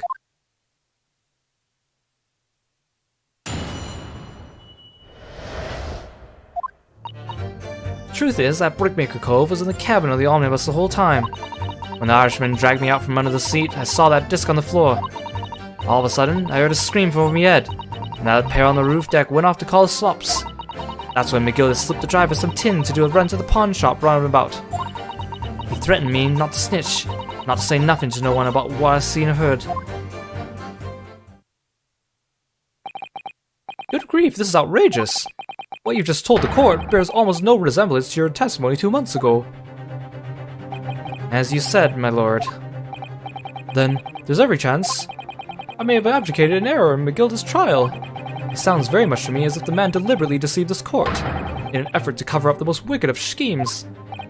Without doubt, your lordship is correct. A great injustice was done in this courtroom 2 months ago. The actions of the accused in that trial, of this witness, and of my learned friend are entirely inexcusable. I don't believe it. The whole trial was a farce, it was all lies, the McGilda fellow was rotten to the core, just like that pickpocket. Don't forget that lawyer from the east, they were all in on it together. You're wrong, the lot of ya. Mr. Naruto, the lawyer there, he know nothing about it. Humbug. I don't think so. Are we really expected to believe that? You really stitched everyone up, didn't you? What an operation to get the man off scot-free. Unforgivable. Stop. The lies have to stop. Stop. Yes, the defense made a terrible error of judgment. I intend to take full responsibility and suffer whatever consequences are deemed appropriate. However, it's imperative that the court allows the witness to elaborate on her testimony, because the true significance of McGilded's pawn's articles must be brought to light. Very well, my learned student friend. Given the depths of calamity you have just plunged yourself into, this may be worth hearing. Words fail me. The situation is utterly deplorable. Mr. Naruhodo. Yes, my lord. I will decide upon your fate following the conclusion of this trial. Of course, my lord. Blimey, Mr. Naruto. Now, counsel, proceed with the cross-examination.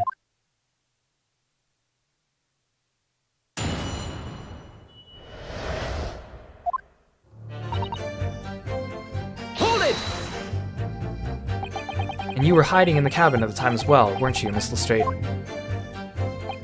If I remember rightly, in the storage compartment underneath one of the seats. Yeah, that's right. It's pitch black under there, so you can't see nothing at all. Now, in your testimony 2 months ago, I feel certain that you claimed Mr. McGilded was the sole passenger, did you not? False testimony, my lord. That's what he told me I had to say. But it's important that you tell us the truth now. Were Mr. McGilded and the victim acquaintances? I don't know. I did hear him talking a lot. What were they talking about? Well, I couldn't hear too well, but if I had to say, I think it was about money or something. They kept talking about buying and not buying. Perhaps business dealings of some kind. Well, anyway, they got louder and louder. It started to sound like a proper fight. I was pretty scared by then. I hardly dared to breathe.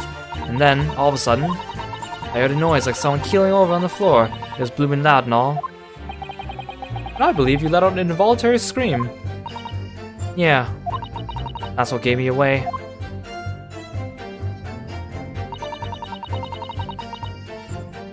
Hold it! Was the disc you saw this disc? Yeah, I reckon it probably was.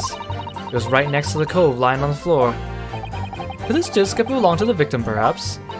I don't know, but McGilded picked it up pretty smartish. And he sat with the cove with the knife in his belly up on the seat. What did he say to you at that time? He told me not to say a word about what I seen or heard, no one. About the disc and all. I was dead scared the way he was looking at me. I thought, if I didn't go along with it, I'd get stuck with that knife too. Then he started asking me a load of questions. Like what my name was, where I lived and all that. He even asked me about being a diver too. But after a while, what happened if the carriage was noticed? Yeah, that's right. First it was a kind of rapping noise. Hold it! There were 2 gentlemen occupying the seats on the roof deck, I believe. That's right. They must have looked down through the skylight and noticed the cove with the knife in his guts. When I screamed, the driver pulled up the horses and McGilded got me out of my sight. Out of sight? Where? Back on the seat where I started off. Once the carriage came to a halt, these 2 coves on the roof ran off to fetch slops. If they immediately left to fetch the police, it would appear they were entirely unrelated to the incident. So that left McGilded, the driver, and you still at the scene. Yeah, only the driver didn't know I was there because I was under the seat. I heard the cabin door open and a voice from outside. Driver, yes. He also testified in the trial, I believe. A fellow who went by the name of Beppo, if my memory serves. What did McGilded and the driver say to each other? I don't know what happened, and stuff like that mainly. That's when McGilded slipped the driver some tin to do a run to the pawn shop roundabout. Hold it! That pawn shop obviously being Windibank's on Baker Street. Just a moment, Counsel. Do you mean to tell me the driver gave false testimony in the trial as well? Perhaps the excursion to the pawnbrokery slipped his mind when he was in the stand. Indeed, Lord Van Zieks. McGilded took off his coat and gave it to the driver. He folded it up all carefully like before handing it over. When I saw him do that, I remember thinking, that coat and what's in it gotta be worth a few bob. Yes, Gina was sure the disc must be worth more than Mr. Windibank was suggesting, wasn't she? If I remember her quibbling with him over the price that afternoon at the pawnbrokery. The driver looked pretty happy when McGilded flashed some brass in his face. He went running off at a lick. Then the bog trotter came to me and told me to come up from the drag's cabin. Okay, see, the thing I don't understand is the omnibus, after the recess, evidence was forged. The blood on the skylight was definitely forged as well. However, what was the point in forging the blood stain on the floor? Because from Gina it says that when the guy was stabbed, he fell over, which means there should have been blood on the floor, but there wasn't originally until after they forged the blood. Same with Gina being inside under the seat of the omnibus. If she was in there, the driver could not have stored his stuff. So what was the point of McGilded removing the stuff under the seat during the recess? Because she could still obviously fit in there. I mean, obviously gameplay-wise, it was to draw our attention to something that was different. But story-wise, those inconsistencies don't really make sense. But it's too late now because we're already 2 trials after. Most people probably wouldn't be thinking of that. But I wonder if that's a little oversight. Most Ace Attorney games have 1 or 2 small logical oversights that no one seems to acknowledge, and fans have a fun time finding that stuff. Hold it! Just a little aside. Threatened you how exactly? Told me I'd only be a scarper if I did exactly what he said. Which included giving false testimony in court 2 months ago. Yeah, that's it. And there was one other thing he said. Which was... He told me I have to hang on to the ticket from the pawn shop. And make sure not to lose it. The ticket? Well, I never. Said that if he didn't show up to get the ticket off me before 2 months passed, I had to go to the pawn shop and pay the money to keep it in lug to stop it from being forfeited. He left me with some brass to pay for it. But really, why on earth would McGilded have done such a thing? Depositing his own overcoat with a pawnbroker before the arrival of the police, it makes no sense at all. There would seem to be only one logical explanation, my lord. What McGilded had the driver deposit at Windibank's was something he didn't want the police to see. Something very important that he needed to hide at all costs. Anyway, after that, he let me go, so I legged it back before the coppers showed up. Well done, Gina. Can't have been easy to tell the truth like that. Ginny's really putting her faith in you, Runo. Yes, and to thank her, she'll have to face a charge of perjury once this trial's over. So I need to use the time we have now to get as much information out of her as possible. It's time to really go for it. Press her on every statement. I suppose I should. Oh, another thing. What's that? Take a look at those two. Isn't it strange that they've been whispering to each other the entire time? Yes, that is strange. It looks like they're having a secret discussion about something. I'm not sure I'm completely comfortable with that. I wonder if there's anything I can do about it. So I'm thinking that, kind of like before, I pressed all her statements in order, but now that I've pressed them, I should go back and repress them, because sometimes things change. That's what happened once in the previous trial. Hold it! So I'm not going to read all this stuff because I've already read it, but I want to see if there's a reaction. Because I'm pretty sure I have to get something to make Gregson and Graydon hype up.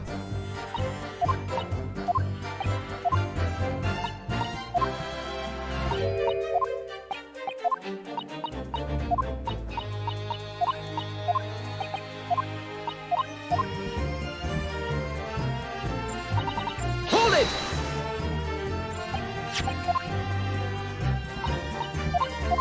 It's kind of annoying when they do this because I'm sure most players do press everything in order, right? So the game should expect that, but to expect us to go back and repress something is a little bit strange.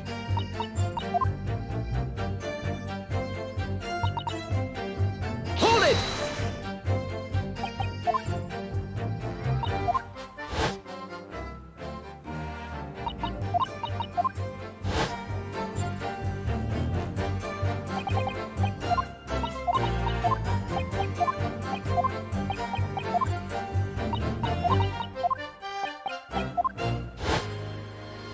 Maybe I don't need to repress everything.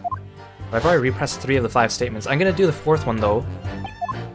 But there's no point in doing the 5th one because by then I would have already pressed everything else in order. Hold it!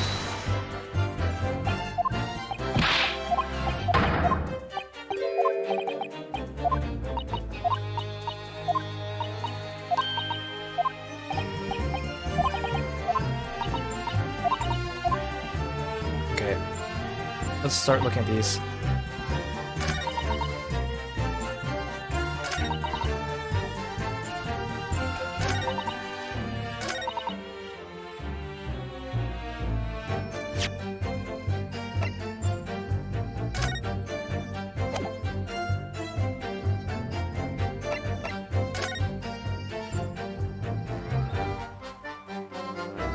I must have to present the pawnbroker's ticket for the coat.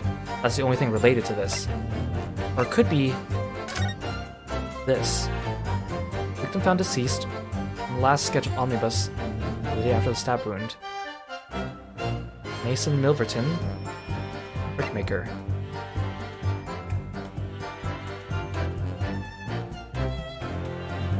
Yeah, nothing there contradicts what she's saying.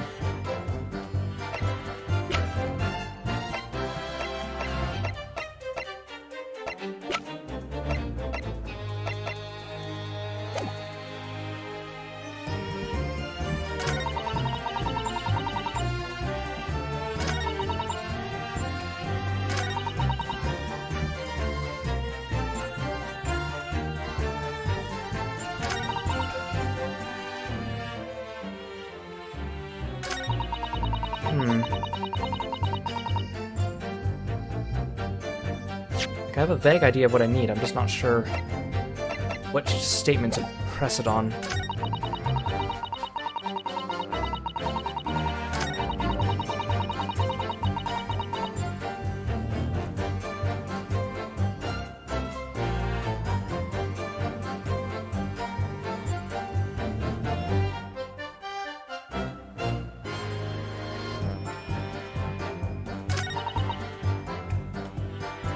Maybe I don't need a... Like, I know I need to draw attention to Gregson and Graydon. Maybe I don't need the little exclamation mark. Because you know how sometimes, like, Hold it! when you say... When you do this, they do the little, like... Oh! And then you can... What if I just do this? Excuse me! Is there something you'd like to share with the court, Inspector Gregson and Mr. Graydon? Inspector, Mr. Graydon. Wow! Blimey, you're trying to give me a heart attack? You've been whispering to each other for quite some time now. Tell us, what is the discussion about? Discussion? With this fella? Pull the other one, Sunshine. You think I got anything to say with this? Talk about with a shady gent like this? And I have nothing to say to this uncouth detective after he deprived me of that disc that was rightfully mine. They've clearly been talking the entire time I've been cross-examining Gina. It's as if they've been negotiating.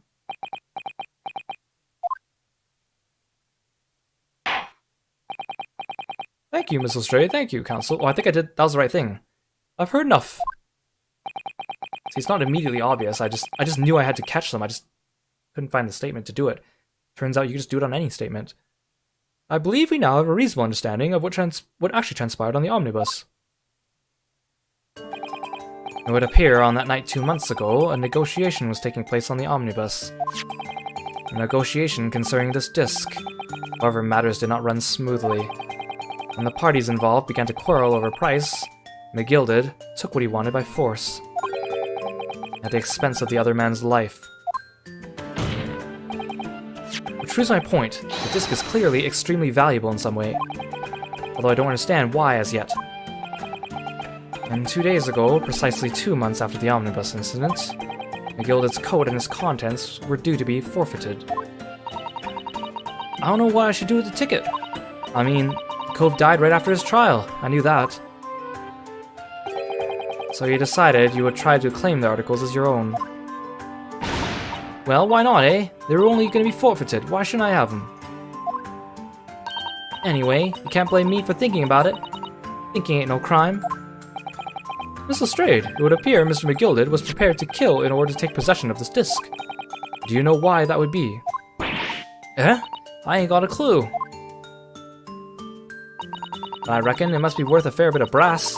He was probably gonna sell it. And you can't blame me for thinking that. Thinking ain't no crime. My lord. The evidence your lordship has requested has been located and is ready for the court's inspection, sir.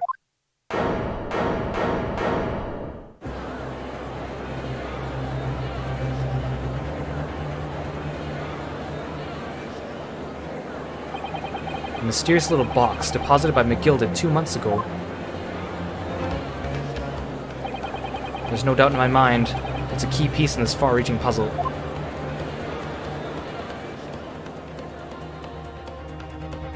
Alright. Last part of the trial left to go. I think it's a little shorter than the other parts, or it should be. The second part was really long. The first one, I thought we were still on time, but... Okay, let's take a little 5-minute breather, and then we'll get right back into it. We'll finish up the very last section of the last trial of the first game. Hope you guys are enjoying the stream. Thank you so much for coming, and catch you in 5 minutes.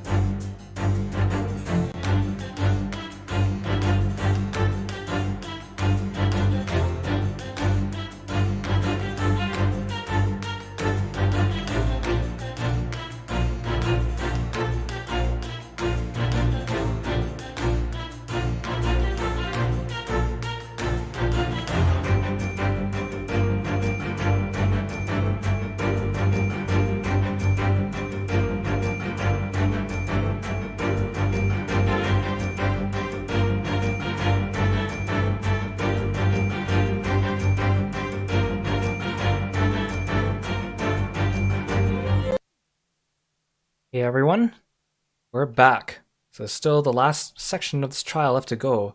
Bit of a doozy, isn't it? A lot of things coming to light here. Let's see what happens.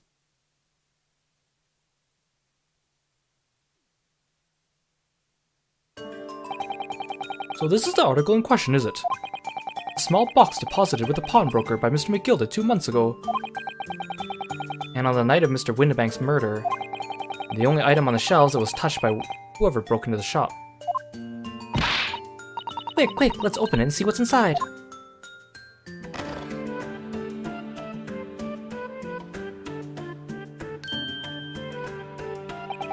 Good gracious! This is no ordinary box, it seems. Wow, although in truth I had an inkling that it might be the case. It would appear that the box houses a miniature music box movement. Then, is it too much to expect? I think it would be reasonable to assume it is a device for the playback of this disc, my lord.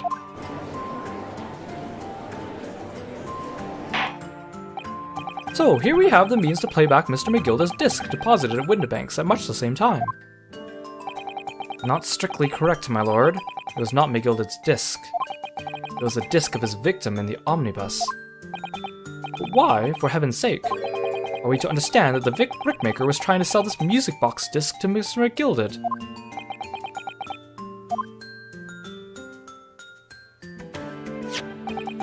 I believe the answer will become clear if we listen to the music on the disc, my lord. Yes, very well. Let the court now listen to this curious disc at last. Hold it! Right, my lord. Good grief! What is the meaning of this, Inspector? The music box and the disc are, well, they're unrelated to the case.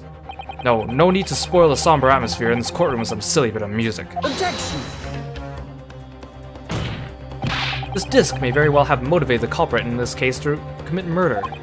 Clearly, there's every chance that it's fundamentally important to understand what happened. The prosecution has no objection. But no, that piece of evidence is police property now, you can't... Clearly, Scotland Yard has some vested interest here. It is policy of this prosecutor to leave no avenues unexplored. And you, Inspector, have no jurisdiction here to prevent that from happening. Ah! No further delays, please. Play the disc.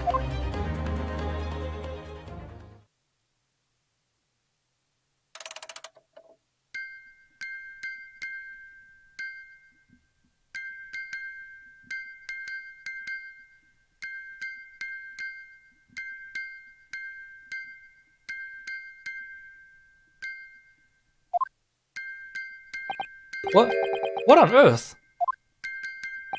That's certainly not what I would have called music. No. It's just the same note playing over and over again in a regular sequence. Ha ha ha ha. Mr. Graydon? This is really priceless. After all that, the music box is broken. Broken? It can't be, can it? Well, obviously. In fact, I wouldn't be surprised if the officer sent to fetch it didn't drop it on the way back to the courtroom. Well, with much regret, I feel the court must accept that this music box offers little in the way of clues.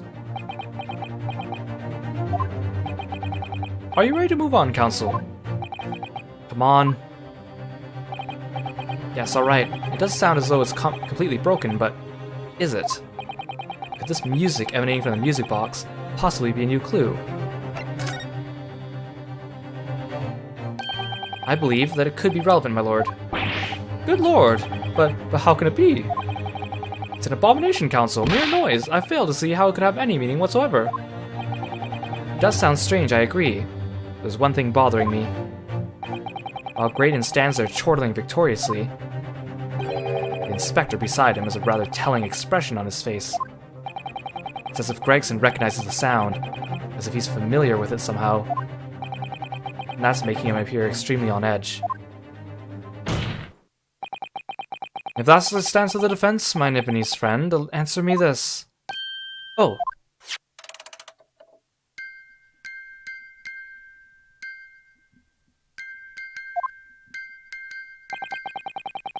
Just what relevance do you propose this woeful chiming has on this case?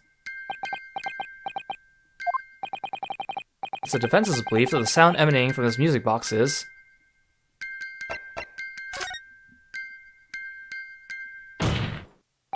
Just because this is a music box, it doesn't necessarily mean the sounds we're hearing are music. Look at that. The smile vanished from Graydon's lips as soon as I said it. I'm on the right lines here. It must be. Making deductions based on how people react to what you say.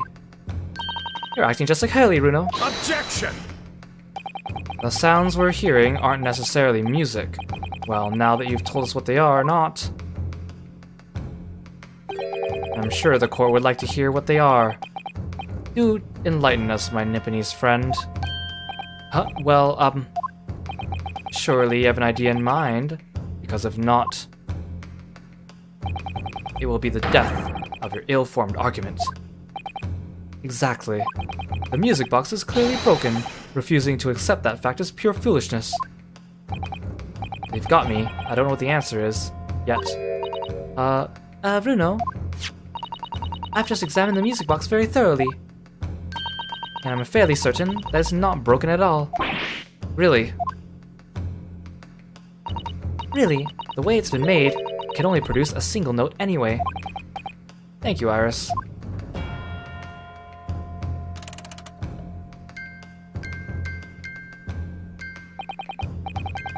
Alright, well if the music box isn't broken, it must mean that the sounds it's producing have some significance that isn't musical. Oh, come on guys, just come out and say it. Don't be so roundabout. Ah! Could it be? Is that what these sounds are? Something just struck me, Runo. I feel like recently, in the past few hours even, I've heard another sound very much like the one in this music box makes. Yes, it's a familiar sound. Actually, Iris, I was just thinking exactly the same thing. I'm going to have to press the defense for an answer. If your assertion is that the sound produced by the music box is not in fact music at all, then what the devil is it, Counsel? All the evidence we've seen so far, and testimony we've heard, it's all pointing to one single answer now. The prosecution demands that my learned Nipponese friend presents proof now. Tangible proof of this latest wild speculation. Alright then. This could be the best chance I'm gonna get to fight back in this trial. And if I'm right, it's gonna join all the dots together. The evidence that explains the true nature of the sounds of this music box is... Hey, I know it's a code, but which evidence do I use for that? I mean, I could use this, but I don't know if I'm thinking 2 steps ahead, because sometimes I don't want to present evidence that this might be the thing I need to present later. I'm pretty sure that's it though, the newspaper. It has to be the newspaper. Take that! Today's paper, Counsel. The headline is, Pawnbroker perishes in pick purse plunder, hardly supportive of your cause. No, my lord. I was hoping you'd look a little further down the page. Further down? Ministry Mole. Classified secrets may have been leaked overseas from Ministry of Justice. Yes, this is a very serious matter being investigated at the highest level, I understand. I have heard that international transmissions along supposedly secure lines are somehow being intercepted and leaked to various other countries. Presumably, those transmissions are in the form of wired telegrams. Of course. Juror number 5, your input please. Oh, finally, we get to ask her opinion. Stop! Oh, me, sir. Whatever is the matter? You told the court before that you worked at the same communication station as Mr. Graydon, did you not? Yes, that's correct. And the particular station where you work deals with government communications and newspaper reports. Oh yes, we're not your run-of-the-mill communication station at all. The work is extremely important. Then tell me, is this not a very familiar sound?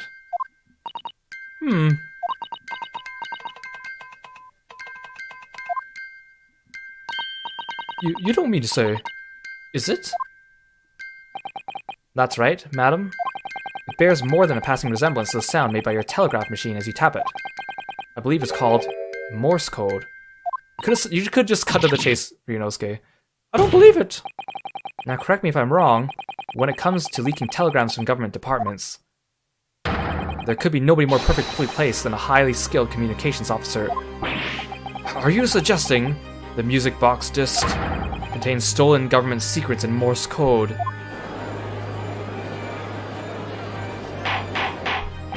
Order! Order! Please everyone, order! But this is high treason, Council, deserving of capital punishment. Too much new vocabulary. What is this treason, and what is capital punishment? The sorts of words I'd half expect you to know. For a sovereign government's confidential information, hostile nations would surely pay almost any price. Yes, and on that night 2 months ago, that was the very negotiation that was taking place inside the omnibus. But in the end, McGilded perished, and the all-important disc lay unclaimed in the pawnbrokery. My word! In which case, whoever stole that information in the first place must surely have been beside himself with worry, because of the disc we rediscovered before it found its way out of the country. It would reveal an act of high treason, punishable by death. So the culprit had no choice but to retrieve it, and in order to do that, he would have to gain entry to the pawnbrokery illegally in the middle of the night. Because the article left behind by McGilded would incriminate him too much if it got into the wrong hands. Isn't that right, Mr. Graydon? You would think I've been stealing government secrets. Preposterous, absolutely preposterous. So in response to the defense's accusation, you claim complete innocence, do you? Well, of course I do. I've had to stand here in silence while that pretentious foreign lawyer has been prattling away. Objection! Then by all means, counter the charges, sir. The prosecution demands the witness testifies in response to the accusations brought by the defense. Delighted, I'm sure. The witness is reminded that the crime under scrutiny in trial is the murder of the pawnbroker, Mr. Windibank, that being a most litigious offense for which the law of this land sanctions a capital punishment. But the heinous act of high treason is no less a serious crime. I urge you to bear that in mind as you testify, Mr. Graydon. So then, let us proceed. Hold it!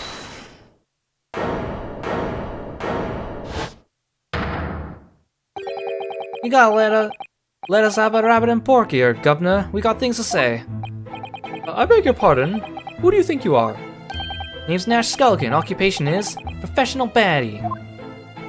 Name's Ringu Skulkin. We ain't baddies enough to sell out our motherland. That's right. We're what they call the Three Skulkin Brothers.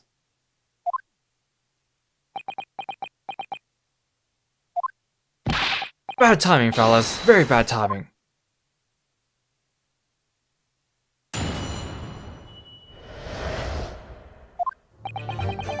A mere communications officer couldn't possibly steal confidential government information. Besides, the sounds produced by that music box aren't even Morse code. It was some low-class brickmaker negotiating with McGilded anyway, was it not? I have no relation to the man. Look, all we done is break into the gap the other night like we wasn't told to. If we'd known there were dodgy government secrets involved, we wouldn't have touched it.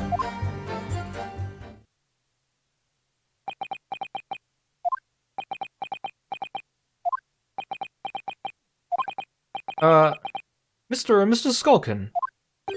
One Mr. will do, Governor. What's up? Do I take it that you now admit to the crime? That on the night in question, you did indeed gain entry to the premises illegally? And moreover, you did so as a party of 3 in collaboration with Mr. Graydon here.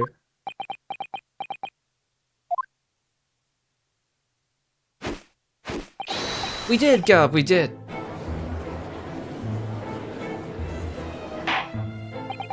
Write down, please. What say you to that, Mr. Graydon?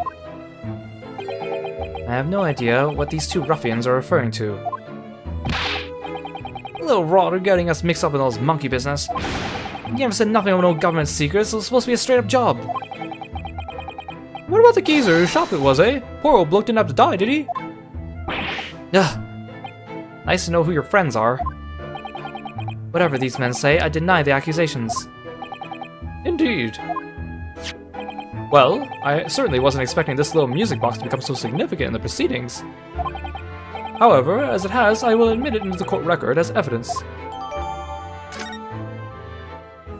Yeah, these 2 are great friends.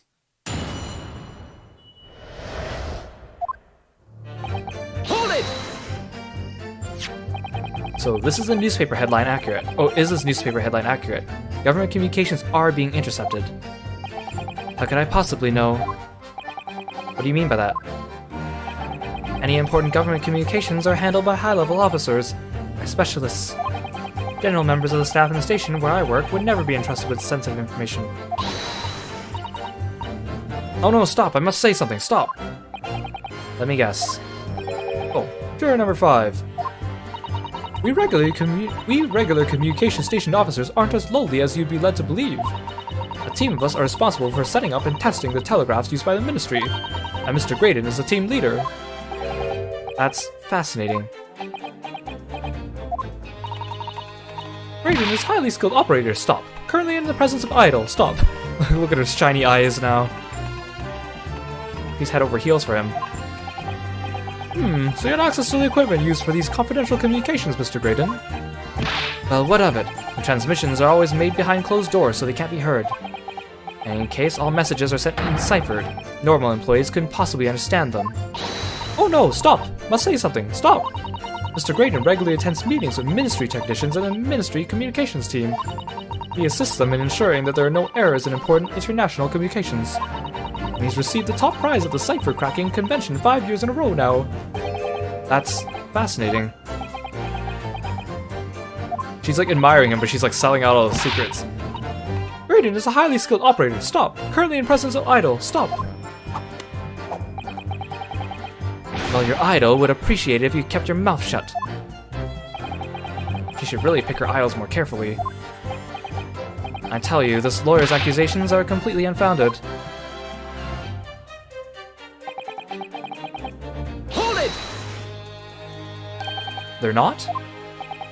To anyone with a brain, that would be blatantly apparent on listening to that music box for even a few seconds. Of course, of course.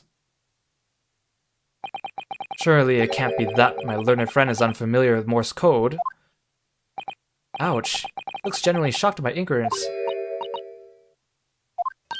Ha. I'll be more than happy to demonstrate the basics for you, sir. A lesson here in court. Morse code is a continuous series of 2 distinct tones. Tones, you say?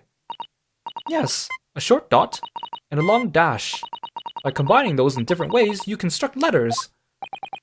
I see. For example, this is an A. This is B. When you listen to the sound produced by this music box, you only hear one tone, don't you?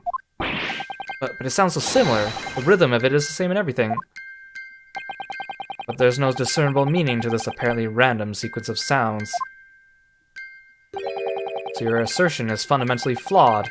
This is not Morse code. No! Really, you shouldn't be so surprised. What did I tell you? That music box is nothing but a worthless piece of scrap. Perhaps you might consider studying your subject matter before casting aspersions in the future. Ugh, stop. Nothing to say, but stop. Oh, it's so frustrating, isn't it? Iris? I mean, if the government's secrets were somehow being leaked using the music box, so many other things would slot into place so nicely. Could there be still something I haven't considered? Would it really be impossible to use this music box somehow to play back Morse code? I think I need more evidence to do this.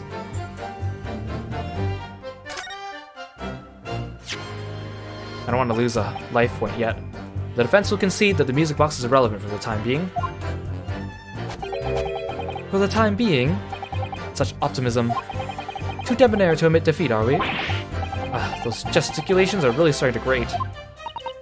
It can't be Morse code unless it has two distinct tones. Perhaps I should examine that music box in a little more detail.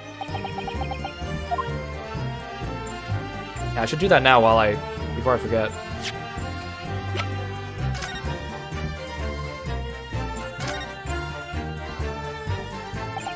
This is the mechanism that turns the bumps on the disc into sound, isn't it? Yes, the movement. It's all thanks to the comb with its teeth that are plucked by the passing bumps. Usually, the teeth on the comb are different lengths so that each one produces a different tone. But this comb is very strange. All the teeth are exactly the same length. Well, what does that mean? It means that no matter which tooth is plucked by the passing bumps, The music box will make the same sound. I've never seen a music box like this before. Yes, it is strange. A music box can only play a single note. There has to be some significance to that, surely.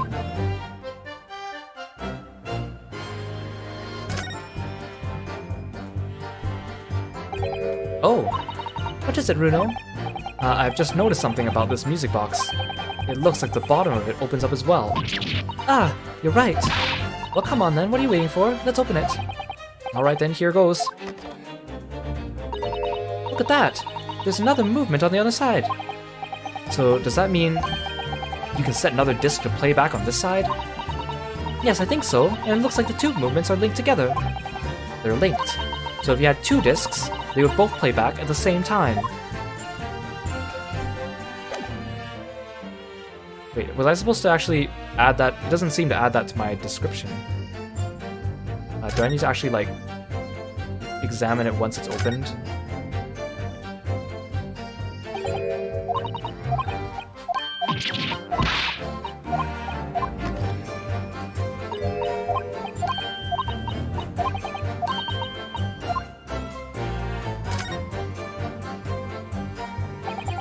Who'd have thought there would be a second movement on the underside of the box?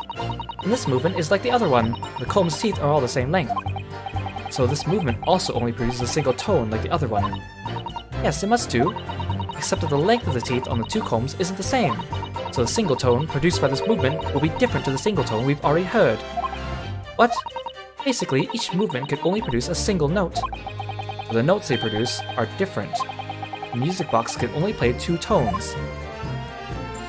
Oh, they're not going to update my court record with that? Okay, let's repress this one.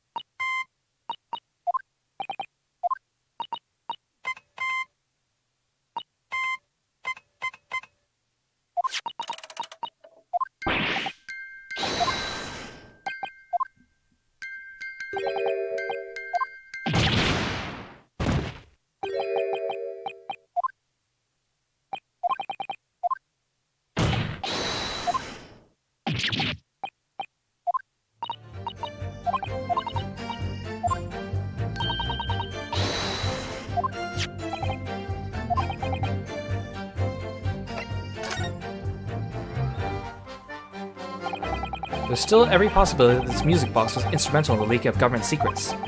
That's the belief of the defense, at least. Objection! Does it please you in some way, my Nipponese friend, to repeat the same line of argument ad infinitum? It's already been established that to be Morse code, two tones are required, dots and dashes. Yes, I'm well aware of that. Then what? Well, it would appear the defense has a hypothesis to put forward. You'd better present your idea at once, Counsel. How do you propose that this music box, which appears to produce only one single tone, could have been used to decipher secret messages into Morse code? That's the same conversation again? Seriously? I've already done this!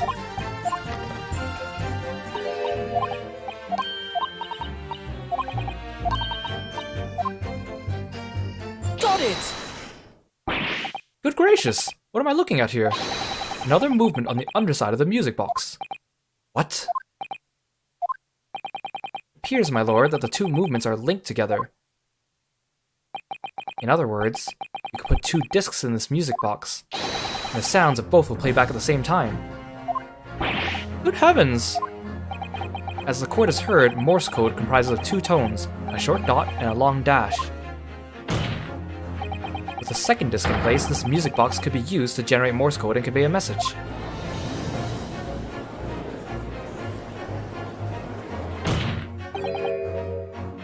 This is beyond a joke. I'm sorry? This poor excuse for a lawyer has absolutely no evidence to support his claims. Though, of course, if my learned friend was able to present the court with a second disc, that would be another matter. Well? I can't, at the moment. And may I remind the court that, as the witness has pointed out, he was not the one in the omnibus with McGilded 2 months ago striking a deal over the disc or discs.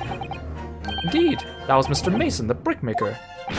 Exactly, I had nothing whatsoever to do with it. Though it has holes, I must admit the argument presented by the defense has much promise.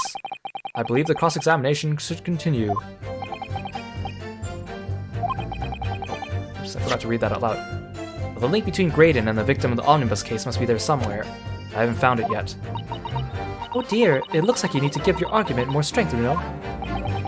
You will reiterate your testimony if you please, Mr. Graydon. If I must, but I maintain exactly what I did at the start of this pointless cross-examination.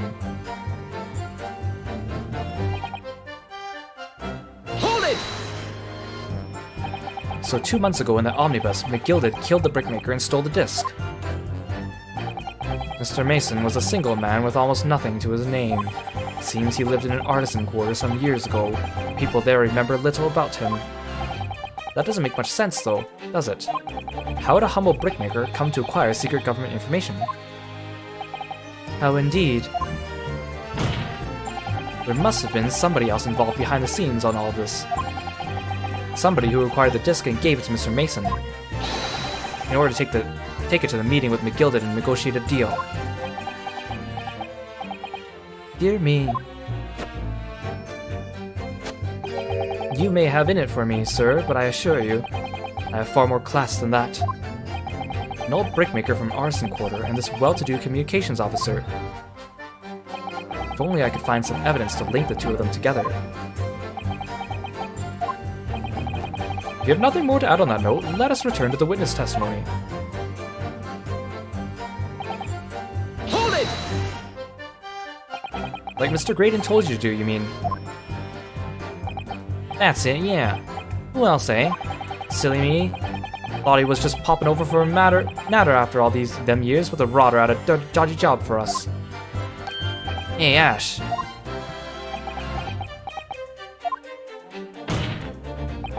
Let me stop you there, Mr. Skulkin. After all them years, you say. Do you mean to tell me that Mr. Graydon is an acquaintance of yours? We're the sociable kind of bandies, you know? Sure, let's say Graydon's an old china. Excuse me! Something wrong, Mr. Skulkin. Eh? No, the other Mr. Skulkin. What? Who, me? When your brother was testifying just now, he said something that seemed to cause you to react. Oh, I was just remembering the old days, that's all. We used to have a right old laugh together way back when. Together, with Mr. Graydon, you mean? Yeah, with Ash, I mean. I look at him now as fancy whistle and flute. You wouldn't Adam and Eve it. When we was younger, he was from the poor part of town, just like us. That's so. He was always a leery one. He had the brains, he had the savvy. Always coming up with smart ideas, like what would never have gone through our heads. Well, blimey, ain't that the truth? Remember Milverton Skulkin's milk run? That was a corker, eh? Save it until after the trial. Your reminiscing has no place in this courtroom. And neither does your fruit.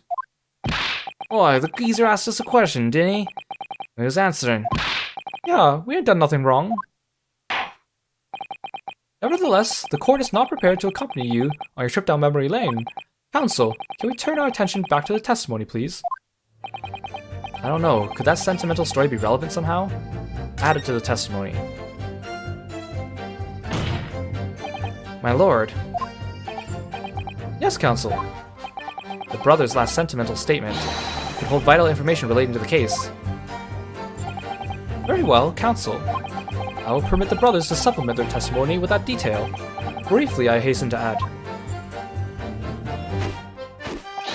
Say no more, Skulkin's never skulkin'.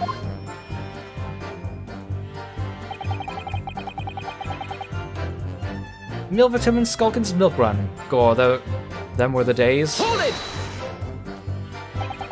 I'm sure I'm going to regret asking, but what exactly was that? Some kind of business?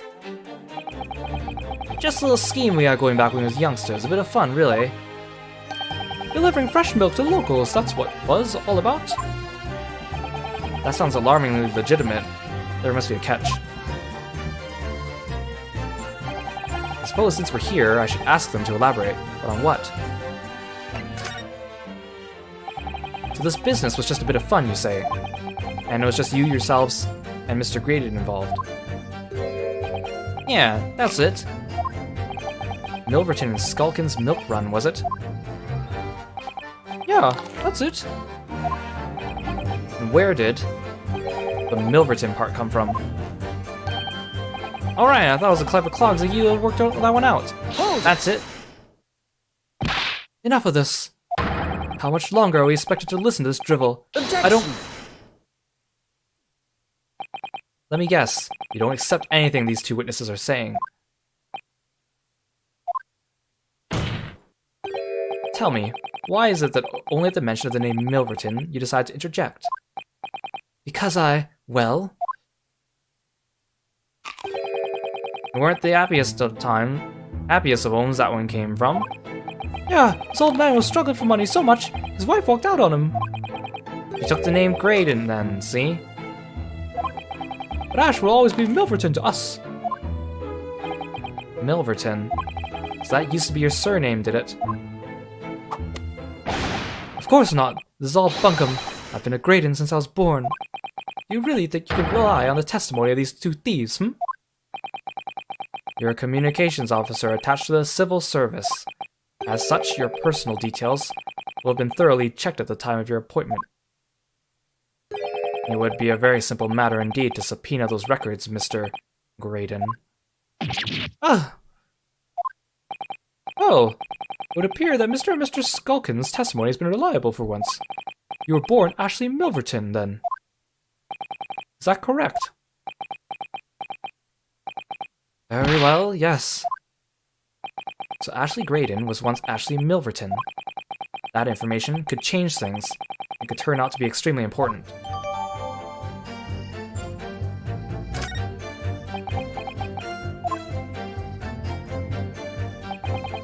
All of a sudden, we seem to be up in our necks in a serious matter of national security, although all this talk about interception of secret government messages is still conjecture at this stage.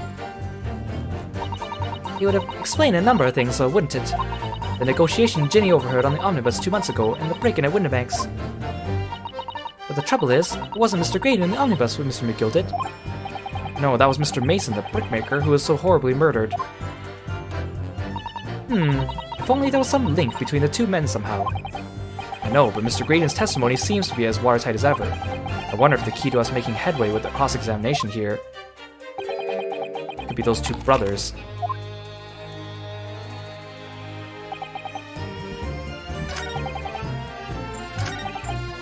Okay, so this whole time, we've been calling the victim of the third case, his name was Thrice Fired Mason. But Susato left us some important clues. She'd been doing research on the McGilded case. And here, thrice-fired Mason's full name was Mason Milverton. Objection! Mr. Ashley Milverton. Tell me, why did you try to hide your former name from the court?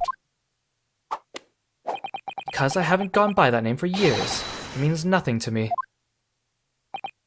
No, I don't think that's the real explanation at all. The truth is, you had a reason to hide that name. Explain yourself, please, counsel. I have here the notes from the omnibus case, my lord. And as we all know, the victim, the man who we all understand to have been negotiating with McGilded... Yes, Mr. Mason, the brickmaker. That's right, only Mason wasn't his surname at all, it was his given name. His full name was Mason Milverton. Milverton? Do you mean to say Saints alive? Mr. Ashley Milverton. Is it not the case that the brickmaker, Mr. Mason Milverton, was your father? I don't... As I believe I mentioned earlier, your family history will have been thoroughly checked when you joined the civil service, and it really would take no time at all for the court to subpoena those records. The truth is, you have been illegally acquiring highly confidential government information and selling it onto McGilded in collaboration with your father.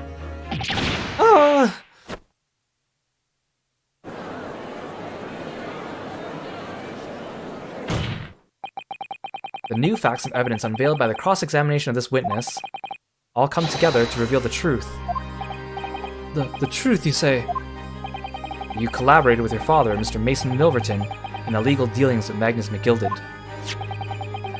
By dint of this music box, you mean, counsel? Yes, stealing information being sent in secret government communications and selling it to McGilded. Mr. Grady concocted this elaborate scheme of using 2 music box discs to encode the information, as presumably a safety measure against the information falling into the wrong hands. And a very effective one. I shouldn't have given this scheme any credence whatsoever. The deal with McGilded went sour, and the brickmaker met his end. Yes, but before he was arrested, McGilded managed to temporarily dispose of the stolen disc at the pawnbroker. Then, having learnt of the situation, you appeared at the Windibanks 2 days ago, in an attempt to recover the 2 articles McGilded had placed in pawn there. But that attempt failed. One of the discs was seized by the police, and the other you never found. So that same night, you enlisted the help of the Skulkin brothers and broke into the pawnbrokery. This time, determined to recover the second disc. Are you suggesting that the second disc was inside the music box? Eh? We knew nothing about it. On the night that Mr. Windibank was killed,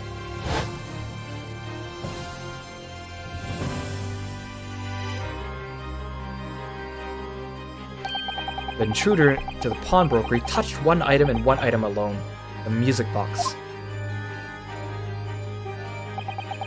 And that's rather ingeniously demonstrated using the 2 prints from the security camera, indeed. So the question that naturally begs answering is this: why was only one article disturbed? The answer is obvious, because it contained the second disc, which the intruder was desperate to retrieve. Since, if it were to fall into the hands of the police, it would be proof of high treason. Well, Mr. Graydon? Do you deny that all this actually began on that fateful day 2 months ago? I refuse to accept any of this nonsense.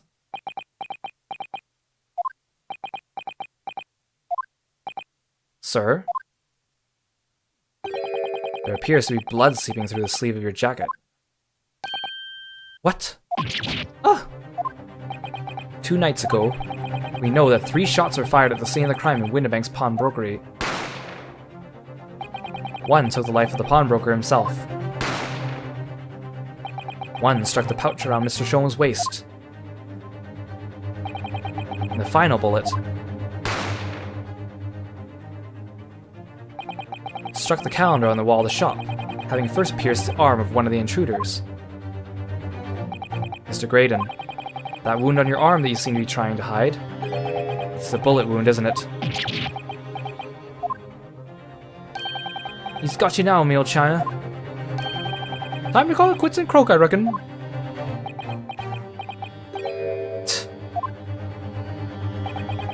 Don't acknowledge my presence there under any circumstances whatsoever. Those were my terms, remember, and I paid you handsomely to comply.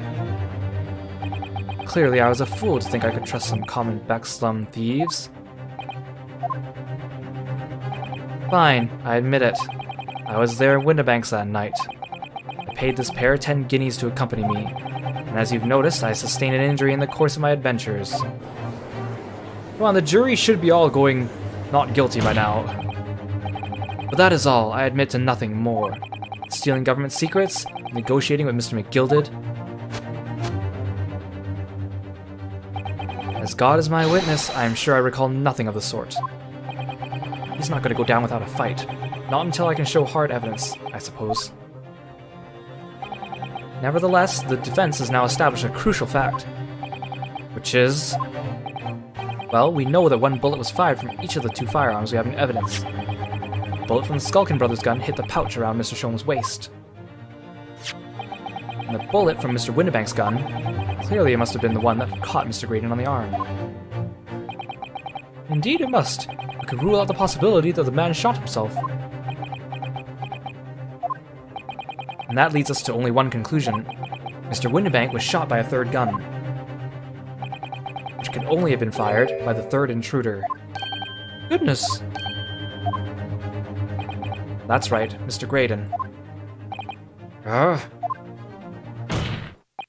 The only person who could have possibly shot Mr. Windibank that night is you.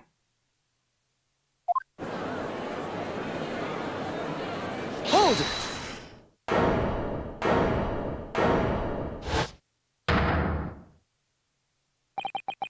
Ha ha ha ha. You little upstart. You made a grave mistake when you summoned me here. What? What's that supposed to mean? Yes, as you rightly say, I was there at the pawnbroker's. I did my best to hide the fact naturally. I had no intention of ruining the distinguished career I built for myself at the communication station. But did the thought never cross your mind? Did you never consider the possibility? What do you mean? What thought? What possibility? The possibility that if I was there at the scene, I may have witnessed the crucial moment. You see... this makes me a key witness in the case, and I have my hands firmly around the neck of your client. What? Are you suggesting? I saw it all. I saw the very moment that pickpocket girl pointed the gun at the poor defenseless pawnbroker, and shot him. You... what?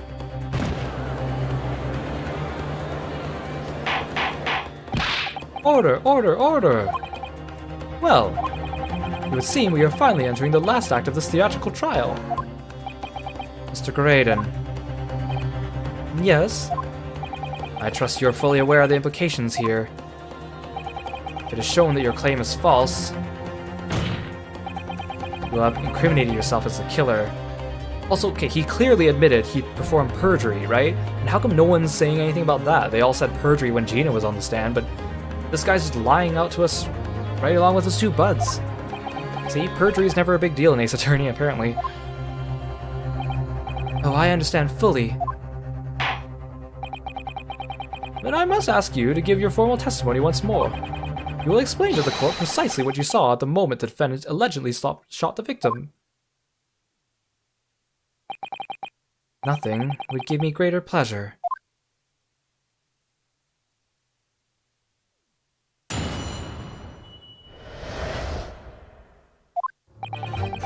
Whilst these ruffians were jostling with a broker, I was still near the entrance to the shop.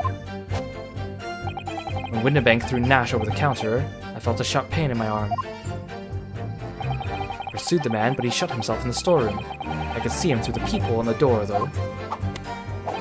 The accused, in a black coat, shot the man in the back as he was trying to flee to safety. I saw the blood splatter all over the wretched girl.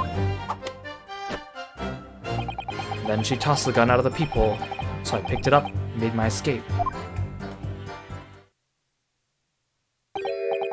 gracious! This is quite extraordinary testimony. You claim, sir, under oath, to have clearly seen the defendant pulling the trigger.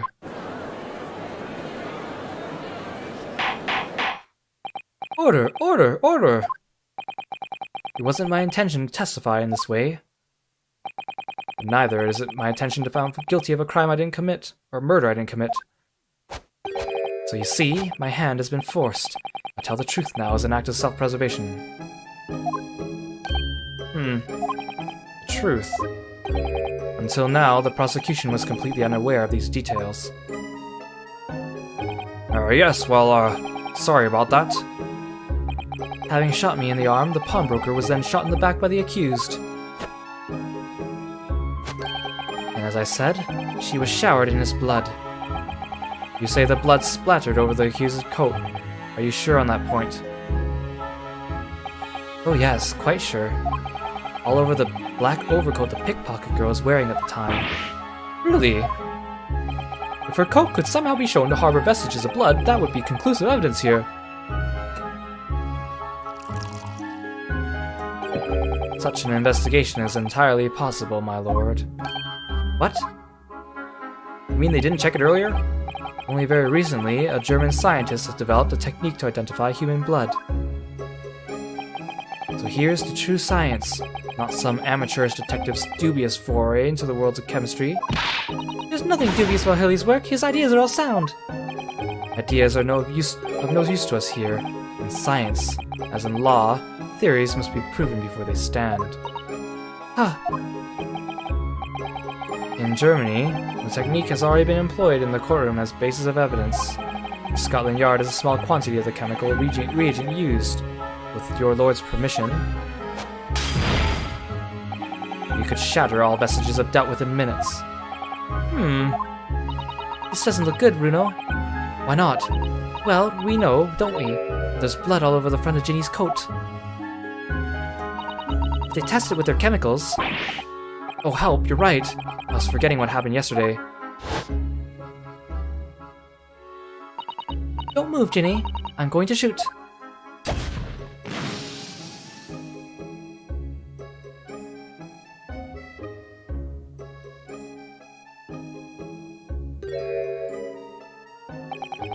That's not Mr. Windibank's blood.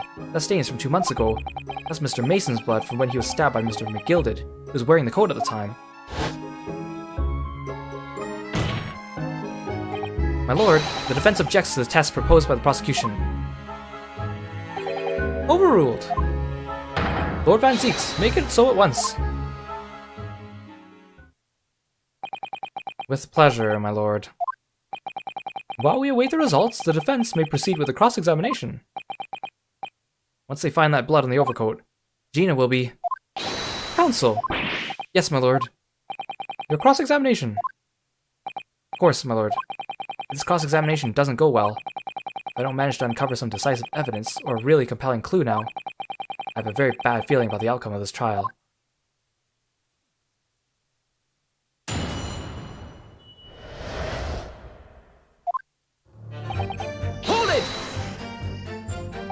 Mr. Windibank emerged from the storeroom, I believe. Ringo and Nash were scouring the counter when he suddenly appeared and flew at them.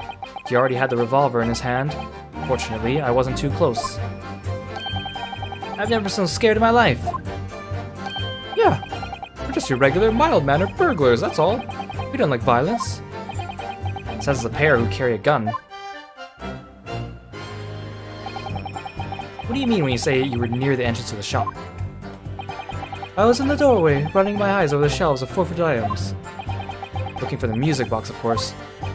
The broker went for Nash in the first place. Then Ringo joined in, making 2 against 1, so I assumed they could handle the situation. I was wrong. I was trying to help my little bruv. The old geezer chucked me over the blooming counter. So I pulled me gun on the old fella. And that's who made him a scarper. The pair of you settled upon the poor defenseless pawnbroker together. Shame on you. Sorry, Gov. Hold it! You mean that's the moment you were shot? Yes, though I didn't immediately realize what had happened, of course. Things crashed to the floor from the counter as the three men were brawling. It was at exactly that moment that it happened, so I didn't hear the gunshot. And the bullet went on to strike the calendar in the wall behind you. So it would seem. When I looked at my arm, I saw it was bleeding badly, so I wrapped my handkerchief around it. Seeing as I couldn't explain what had happened to a doctor, I had no choice but to wait for it to heal. I didn't imagine it would still be bleeding 2 days later. Did Mr. Winterbank intend to shoot you, do you think? Well, now, I don't imagine he even noticed I was there, to be honest. Perhaps the gun went off accidentally. Anyway, it didn't quite strike home.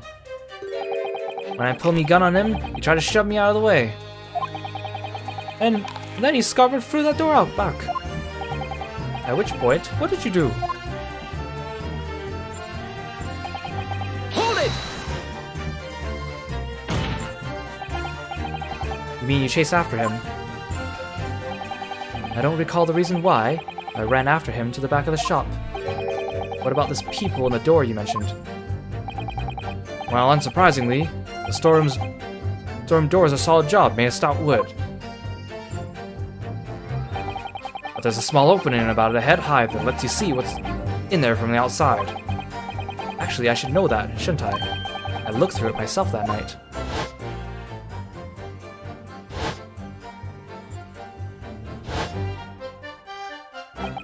And what about you, burgling brothers? Did you see what went through that peephole as well? Not likely, Gov. Didn't see nothing of the sort, Gov. I doubt these two buffoons were even aware of the peephole's existence. So the Skulkin brothers were there, but they didn't see the killing of Mr. Winterbank take place. Inside the storeroom, I could see the broker and that young girl standing there. The defendant? Yes, though neither of them noticed I was looking. The girl raised her gun and pointed it straight at the man. And then, what did you see next? Hold it! Yes, when the crime was discovered, the defendant was found with a gun in her hand. That was Mr. Winterbank's gun, from which only a single bullet had been fired. As we've already established, Mr. Graydon, that bullet was fired at you. But no, it wasn't the broker's gun that the pickpocket had when I saw her. Yes, the bullet from the Winterbank's gun grazed my arm, and yes, the Skulkin's gun grounded the detective. But this was another gun entirely, a third gun. The broker's gun was not the murder weapon, so clearly there had to be a third firearm involved. In other words, the accused must have had her own gun with her at the time. Objection! But no other gun was found at the scene. Ha ha ha. Calm yourself, counsel. Sorry? You must consider the events in order. At first I saw the broker and the girl glaring at each other. Then all of a sudden, the broker turned to run. And it was at that moment that the little gutter rat shot him in the back. A chilling image, I must say.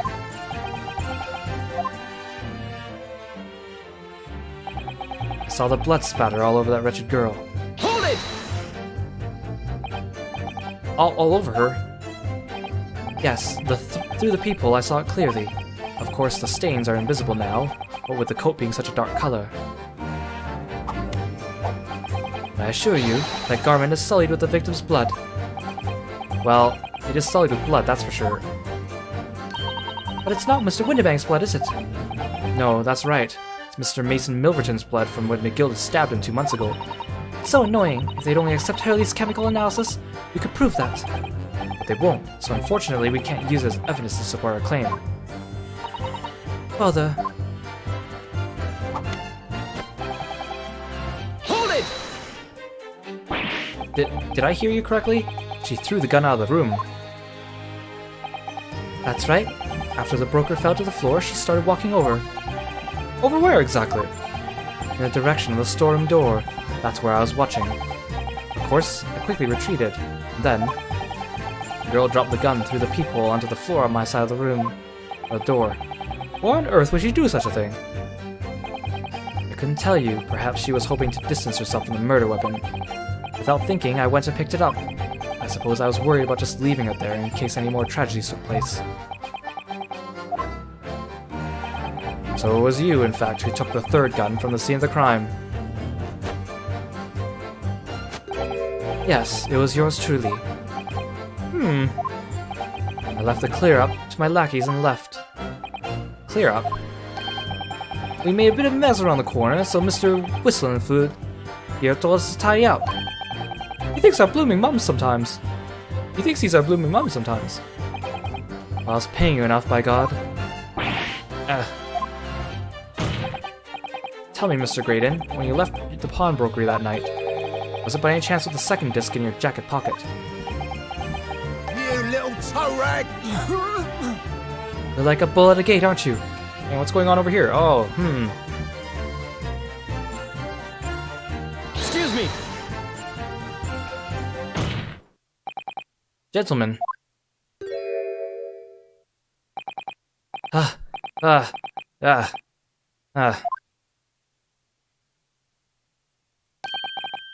Something wrong, Sunshine? That should be my line. You do realize you were just violently shaking Mr. Skulkin. Blimey, this D's a bit of a hooligan, ain't he? What's going on just now? You saw him. He grabbed me whistle. By the blazes, he said. Did you mention the third gun when he got you down to the station? Why didn't you? 'Cause we know nothing about it. With that flaming peephole in the door. Sorry about that. I could be prone to losing my rags sometimes. Not hurt, are you? God blimey, see the way he's looking at me. I'm telling ya, this D gives me the willies. That was strange. The inspector doesn't normally get quite as worked up as that. He wouldn't normally grab someone. No, that wasn't like Regsy at all. He's normally all sweetness and light, no matter what I say to him. Yes, well, I think you might be a special case, Iris. Well, anyway, that was definitely out of character.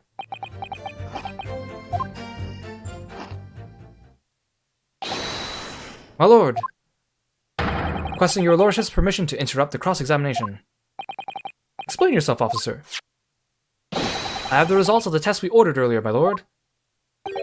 Ah, the blood on the accused overcoat. Thank you, officer. Very well, the cross-examination is hereby temporarily suspended. I presume you have no objection, counsel? No, my lord.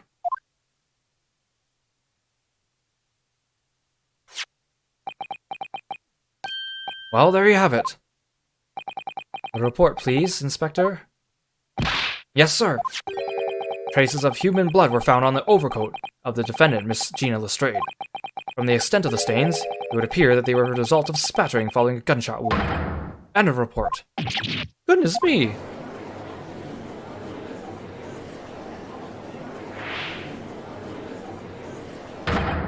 See, what did I tell you? All that arrogant spin of his. Him and his JoJo poses.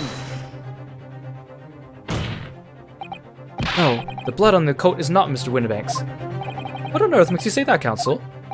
The coat originally belonged to Magnus McGilded. Just before his coat was deposited at Windibank's, McGilded had fatally stabbed Mr. Mason Milverton. So the blood on that overcoat is the blood of the brickmaker from the omnibus case. Objection! Well, the dead cannot speak.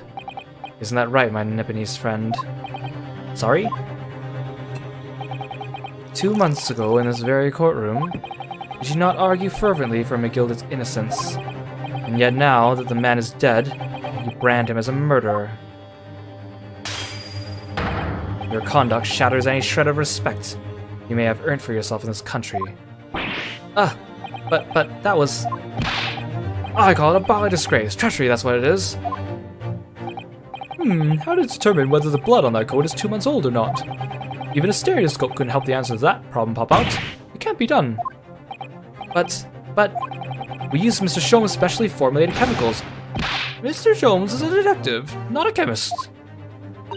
Would you put such faith in a chemical formula devised by me, for example, when I'm a communications expert? I held out Perodsky to starving boy, and he ran away crying. Sherlock Sholmes is barely more than a figment of the public's imagination. His name carries no weight in this courtroom. No weight at all. How could you say that? Victory is sweet indeed. This proves my testimony is the whole truth from start to finish. How do you arrive at such a conclusion, sir?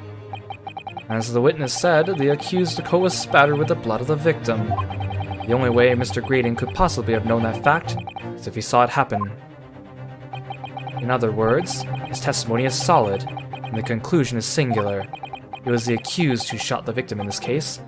That is the whole truth. Ah!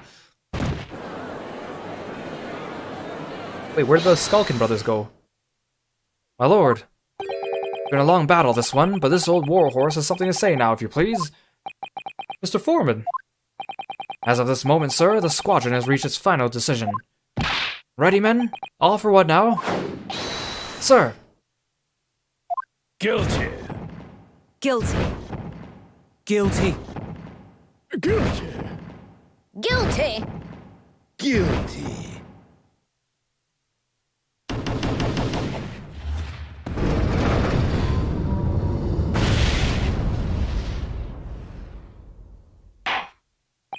Well, it would appear the ladies and gentlemen of the jury have reached a unanimous verdict.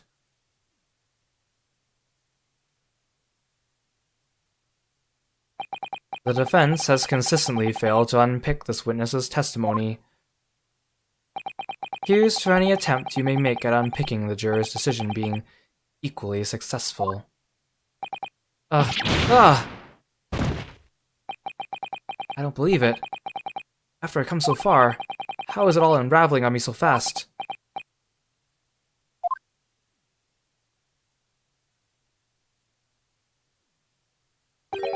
How very distressing to be held in such low self-esteem, or so low esteem.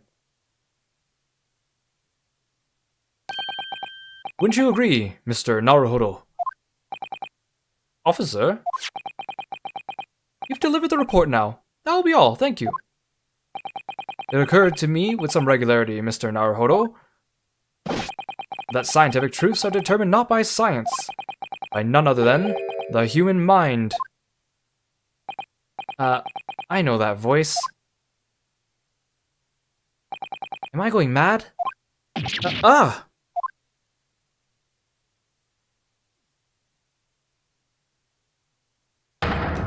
Miss Sholmes! What is the meaning of this? Order! Order! Order! What business do you have here, detective? Last I heard, you were recuperating in hospital. As well I would be, had I not been set upon an errand. What errand? Really? It's really you? You're awake at last. Yes, good Iris. I appear to be rather late to rise. My apologies. Now, my lord, if you will humor me. What matter, sir? I have something of great importance I wish to give to the young lawyer over there. I need no more than 5 minutes. Would you be so kind as to spare us the time? What say you to this, Lord Van Zeeks? This trial has taken many hours of the court's time. Having spent so long already... Exactly! Having spent so long already, we don't want to go wasting any more precious time! As I was saying, having spent so long already, it would seem churlish to deny the defense a mere 5 minutes.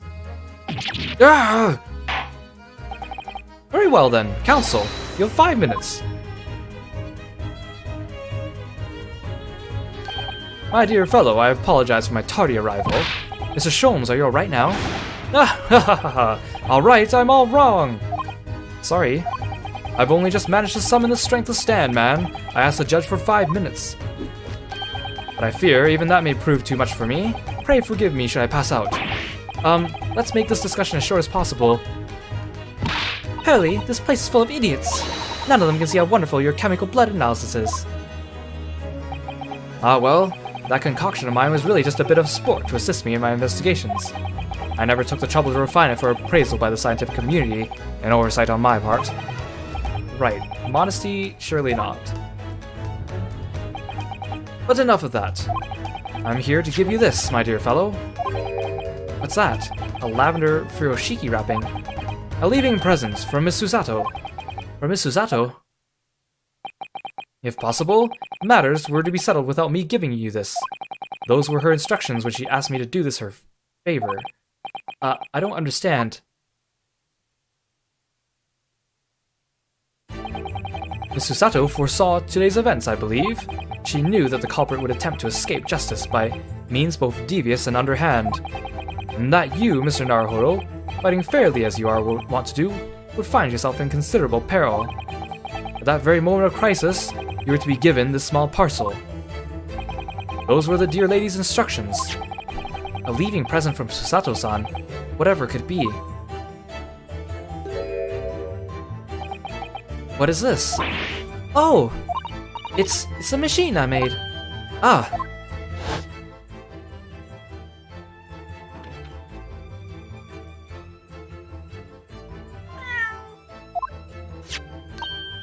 Look, I use this. It's my latest invention. What is that? I call it the cat flapomat. You can make a cat flap for even a furry friend like Waggy in seconds.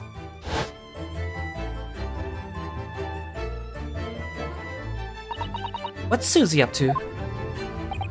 Miss Susato muttered the following words before she left.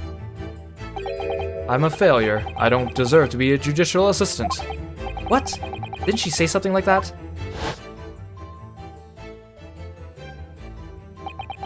You really are the best judicial assistant in the world. Well, that's extremely flattering. But I'm sorry to say that I've been a complete failure.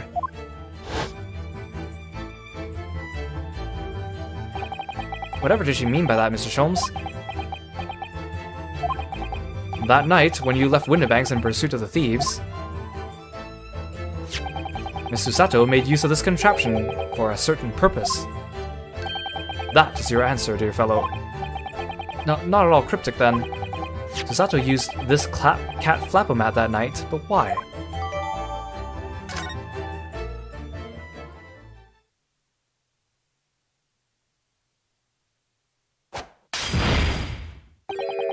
Your 5 minutes is over. Huh? We're out of time already.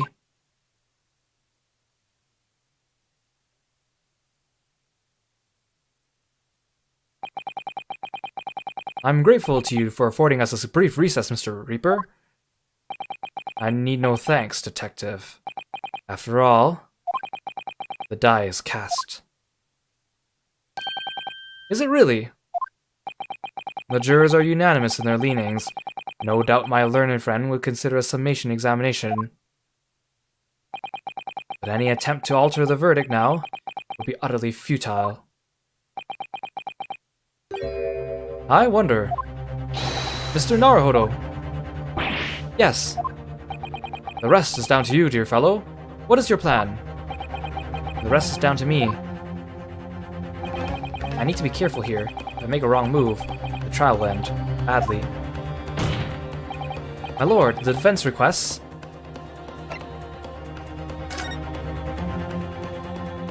further cross-examination. Objection!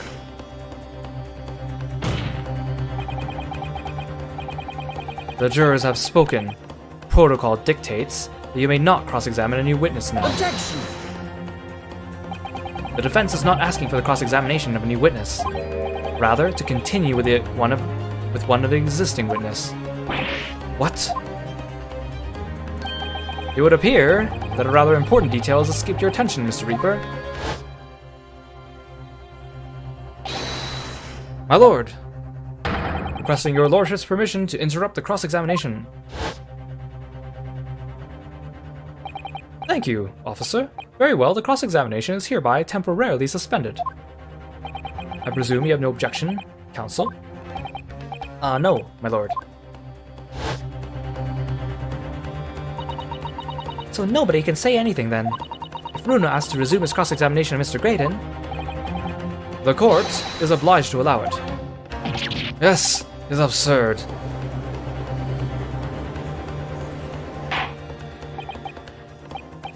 I would remind those present that this is my courtroom. I concur that the defense is entirely within its rights to request the continuation of the cross-examination. However, I will not permit an unremitting protraction of these proceedings. Therefore, I've decided to afford the defense one final opportunity in concluding the cross-examination. Counsel, You must choose but one statement from the witness's testimony, and but one piece of evidence to present in support of your argument against it. A single chance to present evidence.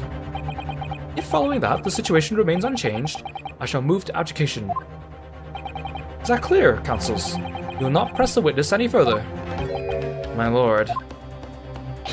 Yes, my lord. A single statement and a single piece of evidence. Most generous. Well then, Mr. Naruhodo, it's high time I fell dead in a faint. I leave this in your capable hands.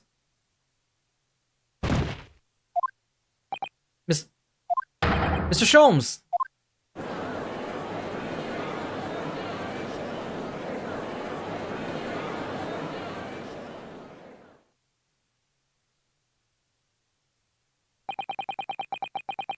You stand so insouciantly before the court in a state of such high fever. Either the man has extraordinary strength of mind, or an extraordinary lack of feeling. I imagine he's feeling very little now. The detective is sleeping soundly in one of the antechambers. Strike a man when he's down, why don't you? Well then, counsel, are you fully prepared? Yes. One statement, one piece of evidence. I won't let Mr. Sholmes down, or Iris. And I won't waste this final chance that Susato-san has given me. This is going to decide the entire outcome of the trial. Very well then. Under the terms I have outlined, you may resume the cross-examination.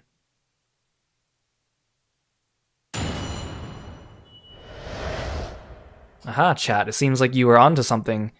Yes, you are correct. Oh, the music's different.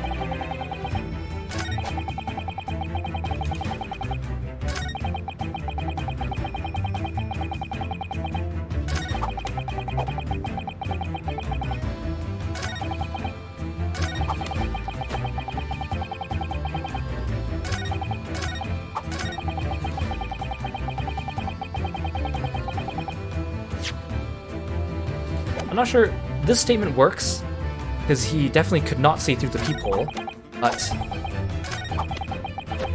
this one also works, because he's talking about the gun out of the peephole. I think I'm gonna be safe and do this one. Maybe both of them work.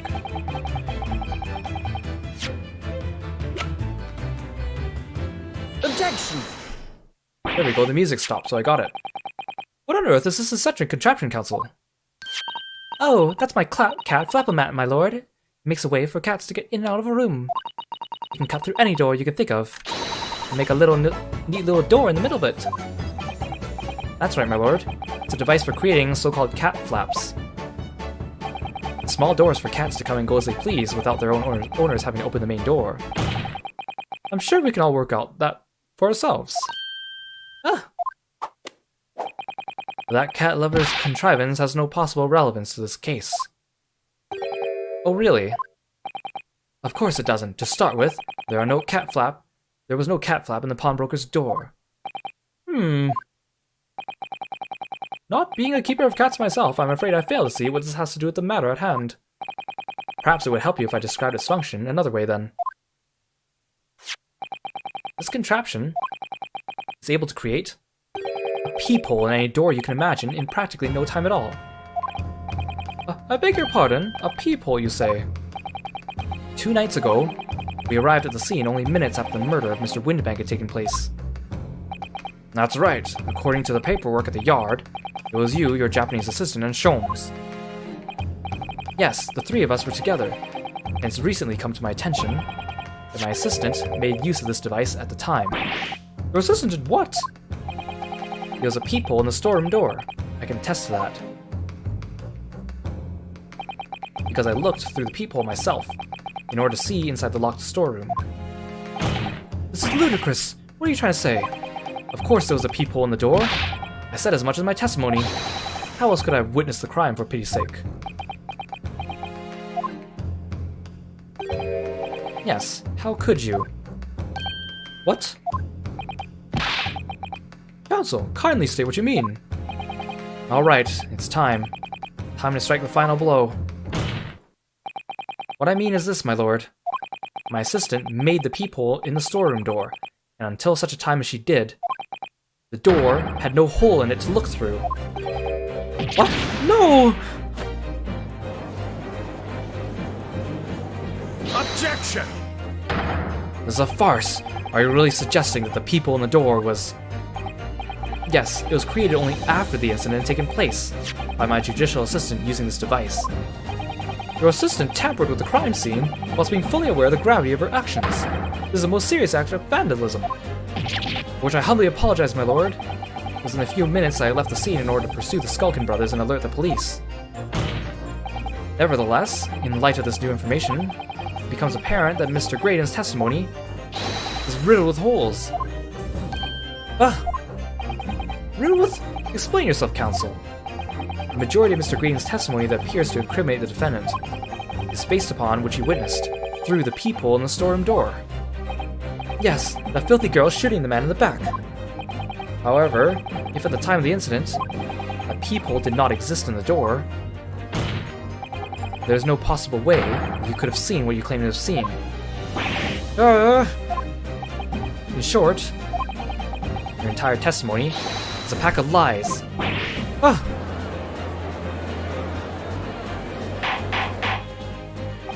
Order, order, order! Is there any credence in this revelation? Objection! None whatsoever, as my learned friend must surely realize. Exactly, this is just some cheap trick designed to discredit me. I'm afraid not, sir. Of course it is. Do you seriously expect people to believe that a plaything can cut through a solid wood door? Oh yes, I designed it to be very powerful, and cut through even the toughest doors. That thing must be really dangerous. Could you imagine you could potentially put that up to a person? And make a cat flap on them? It's absurd, I don't believe it for a second. Haha, I had a feeling you'd say that. What? Waggy, Kui, time for dinner?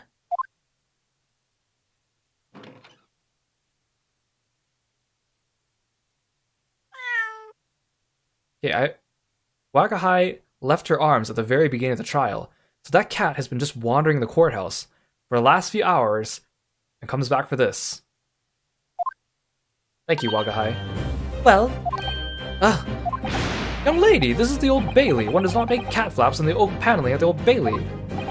I'm not done yet, don't worry. This doesn't mean that the peephole in the storeroom door at Windibanks was made by your machine.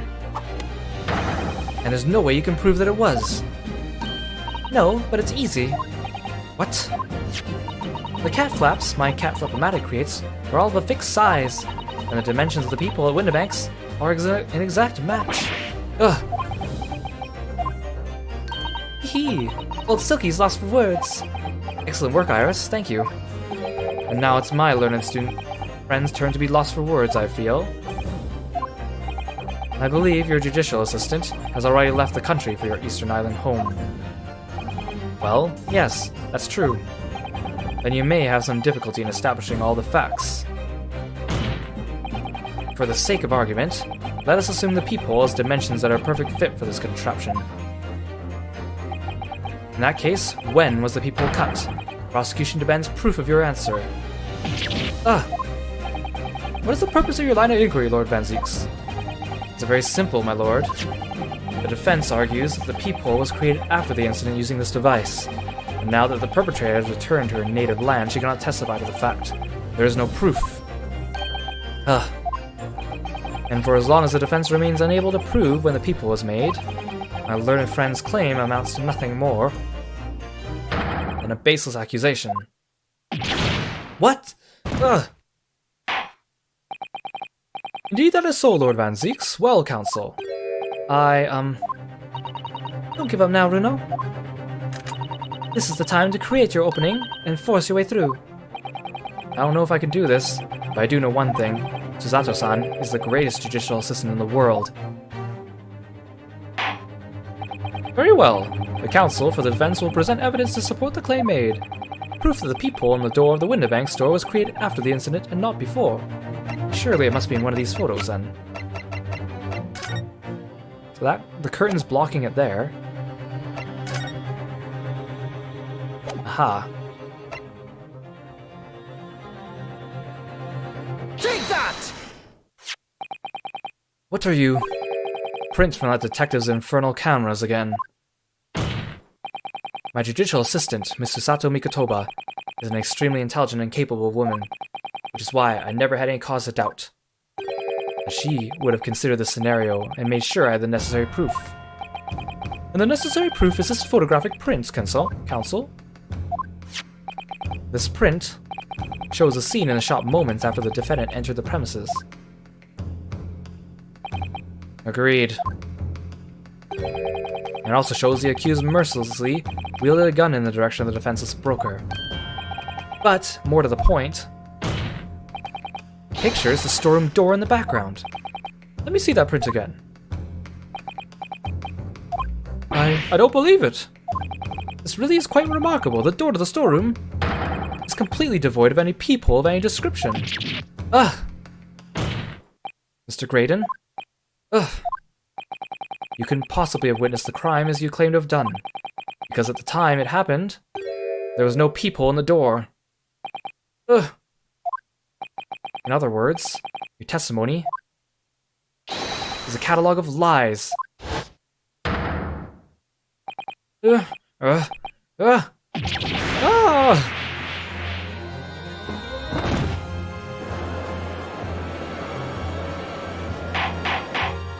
Order! Order! Order!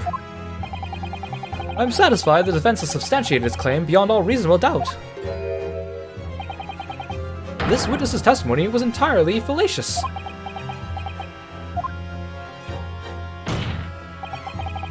That's not the only thing we now know beyond all reasonable doubt.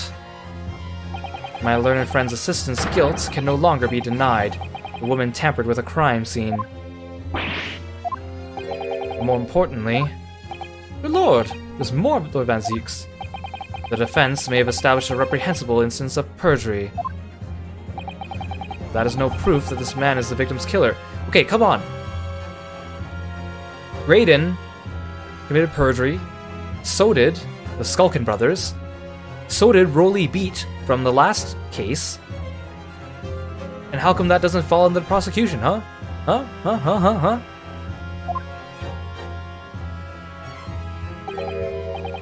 Yes, that's right. What? I was there at the scene. It's true. And I was shot in the arm. It's true. But that's all. Yes. In fact, if you look at the circumstances, I am the victim here. Oh, please. No! I don't believe this. But they're right. As it stands now, I don't have any definitive proof that he's the culprit. Still, he can't worm his way out of it now. Iris? You know what they say. There's no point in locking the cat's door after the cat has bolted. Isn't that right, Runo? As Hurley always says. One lie begets another. Yeah, without the peephole, she couldn't have tossed the gun out either. No, wait, that might have been a line I wrote for him in one of my stories. Well, no matter who said it first, you're right. Mr. Graydon, not only did you give false testimony to the court, the lies you told make no sense. Make no sense? What do you mean by such a remark? What you said in your testimony reveals that you know something you shouldn't have known. In other words, there's a fundamental inconsistency in your statements. What? Objection! This is the provocative talk, counsel. Won't you enlighten the court? Explain this alleged inconsistency. Iris was right. One lie begets another. The inconsistency is revealed by the lies in the witness's statements. They show that Mr. Graydon had knowledge of something that he shouldn't have known anything about. Namely... well, the bloodstains on the coat, too.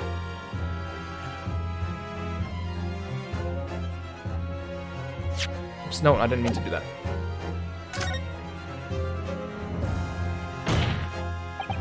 The bloodstains that were present on Miss Lestrade's coat. That's right, the victim's blood spattered all over her when she shot him. But how could you possibly have known that? Obviously, because I saw her do it through the peephole in the...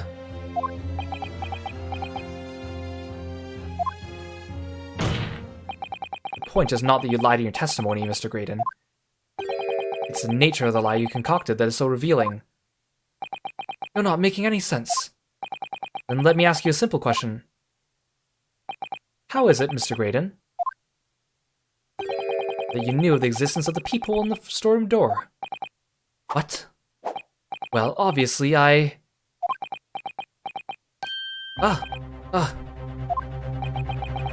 the cat got your tongue, witness? The peephole in the door was made after the incident occurred. Once I returned from the shop, having failed to catch the two burglars, Scotland Yard's investigators arrived immediately. Since that time, the police have been at Windibanks constantly, carrying out their investigation.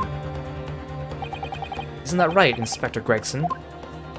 Yes, of course. The place is chock full of pawned articles, and my lads have to thoroughly examine them all. So I gave the order to have the officers working around the clock in shifts so we got through it all. And consequently, there's no way that you, Mr. Graydon, could have gained access to the shop. Therefore, you should have known nothing about the peephole in the storeroom door. The fact that it exists forms the basis of your testimony. It's completely inexplicable. Objection! And yet, the fact remains that Mr. Graydon did maintain that he witnessed the crime take place through the peephole in the door. How on earth is that possible? Could I have a word, please, Lord Van Zeeks? Speak, Inspector. It's just that I really ought to be getting back to the station now to put in my report. There's really nothing more I can add to this testimony, so it's all the same to you. Permission denied. Oh. It's not all the same to me, Inspector. Not at all. You will remain exactly where you are until this trial concludes. Of course, sir. Mr. Graydon. You shouldn't have known about the existence of that peephole. Which can only mean that you must have been informed about it by somebody else. Objection! Stop there, my learned friend. You realize, I trust, the words you just uttered have extremely serious implications. Yes. The defense believes the details about the case that Mr. Graydon claims to have seen must have been revealed to him by a certain person before his testimony. And in fact, considering a particular clue we have, there's really only one person that could be. Who is the person in question, counsel? Who gave this witness details of the crime scene to facilitate his false testimony? Take that! The truth is, it can only have been you, Inspector Gregson. Me? Objection! You had better some proof to substantiate such a rash claim, my learned friend. Consider the fact that we have only been aware of Mr. Ashley Graydon's identity for the last few hours. We learnt of it only during the course of the trial today. Indeed, preparations for his testimony were made with great urgency during our hour-long recess, while the police executed the subpoena brought the man here from the communication station. And until that time, Mr. Graydon would have no idea, no inkling that he would suddenly be required to appear in court. Are you suggesting that until such a time he was summoned? Yes, my lord. Until then, it is reasonable to assume he knew nothing of the peephole.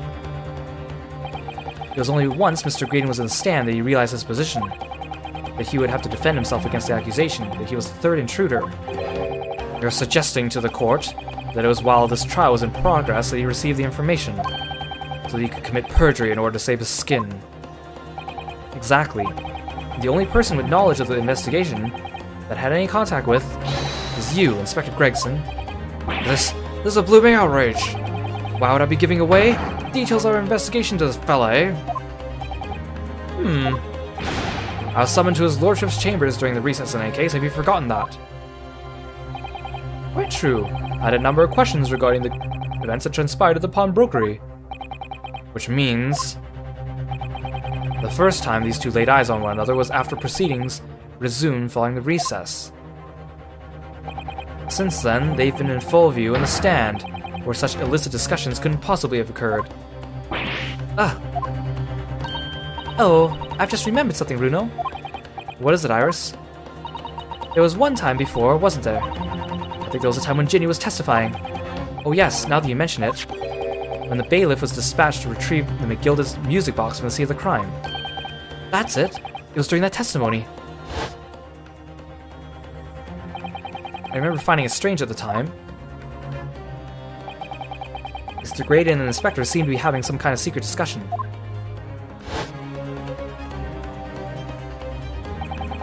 It would have been possible for you to give Mr. Graydon the information he needed then. Oh, Torag, you're making this all up. I'm a respectable Scotland Yard inspector, for crying out loud. Why would I do something like that? Why would I be giving out confidential details to the likes of this bloke? Admittedly, you wouldn't have any reason to do something like that for no gain. But perhaps it was part of a deal of some kind. Then it starts to make more sense. What deal, Counsel? I wonder if perhaps, in exchange for details about the people at the crime scene, Mr. Graydon agreed to have a certain something to the inspector.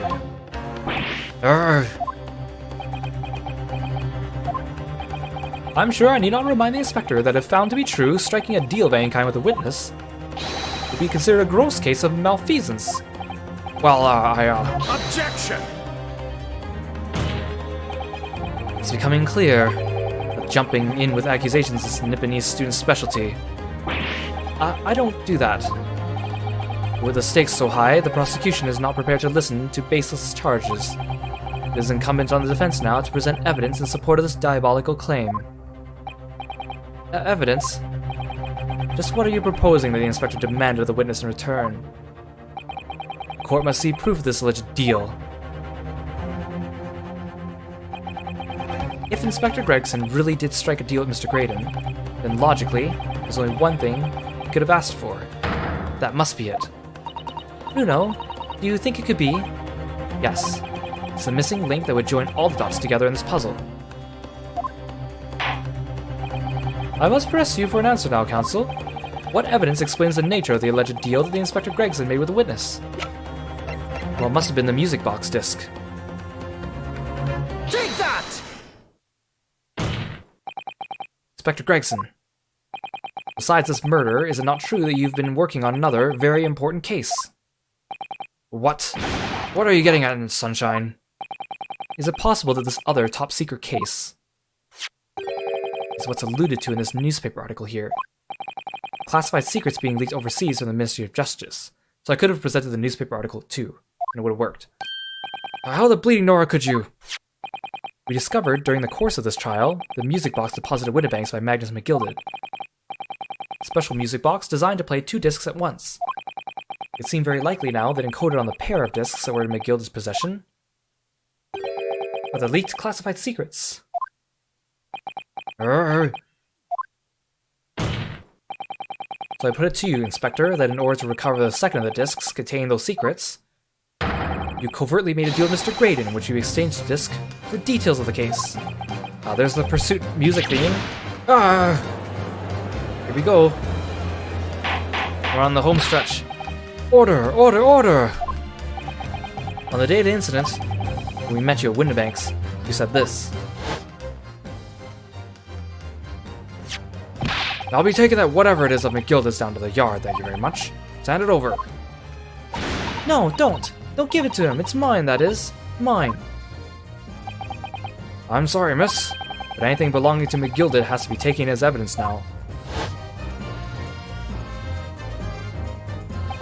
Scotland Yard already knew at the time, isn't that right? That Magnus McGilded was involved in the stealing of government secrets. My orders were, recover the medium used to convey the secrets leaked from the Ministry, and do it on the QT, strict hush-hush. And that explains why, when I presented this disc as evidence to the court, you objected so heavily, I presume. Because you knew that it contained highly confidential information. Blimey, not likely. I mean, I wasn't sure of it myself. I realized that was a possibility, that's all. Inspector, surely you're not saying that in order to acquire the second of these music box discs, you indeed reveal confidential details of the crime scene to the witness, to aid and abet this man in giving false testimony.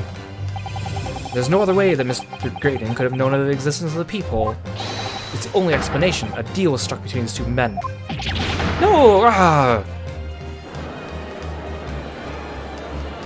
Objection! And if I stress if, this sobering assertion turns out to be found in truth, it would mean that the second disc is, as we speak, here in this very courtroom. Wait, what? In this courtroom? How could you possibly make a claim like that? Because Inspector Gregson is a Scotland Yard detective. What? What's that supposed to mean, eh? As a seasoned policeman, the inspector will have approached this alleged deal with caution. Certainly, he would not have accepted a gentleman's agreement in this manner. No, he would have insisted on having the article agreed upon in the palm of his hand.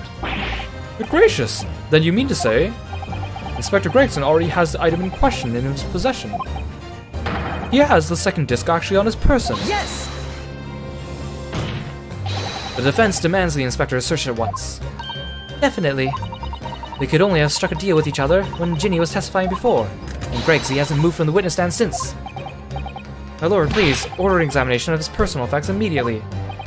Well, Inspector?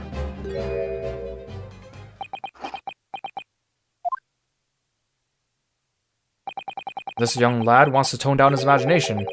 He's insulted me in my profession quite enough. However, if he'll put this matter to bed and dispel any doubts about my involvement, then I'll happily submit to a body search. What? He's going to agree to it? I presume you're aware of the precipice on which you now teeter, my learned student friend. You've made a most serious allegation against Scotland Yard here. If, following the search of the inspector's personal effects, no disc is found, you will be deemed unfit for court service. This trial will end. My country's government will formally demand of yours that you're severely reprimanded. That sounds serious. Indeed, to have a visiting student make such a defamatory remarks about the country's most senior police force is not something Her Majesty's government will be able to overlook. You're just threatening Runo because you're scared. The accusation is beyond serious. You must be prepared for grave consequences. It's true. I can't imagine Gregson would have accepted a gentleman's agreement for something so critical. The disc must have physically changed hands, which means the inspector should have it. But somehow, something doesn't feel right here. Very well, counsel. You know the implications, so let me ask you one final time. Yes, my lord. Do you still persist in formally requesting a search of the inspector's personal effects? Well, we're gonna search someone else. Yes, the defense formally demands a search be conducted. Well, don't say you weren't warned, but your typical nippity stubbornness may well land you in hot water this time. Perhaps the lesson will do you some good. Fair enough, I've got nothing to hide. Very well then. Bailiff, conduct a search of the inspector's personal effects, please. The defense demands a search, but not of Inspector Gregson. Lately, his slams on the table have been very loud, but that one was another dainty slap like he was doing at the beginning of the game. What? Now what's all this? I'm the one you're accusing, aren't I? I thought you wanted to search me. No, Inspector, not you. Somebody else. What's the meaning of all this, eh? Lost it at last, have you, Sunshine? The court shouldn't have put up with this nonsense. You're being completely irrational. Be quiet, all of you.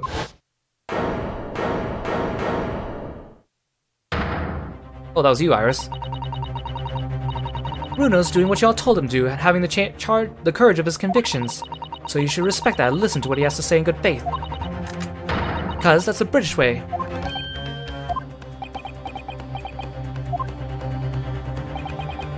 Well said, young lady. Indeed, this court is in awe of the defense counsel's conviction and eagerly awaits his next words. You what? Don't be hasty, my lord. I'm not mistaken about the things I've seen in court today. I'm fairly sure I know who has that disc at the moment. There's only one person it could be. Counsel, of whom do you request a search now? Take that! Of, my lord, Mr. Nash Skulkin. Well, I never. Eh? Me? Him? Very well then.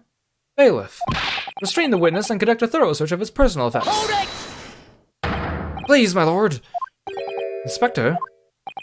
Scotland Yard has to object to the search. Objection! Unfortunately for you, Inspector, your objections carry no weight here. In this courtroom, only the prosecution and the defense have the authority to object. But, the Lord Van Zieks, I have no idea what forces are in play that might influence your actions. Personally, I have no intention of obstructing the course of this trial. Bailiff, carry out the search. Now hold on a mo. I don't know nothing. Nothing about no disc. Cut it out! Ah! Here, my lord. In the witness's pocket. I found this. Good lord, that's... another music box disc. I don't know nothing about it, nothing.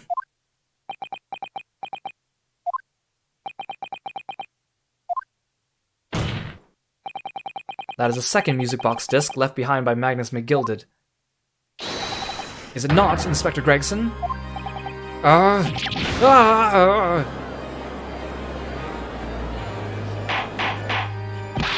Order, order, order! Mr. Skulkin, what do you have to say for yourself? Gordon Bennett, just Gordon Flaming Bennett. I swear I didn't know nothing about that disc. Honest to God. Counsel, would you please explain what exactly is going on here? The alleged deal that was struck between the witnesses. And this detective, no? Without question, my lord. Then, for pity's sake, why on earth was this man in possession of the disc that the inspector traded for information? Inspector Gregson is a shrewd, calculating man who rarely loses his composure. But at one particular point in this trial, he exhibited some unusual behavior for a brief moment. I don't recall what unusual behavior. It was, yes, during my cross-examination of Mr. Graydon. Tell me, Mr. Graydon, when you left the pawnbrokery that night, was it by any chance with the second disc in your jacket pocket? I admit to nothing of the sort. While Mr. Graydon answered my questions, the inspector appeared to have grabbed Nash Skulkin by his coat and was shaking him violently. Yeah, you did and all. Thought me noggin was gonna fall clean off, I did. I was wishing. I've been born as me brother, I was. What exactly happened to make the detective attack you like that? I ain't got a clue, he just suddenly turned and grabbed me, whistled like that and started shaking me. Why the blazes didn't you mention the third gun when we got down the station? That's what he said. Yelled it right down my ear, he did. My head's still throbbing now. The way the detective behaved then was extremely out of character. But looking back now, it must have been that he did it. That was the opportunity Inspector Gregson created for himself in order to hide the disc. Well, bless my wig, he hid it. You? But I'm afraid I failed to comprehend the motive here. If the detective had acquired the disc he was after, why on earth would he then proceed to hide it on another man's pocket? This is a court of law. He could have submitted the item as evidence. It would appear, my lord, that the inspector was not at liberty to do that. Why or not? As the man himself revealed earlier, his current assignment has some special conditions. My orders were, recover the medium used to convey the secrets leaked from the ministry, and do it on the QT, strictly hush-hush. Hush-hush, top secret assignment, is it? As far as we're aware, the information stolen comes from confidential government communications. It would seem that if the information was to be revealed in court as evidence, it would be problematic. Does that sum up the situation, Inspector? I'm operating under direct orders from the Ministry. I'm afraid I'm not at liberty to answer that question. So, realizing there was a chance you might be searched here in court, you took steps to hide the disc you acquired from the witness. Does that mean... He only pretended to attack Mr. Skulkin in order to get close enough to him, and slipped the second disc into his pocket. So it was all a pretense.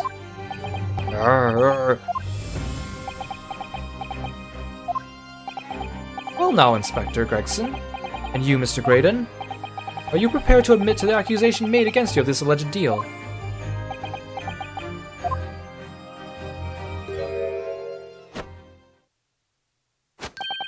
Admit to it? Yours truly, please. Mr. Graydon? Clearly our Eastern visitor has an uncommonly active imagination. However, there's no proof that I passed that disc to the inspector. Objection! But then, how do you explain the reason why you knew about the peephole? I'm under no obligation to explain. What? Yes, I lied in my testimony. That I admit, so sentence me accordingly. That is all I admit. Murder, leaking government secrets, striking a deal with the detective. All of this is young Easterman's fancy. I have no idea what any of this is about. You... What?!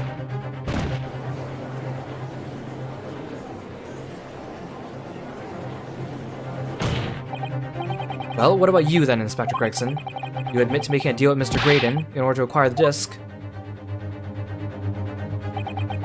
Ladies and gents of the jury, as a Scotland Yard inspector, I will declare this and nothing more. I am acting in the best interest of the country. Whatever I've done, it's been in the name of justice. So, as members of the public of this fine country, I'd like to think that justice will be your guiding light when you're making your decisions.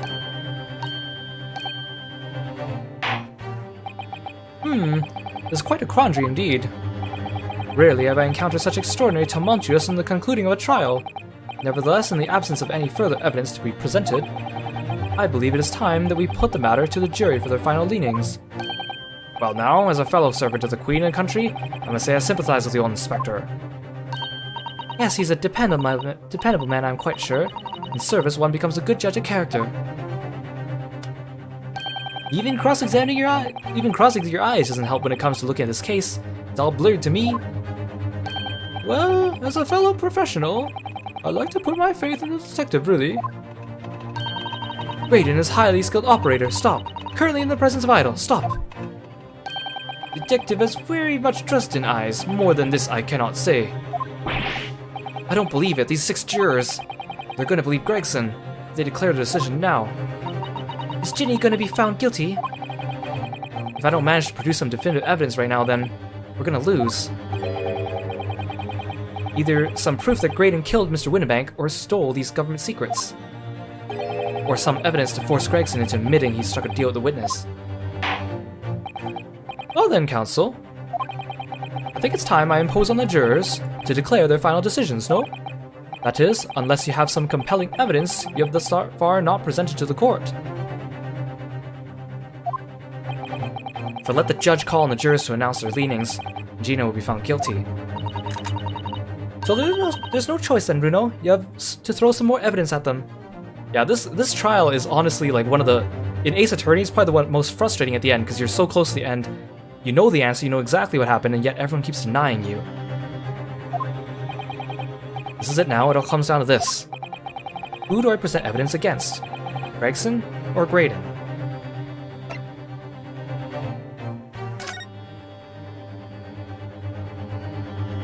Inspector Gregson? There's one final piece of evidence I would like you to see. What's that then? If you refuse to acknowledge that you did in fact strike a deal with the witness here today, then you will leave us no choice but to examine this piece of evidence thoroughly. Well, go on. This is my last chance. Looks like I'm gonna have to force his hand here. One final piece of evidence to get this detective to admit to the deal he clearly struck with Graydon. I'm not sure if it's a... I'm sure either way it doesn't matter. It's either the music box or the music box disc. Normally I would say it's the disc that we just took off of Nash, but we don't have it. Take that! I think either one works though. Is that Mr. McGilda's peculiar music box, counsel? Yes, with the disc already in place, ready to play. I think perhaps now would be a good time to listen to the sound produced by the music box again. Only this time... with the second disc we just discovered set in place as well. Goodness, this disc, counsel. Hold it! No! Wait! I can't let you do that! Why not? But because of, because it's got nothing to do with this case. That's why. Objection! Not true, Inspector. The defense has already proposed that the sounds heard by the court earlier from this music box were part of a Morse code message. We know that Morse code comprises of 2 distinct tones. The defense believes the second disc contains the second tone needed to complete the message. Now we have a chance to confirm that theory. For crying out loud, Sunshine, we're talking about state secrets here. If you go letting the whole country hear confidential information like that, it's treason. Then do you admit the charge that in order to protect those state secrets, you engaged in unlawful dealings with the witness? You're mad. If you let that secret information out into the public domain, you'll be making an enemy of the entire British government, you idiot. Objection!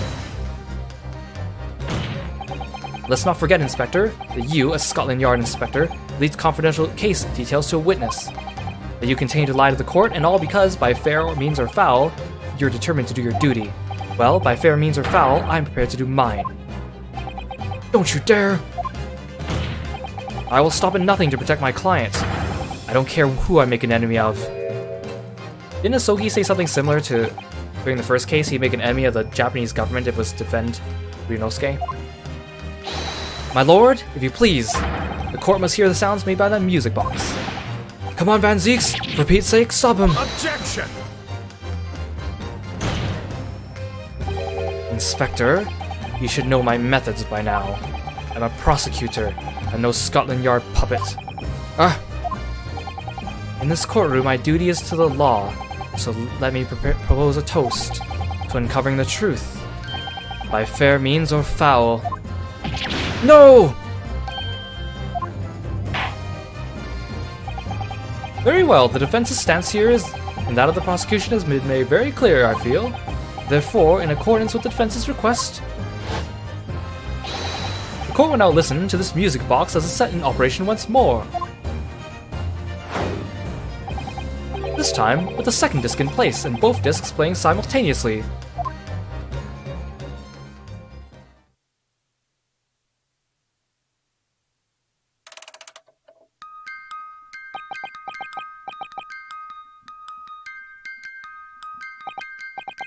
Oh, listen to that. It's unmistakable now. It's Morse code. Alright, I admit it. Whatever you want, but for the love of God, shut that blooming box up!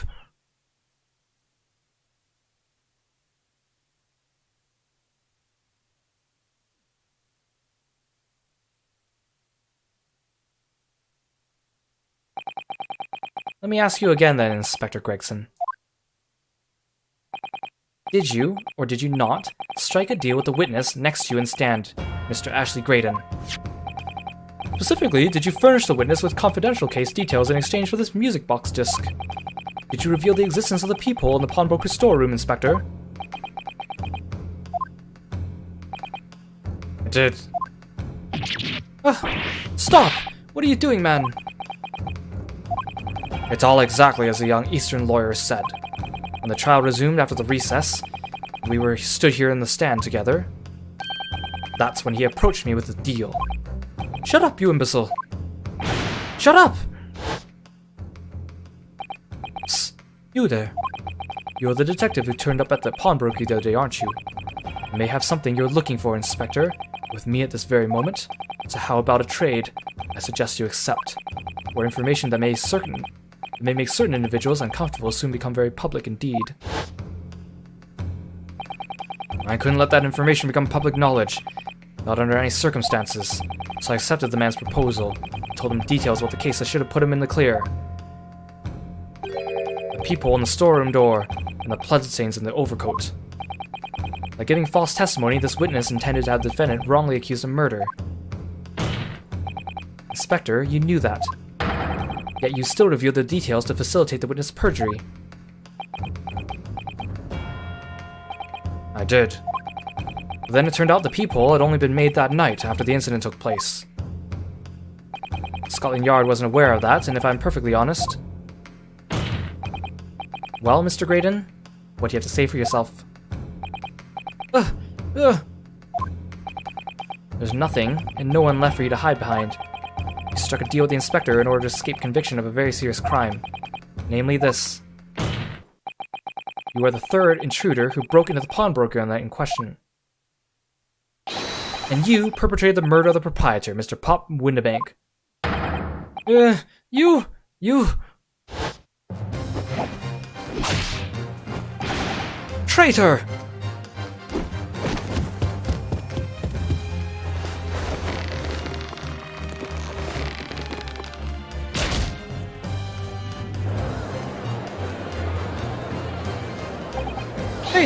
Bailiff! Restrain that man!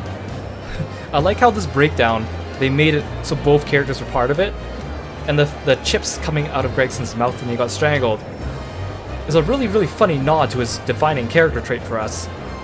Very clever. Plus, Gregson, I've always noticed, he doesn't really have much of a neck or a chin.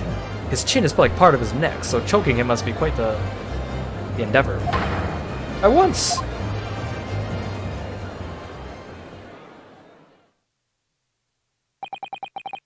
That's it then. It's all over.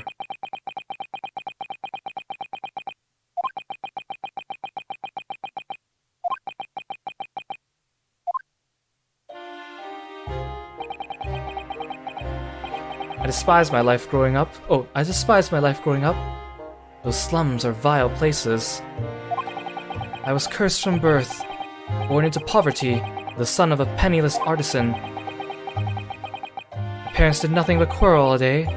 The little money they had was never spent on me.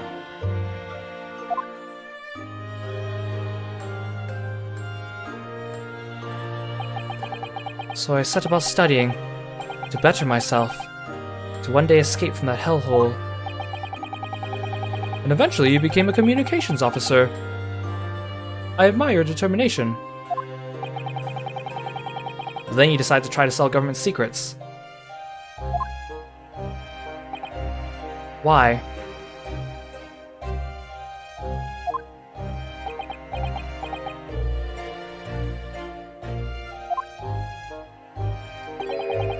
Isn't it obvious? Because I wanted money.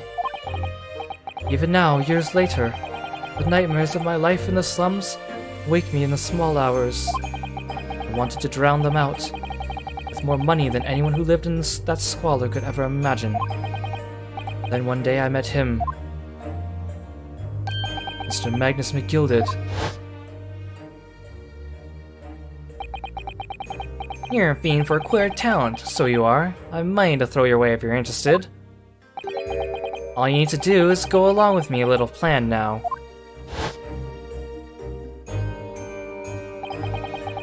I was to steal the Ministry's telegraphic message logs. McGilded would buy them for a handsome sum. I think it's really interesting too that McGilded's kind of like the big mastermind bad, and yet he's been dead since the end of Case 3 in this game. But his shadow's still orchestrating things in the background. As I was responsible for inspections in the Ministry's communications office, it was a simple enough task. The lure of the devil's offerings, how easy it is to succumb. But you must surely have realized the seriousness of the crime that you're committing. And for that reason, I took great lengths to ensure that my actions were untraceable. By using the music box.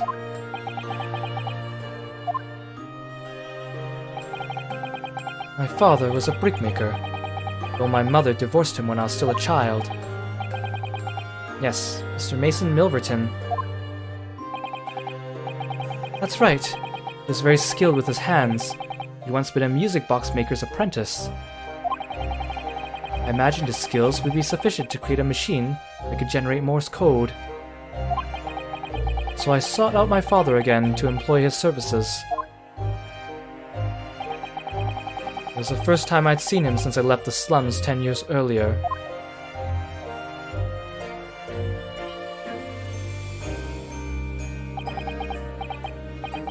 Look at you, Ashley. A fine gent you've become, eh? He was a different man to the one in my memory.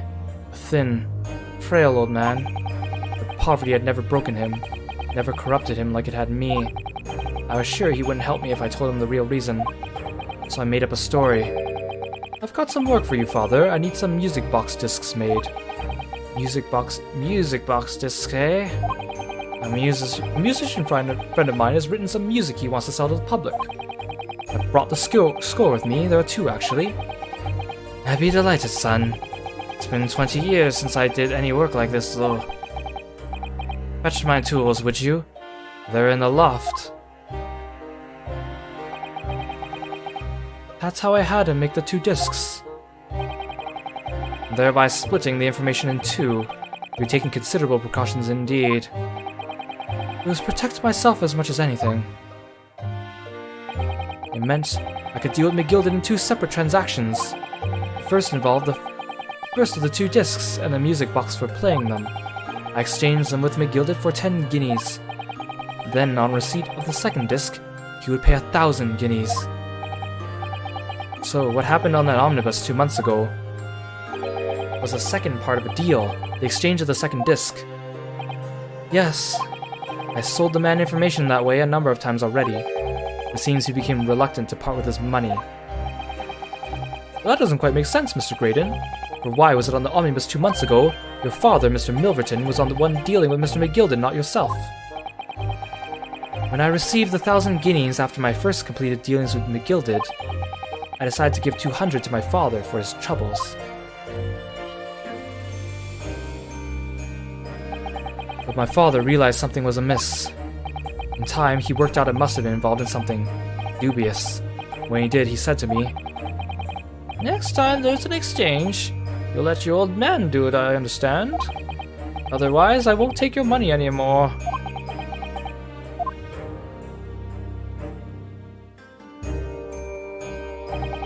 That was my father's way of dealing with it, I suppose. Climb into the omnibus, hand over the second disc, and take the money from McGilded. That's it. He had no idea what was actually on the discs I asked him to make. He never knew. Just like I'll never know why everything went so horribly wrong that night.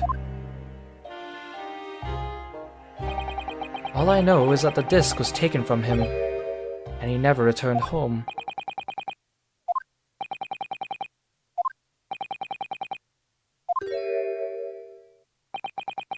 It was only then that I found out what sort of monster McGilded really was. So after 10 years of not once uttering it, I swore my father's name. To exact revenge. Revenge? As anyone with even the remotest knowledge of the man will no doubt be able to imagine, McGilded brought all his wealth and influence to bear in the most despicable of ways. Crush any semblance of justice in his trial. The crime scene was tampered with, evidence was fixed, witnesses were bribed. That trial 2 months ago was a farce from start to finish. My feet had barely touched British soil back then, and I walked into that hornet's nest, completely unaware of the sinister background to it all. I'd made plenty of money out of my dealings with McGilded by then, so I spared nothing in my arrangements 2 months ago. I knew exactly who to hire. You're willing to pay the price. There are people in the city willing to do anything you ask. McGilded himself has shown me that. Are you saying that... I think you have the picture now. After he twisted everything to his favor in this courtroom to ensure that he walked free, I took matters in my own hands and delivered the justice that monster deserved.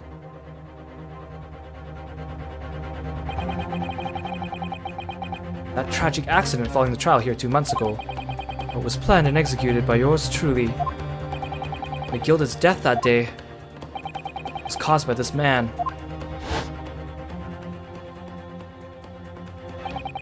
Everything's ready, sir, if you'd like to follow me into the courtroom. What's this, officer? 'Tis sooner than I was led to believe. Hope it's not inconvenient, sir. There are some changes to the schedule. Well, none of us making tracks now. This time for the inspection. They're going to examine the omnibus again, so I'm told. I asked if I could be present for it myself.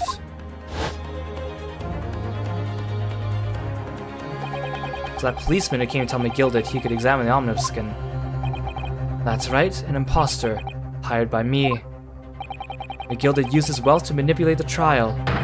He paid people to adulterate the omnibus with all manner of false evidence. He threatened witnesses to lie in their testimony.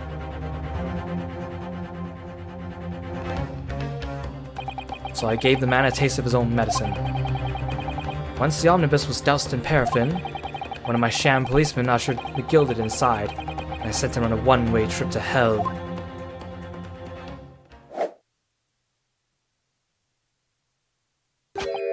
An eye for an eye. That's how I avenged my father's death. A spine-chilling account indeed. But that wasn't the end of it for me. There was a loose end, you see? A loose end. Yes, I should think it's obvious. The second disc which my father had taken to exchange with McGilded. Ah, yes. There was indeed no mention of it in the man's trial 2 months ago, clearly because it had been removed from the scene of the crime. When I realized it was missing, I remembered something.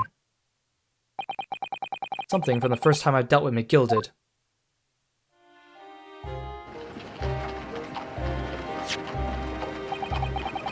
This is the first of the 2 discs, and the music box you need to play them. Well, look at that now, what an ingenious little invention. So then, as promised, 10 guineas for you, young man. What's this? Windibank's pawnbrokery? Aye, just a pawnbroker's ticket, so it is. You can use it to redeem an article I deposited there for you. There's no need to give a name, just hand over the ticket and tell the fiend the watchword. For the jewel in pawn for you. I'll fetch a good 10 guineas if you sell it, so it will. I've never heard of a pawnbrokery being used in quite that way before. Maybe not, Mr. Graydon. London's pawnbrokeries are very useful places, you know. Each one is like an extremely secure vault.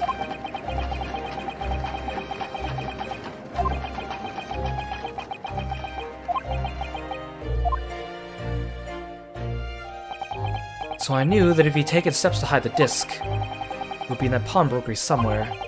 That on the night he killed my father, he must have entrusted the ticket to someone. Yes, to Gina. Remember now, when we first met you at the Windibanks that afternoon 2 days ago, you had a description of Miss Lestrade written down. How did you know who you were looking for? From the trial, that pickpocket's testimony was clearly peculiar. Anyone could see that.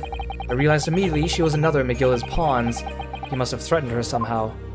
I was fairly convinced it would be her who had the ticket, so I started to make some inquiries. I had a strong suspicion the girl would come out of the woodwork on the redemption deadline. He was absolutely right. And yes, sure enough she did. All I needed to do was wait until the girl went to Windibanks to redeem the articles. But unfortunately, she redeemed only McGilded's overcoat and the one disc that was in its pocket. The all-important music box within the second disc inside was missing, because it had already been forfeited 2 days earlier. I was unaware of that fact. Had it not been, I could have avoided my nighttime excursion. Meanwhile, as our investigation of stolen government secrets were progressing, we picked up on the fact that McGilded was involved. Inspector, you recovered fast. My orders were to recover the stolen information as quickly as possible, to start gathering the fellow's possessions and examining whatever we can get our hands on. We had a full-scale investigation going on at the yard. We had to keep as quiet as we could. Then, when the inspector here took the disc from me in the pawnbrokery that day, I became nervous. I was sure the music box and the second disc were still there in the shop somewhere, so I knew there was a race against time. I had to find those articles before the police did. That's what prompted you to break into the place that same night. With the help of your old friends, the Skulkin brothers. What happened that night in the pawnbrokery? I can only describe as a nightmare. While Nash and Ringo were searching the counter, I had located the music box I sold to McGilded on the shelves of forfeited articles. And the second music disc was inside. Yes, I slipped it in my pocket with a deep sigh of relief. But then, something entirely unexpected happened. What are you doing in my pawn shop?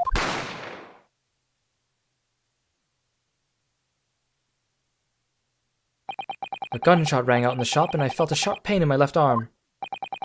A broker fired his gun, and the bullet pierced your limb. Yes, exactly. But unfortunately, I decided to bring my own gun with me that night, just in case.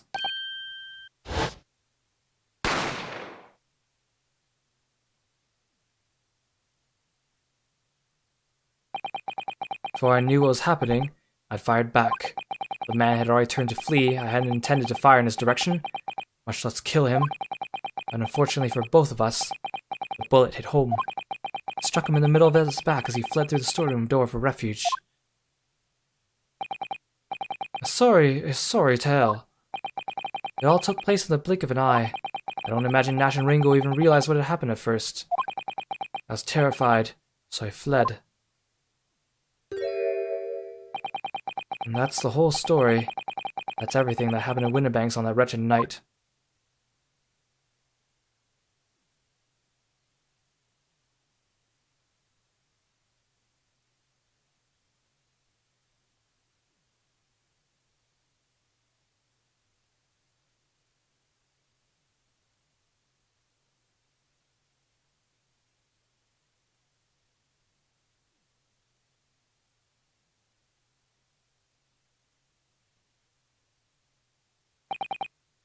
Earlier, you called McGilded a monster. A man who used his wealth and influence to distort the facts and escape justice for the crime of murder. What tragic irony. For what you have done is exactly the same.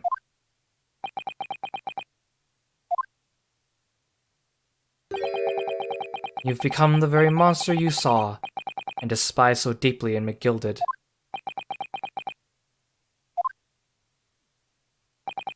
Yes, I think I have.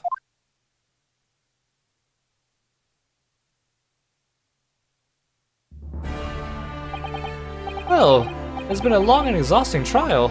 Yeah, you're telling me, Judge. However, it seems at last we've arrived at the truth.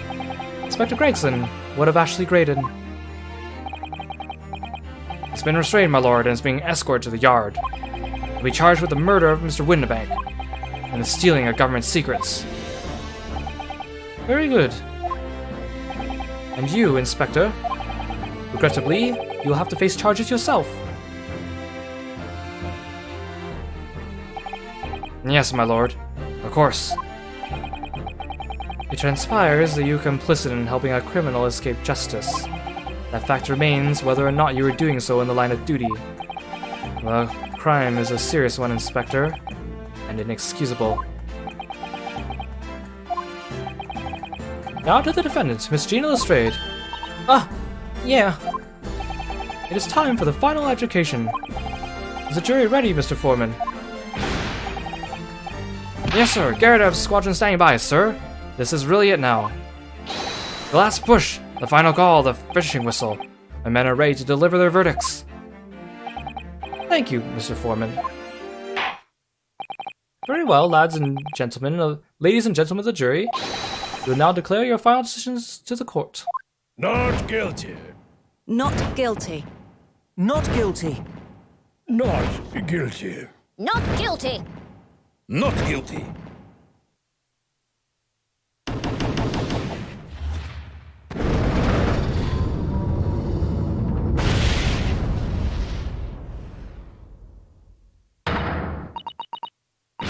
Ah, that's the stuff. I'm off the hook. Finally, Runo, you finally managed to do it. Finally is the word. I really wasn't sure if we'd come out on top for a while there. Susie was right. You're the best lawyer in the world. Mr. Lestrade, I have not finished with you yet. What? What were you looking at me like that for? Before you start enjoying your freedom, there are certain other crimes to consider, 2 months ago, in my courtroom no less, you gave false testimony, did you not? And in relation to the trial today, not only did you unlawfully enter Winterbank's pawnbrokery, you also attempted to abscond with Mr. McGilded's property, it seems. Yeah. I never done nothing of the sort. Of course not. It's not like you were gleefully wearing Mr. McGilded's coat in your cell yesterday or anything. Aw, just when I was getting excited for throwing a party for Ginny this evening. And turning our attention to the defense, determining that, when played together, the music box discs contain a message in Morse code was, well, it was certainly a most unexpected revelation, counsel. Quite so, my lord. The prosecution was caught entirely off guard. In fact, I think we should applaud my learned friend's courage here today. I propose a toast to demanding that government secrets be disseminated before the entire courtroom. Very sorry about that. It was the only way I could get Inspector Gregson to admit what he'd done, so... I may say something on that point. Isn't that... It's, about the sounds produced by the music box before. I do wonder if that really was Morse code at all. What? What are you saying, madam? Oh well, just I'm rather fanatical when it comes to Morse code, you see. So much that for the whole world it seems to be covered in dots and dashes to me, in fact. Goodness, madam, an unhealthy level of obsession, one feels. But I must say, in my opinion, the sounds produced by those two discs were nothing more than that, a meaningless series of two different tones.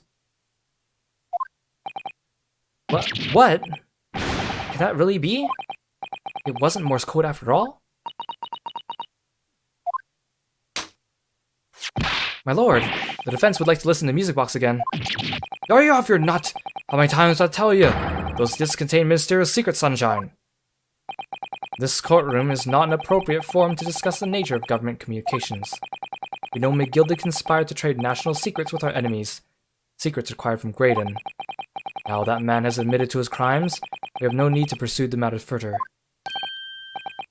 This is really gonna bother me.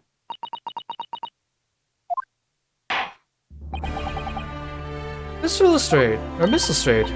Yes, my lord. That which you have seen today here in this courtroom has been extremely disturbing.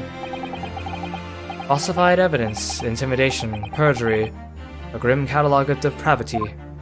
An appalling experience to befall any child. Come on, it ain't nothing I done see most days in the back slums. I beg your pardon. If you're weak, you pay for it. That's just how life goes. Gina. Look, I reckon I've worked something out today. The world ain't fair, but if you wanted to change,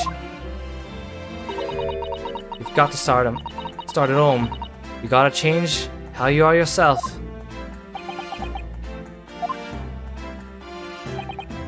Well, it's a very laudable lesson, I would say. I eagerly look forward to the born-again Miss Lestrade, never gracing my courtroom with her presence again. Now, with regard to the murder of Pop Windibank, proprietor of a pawnbrokery business on Baker Street, I hereby declare the defendant, Miss Gina Lestrade, not guilty.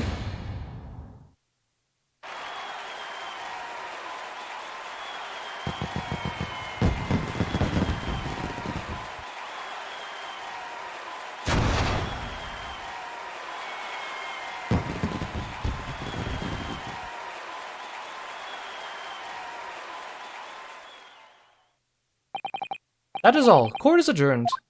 Wow, it's like a 7-hour... We've done 7 hours for the stream, which means this court session was actually 7 hours long. Plus, these guys had like a 1-hour recess in between, so... Technically, they've been in court even longer.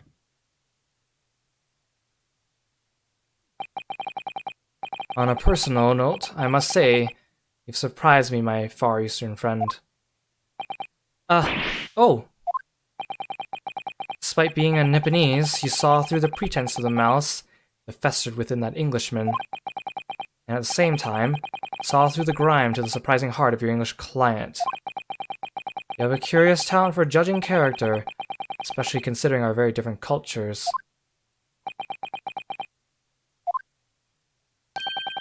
I don't think there's anything curious about it. Whether we're from the Empire of Great Britain, or the Empire of Japan, we're all human beings. We're not so different on the inside. Yeah, remember that these videos are also being recorded, so if you need to go to sleep, you can always catch up what happens afterwards. We mostly have the aftermath, and then there's the credit scene. You know, I took this case for one very simple reason. Lock swords with you once again here in the courtroom. You did? When I encountered you for the first time 2 months ago, it reminded me of toasting friendship and trust with another Nipponese, only to find my trust betrayed. Through you, I hope to look into the eyes of the man I once knew and try to understand. You mentioned something similar earlier today, about total betrayal at the hands of the Japanese. What happened exactly? Well, you may ask. And one day, when the time comes, you will learn the answer, whether you like it or not. I'm glad you guys are getting really into the story, though. I love the story of this game, so I could totally understand being engrossed in it, not watching the time. Alright then. I'll wait for that day if I must.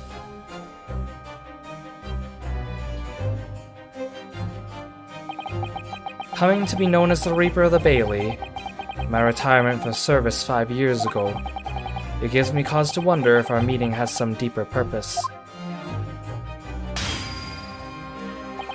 So, farewell, my learned Nipnese fellow, until we meet again.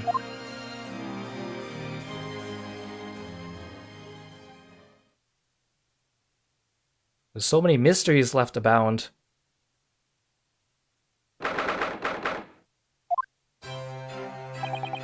It's done. It's over at last. But where's Iris disappeared to? Ah! Congratulations, Gina. I knew it all along. I knew you were innocent. Well, you did what you said, Mr. Naruto. You believed in me, right up till the end. Here's Oz your name. What's odd about it? I told you I had faith in you, didn't I?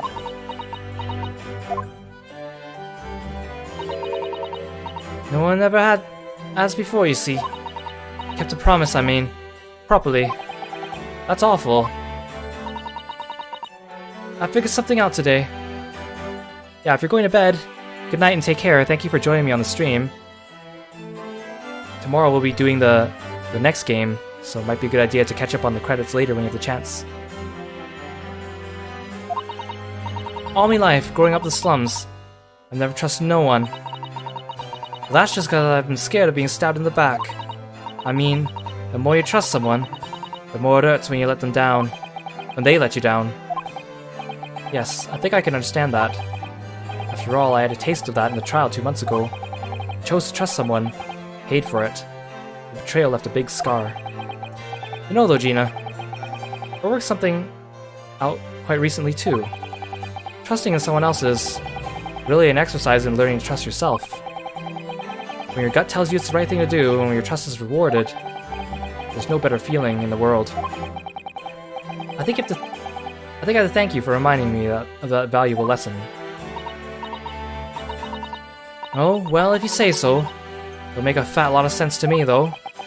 I'm trying to say that putting my faith in you, Gina, has been a real pleasure. For crying out loud, pack it in. But I suppose I sort of feel the same way. I mean, sometimes trusting somebody else is, you know, alright. Thanks. This is the way I see it, Ryunosuke. Defense lawyer is only as good as his faith in his client.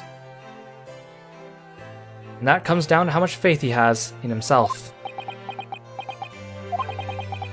After this experience, I'm starting to feel like I understand what you mean, Kazuma. Am I living up to your expectations? Am I turning out to be the lawyer you believed I could be? Oh, don't smile like that at me, Kazuma. It's gonna make me sad. Pardon the interruption. But what the deuce does a man have to do to be noticed around here, my dear fellow? That voice. It's too late for that voice now, Mr. Naruhodo. I've been standing here patiently in the corner of the room for an eternity. Aha, yes! It was me all along, I would have said when you finally noticed me. But you people, with your incessant babbling. Ah, Mr. Sholmes! Aha! Yes, it was me all along. You see? Just a quirky character. I'd assume you've been taken back to the hospital, to be honest. Indeed I was, but I managed to escape again. Oh.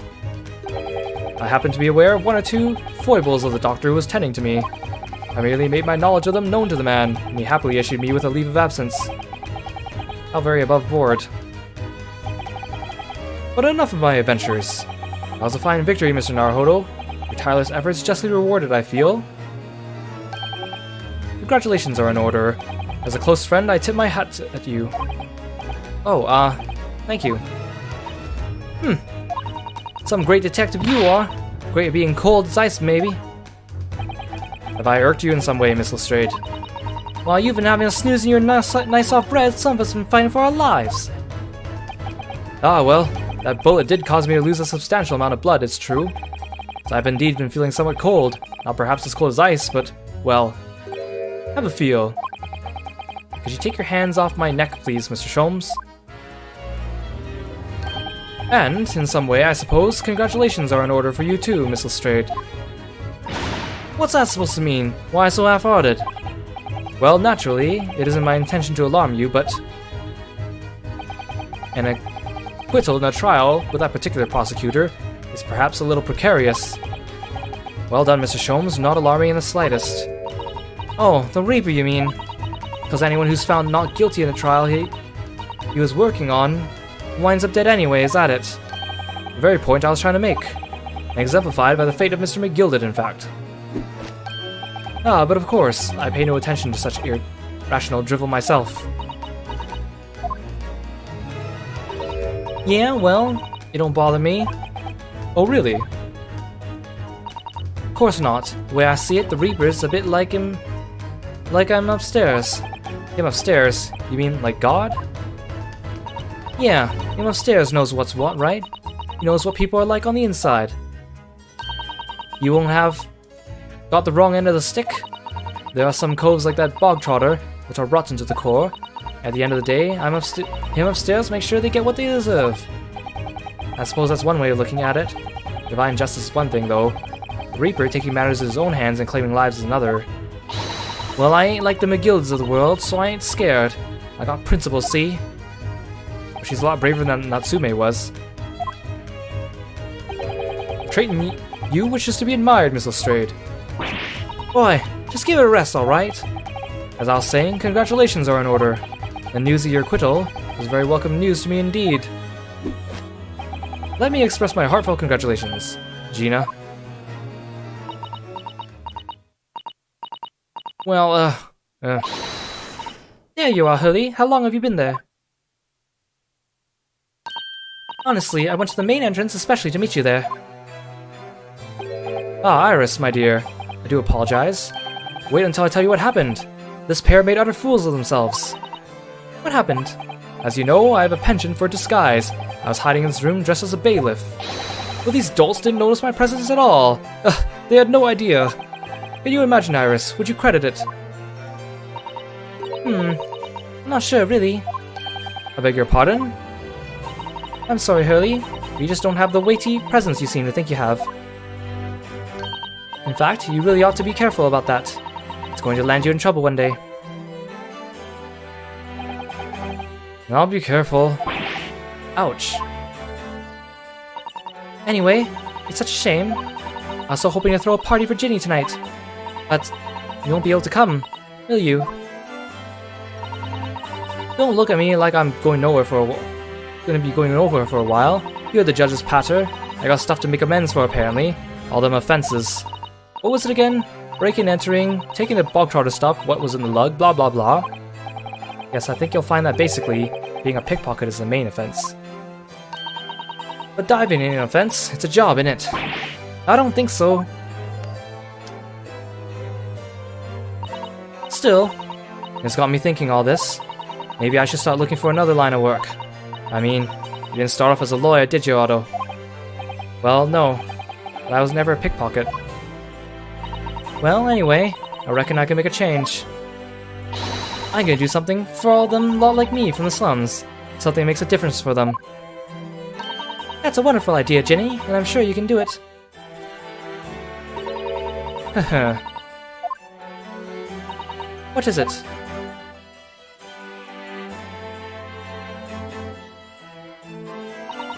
Nothing. Miss Gina Lestrade! The prison carriage has arrived, madam. Come with us to the rear gate at once. Right. Well, looks like I'm off then. Yes. Goodbye, Gina. And good luck. Yeah. Otto. Yes?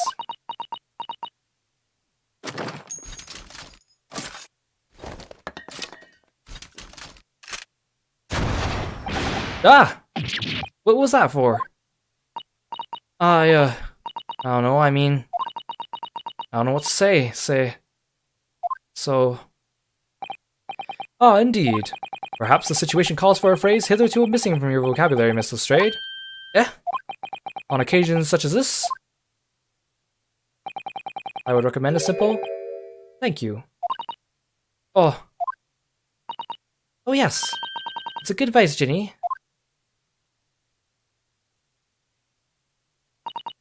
Right, I see. Well...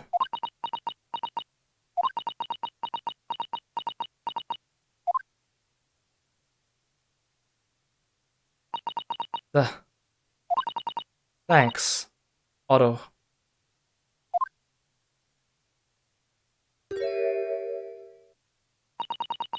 Thank you for everything what you've done. For believing in me.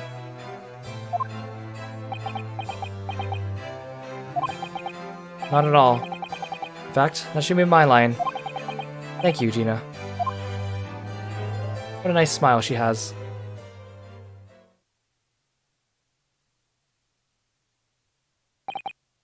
Well, there she goes. Wonder if I'll ever see her again.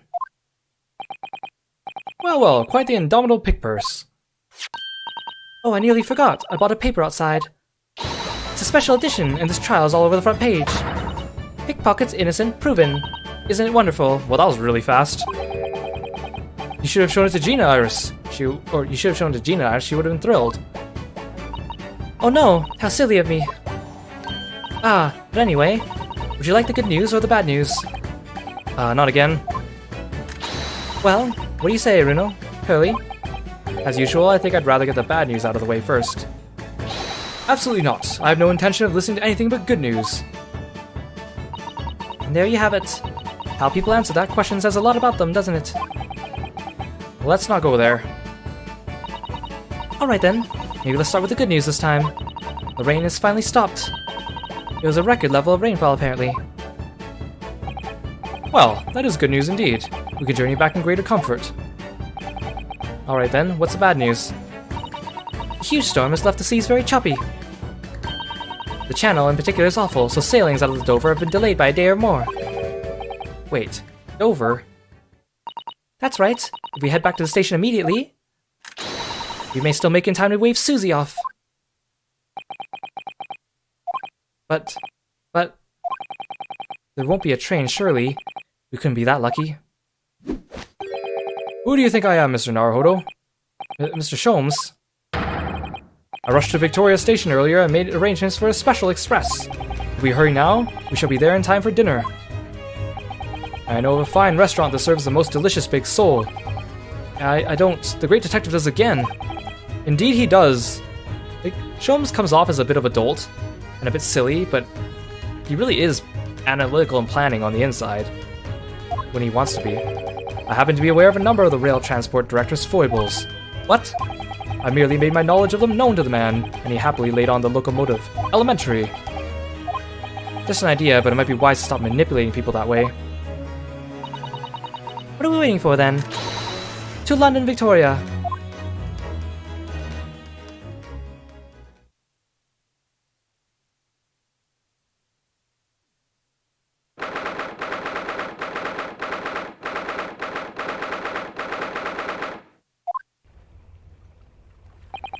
That took somewhat longer than I anticipated.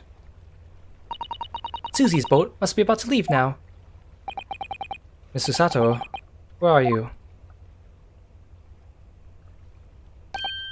Over there, look! Looks like she's reading something.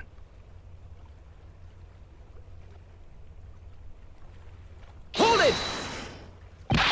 Mr. Sato, wait! What are you doing?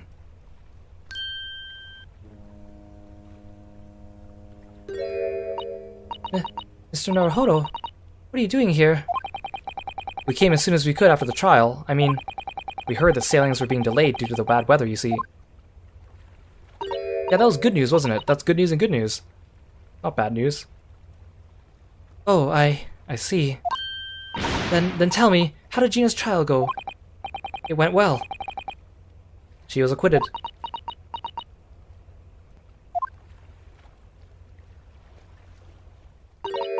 That's wonderful. Really wonderful news.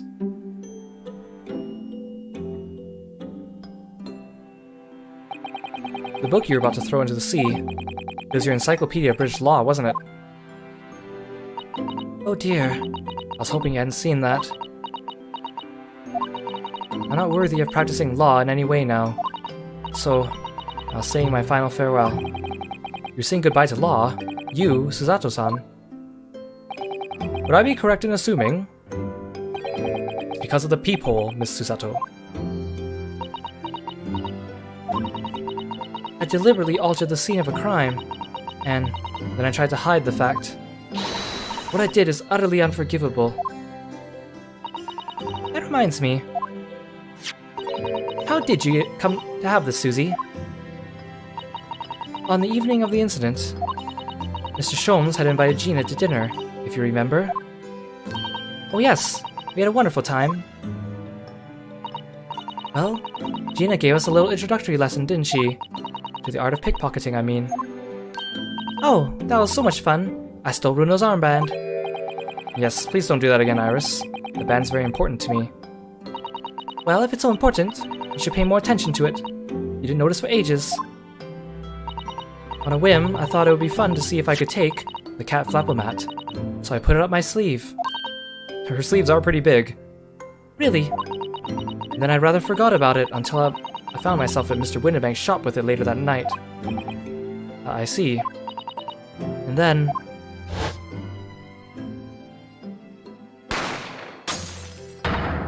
Ah! Mr. Sholmes! Mr. Sholmes! Leave me, Mr. Naruhodo. Right.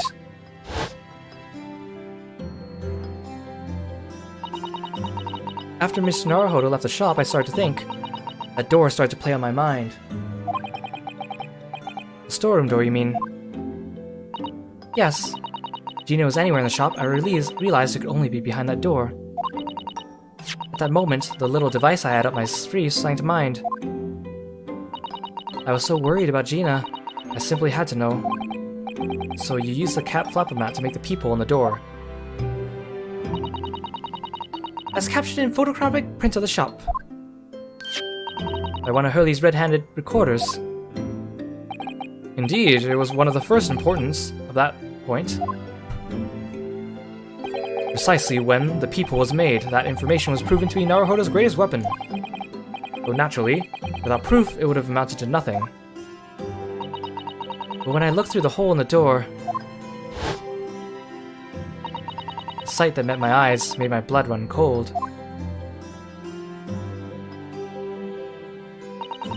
Thoughts started to run through my mind. I remembered that trial 2 months earlier, the trial of Magnus McGilded. I thought about how he had manipulated evidence and arranged false testimony to secure his freedom. It made the British justice system feel very dark and sinister to me. And then, a terrible thought occurred to me. What if some wicked criminal was planning to do the same thing now? Because from the appearance of the crime scene, it looked exactly as though Gina had shot Mr. Winterbank. Even though I was sure she would never have done such a thing. You were worried the true culprit would try to frame her for the crime. That's right. Then I realized it would be very difficult for anyone to give false testimony in this case. What do you mean? Well, the crime appeared to have happened behind the door of a locked room. For someone to claim falsely to have witnessed it, there would have to be a way to see beyond the door. Ah. For which, a peephole would be the very thing. Only the peephole I had made wasn't actually there until after the crime had been committed, of course. And the criminal would know that, so it wouldn't make any difference. But the possibility of a rather ingenious trap was there, was it not? A trap? Is that why she did it? So, is that why you kept it a secret, Susie? You never mentioned that you made the peephole to anyone, not even to the police. I know. I knew at the time what I was doing was wrong. Criminal offense, even. That's why I decided to confide in Mr. Sholmes. Mr. Naruhodo was completely backed into a corner with no other possible means of escape. The truth about people could save him. That was my plan. She really does think of everything. But then, why didn't you just tell me everything before the trial began? My dear fellow, you're not thinking straight. If she had done that, it would have rendered you complicit in the whole escapade. Kinda like what Kazuma did with me and him doing the smuggling. You could have been disbarred if you had seen to have knowingly tampered with the crime scene, so Mr. Zato decided to shoulder the burden of responsibility alone. For your sake, and Miss Lestrade's. Mr. Zato. The truth is, when it happened, I did it because I lost a little of my faith in the law. Oh. I was worried that the right person wouldn't be convicted of the crime. The moment I allowed myself to think that is the moment I lost my right to call myself a judicial assistant. Aw, she's such a good girl. What you did isn't comparable to what he did. Raiden is the one who lied in the witness stand, using that peephole as a way to implicate Gina. Besides, the peephole inconsistency hadn't existed. I'm not at all sure she would have been acquitted in the end. Mr. Zato, what you did saved Gina's life. Well, with your kind words, Mr. Naruhodo, you've saved me too from my regrets.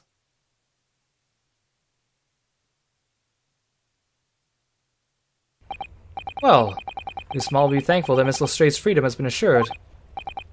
Yes, exactly. Although some of the loose ends in that trial will continue to play on my mind, I'm sure. The revelation that the music box disc contained secret messages, Mr. Naruhodo. What a triumph to work that out. I'm full of admiration. Well, actually, that argument wasn't quite as compelling as I thought it was.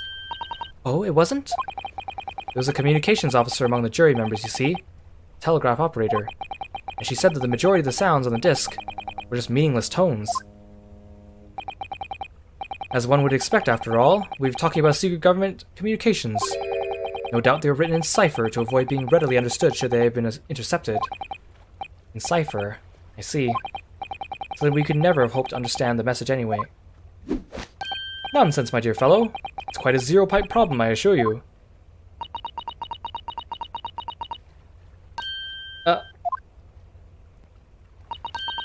So...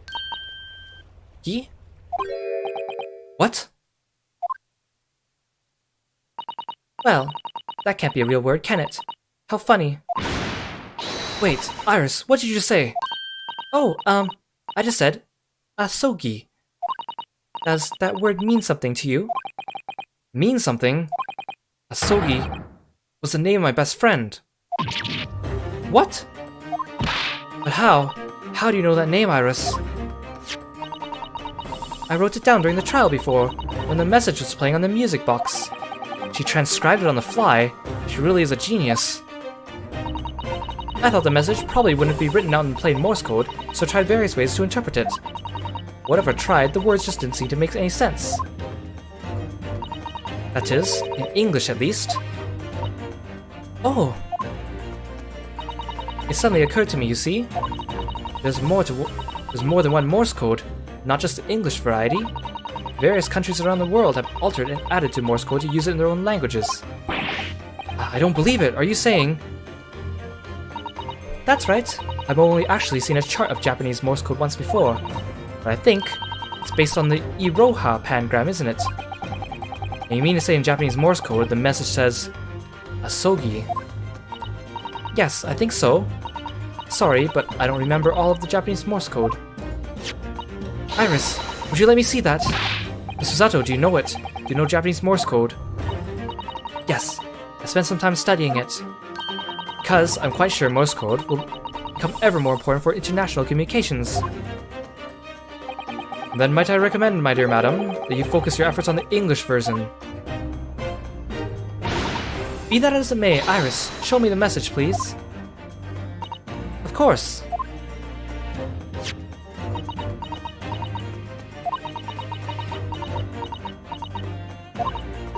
But what could this possibly mean?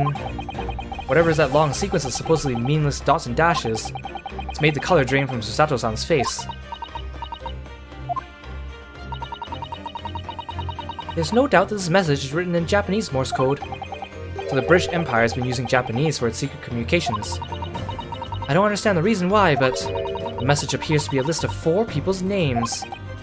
4 names. The first is Kei Asogi. Kazuma Asogi. Why? Why was his name on that disc? The second is A. Shin. Shin? I don't recognize that name. The third is T. Guregusen. Gregson? Ah, it would appear Tobias Gregson is the third man on the list. What's his name doing a secret government communication as well? And the last name... What's the matter, Miss Susato? It's just so strange. So unexpected. Oh, what is it, Susie? Don't keep us in suspense. The last name is J.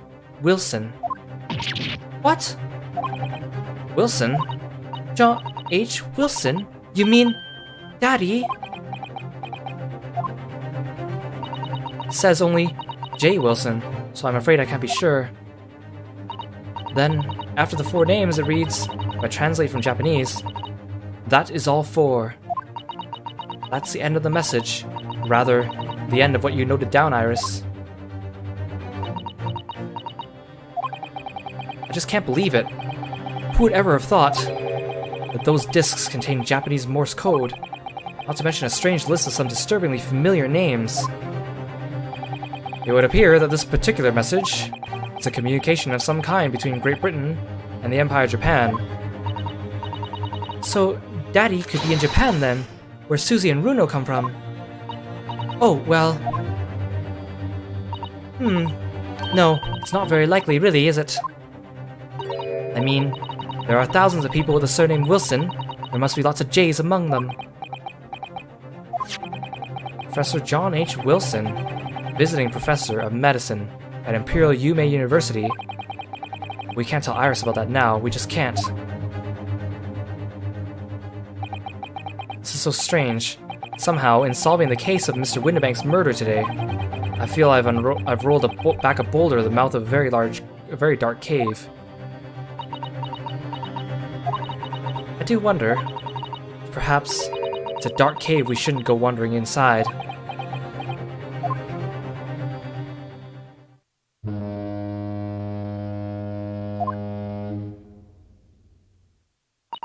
Oh dear, the ship is going to set sail soon. Yes, it seems so. I'll sail on that steamship first to the port of Dunkirk in France. Then I'll change onto a larger passenger ship vessel bound for Japan. You're really going then, Susie? We wish you a safe passage, Miss Susato. Thank you so much. I wish all of you the very best. Miss Susato, I hope to have you always by my side, to guide me and support me. Mr. Naruhodo, please, come back soon.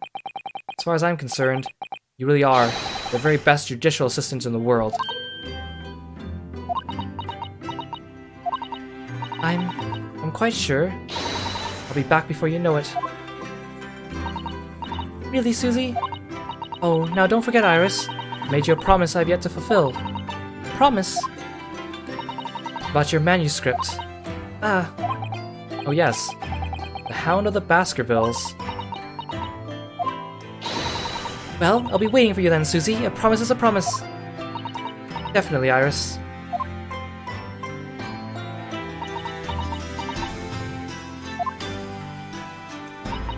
Mr. Naruhodo. Yes? Do you remember the first time we met? Yes, of course. On the SS Buria when I was dragged out from that wardrobe, still half asleep. Well, technically we met in the courtroom in Japan, but If I remember rightly, you threw me halfway across the cabin with a Susato takedown. You know very well I'm talking about after that. It's strange, but being thrown together as we were in that case, I somehow felt straight away that you were the perfect person to continue Kazuma-sama's great legacy. Miss Susato. And my instincts were right. I really want to believe. No, I'm sure that. I'll be back soon. Farewell until then.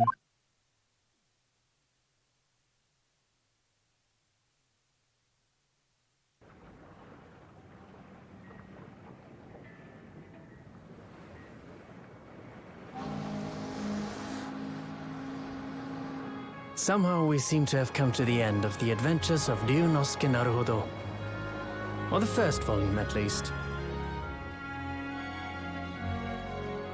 Looking back now, it feels as though fate has led me on this journey.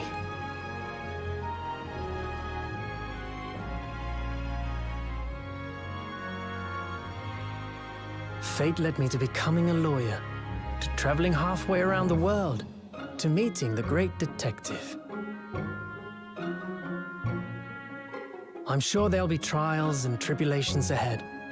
Of course there will. But whatever happens, I know I'll be able to turn my fortunes around.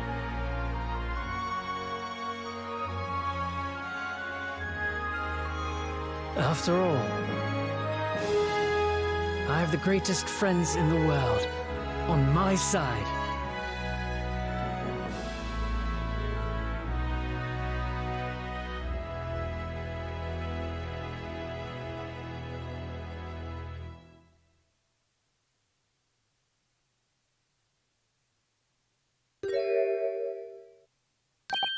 Ah, yes, Mr. Naruhodo. Yes, Mr. Sholmes? I have some rather awkward news. The railway company has decided to sue over the special express train, apparently. Huh? Caused such a commotion on the line. All the other trains had to wait at stations. Yeah, how did he get the chance to bring his violin? That's a good question. Oh, really? We would never have made it to Dover in time otherwise.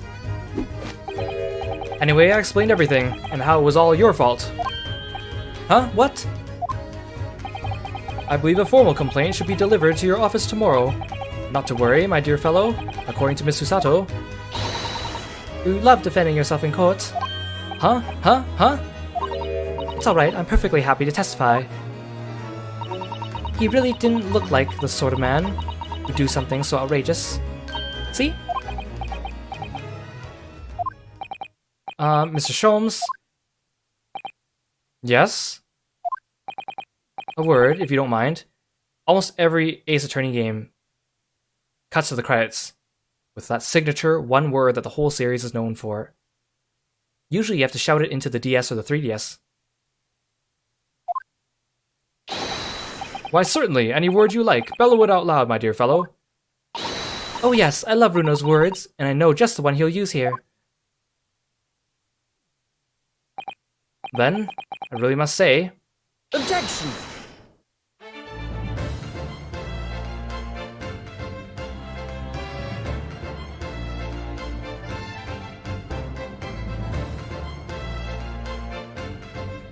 I love the ending suite theme too. It's a mixture, it's a remix, or is remix the right word? It's a whole bunch of the tracks of the game combined into one. In the following weeks, hundreds of music boxes arrived at Baker Street from all over Europe. Something was afoot, though it transpired I had ordered them all myself. So I had advertised them for sale with "Used by Mr. Sholmes to solve an important case." And the money I've earned, consulting detective work pays a pittance by comparison.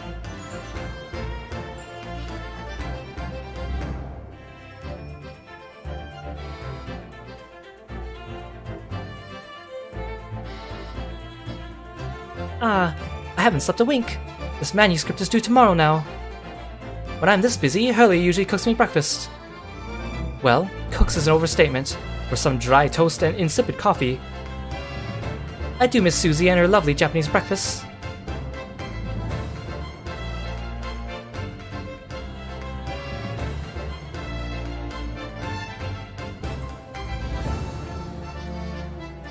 Witness, your testimony is riddled with contradictions. Exactly! Rarely do rare Koban coins hide under rare stakes themselves. Well, I don't know, sir. Knows his father is an innocent man. Or are you calling my son a liar? Witnesses, my courtroom is no place for your petty arguments.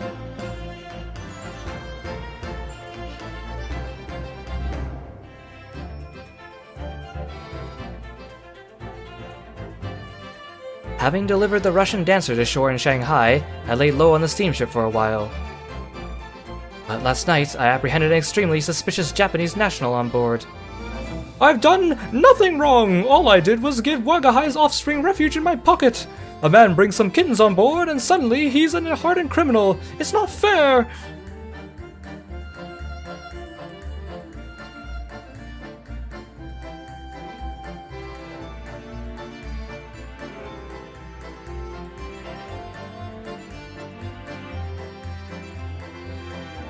Scientific investigation will be the gold standard for policing in the new age.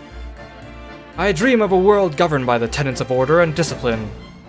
Like a great clock, in fact, whose hundreds of parts mesh together in perfect unison. Now, if you'll excuse me, I have but 2 minutes and 37 seconds until my next appointment.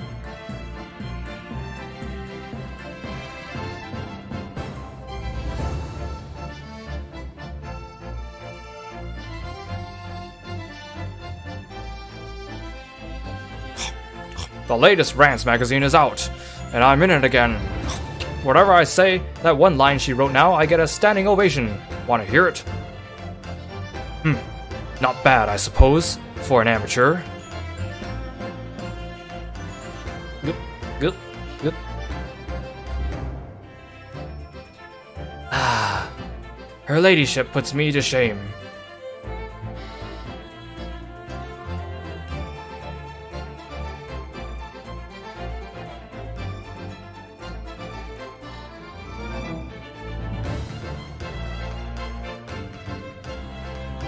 Been visiting the old girl on a daily basis, of course. Joni, my old jailbird. Must say, battling with those bally stares every day has been done wonders for the Dicky Bag. Dicky Bag? Managing rather well with the housework, too. Got this maid business taped up, I'd say. Hope the gossiping neighbors don't realize the man of the house is his own maid. Mr. Garridub's taken to being a maid to himself, has he?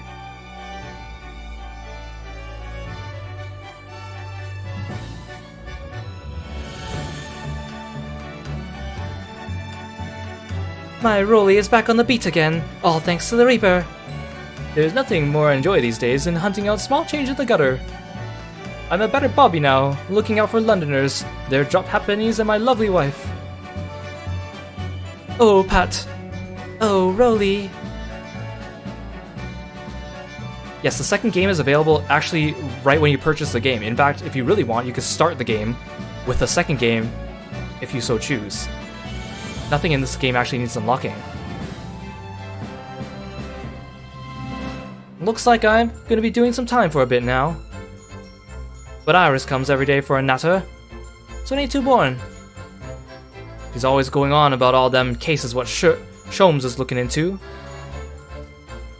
Criminal investigations are kind of interesting when you get into them.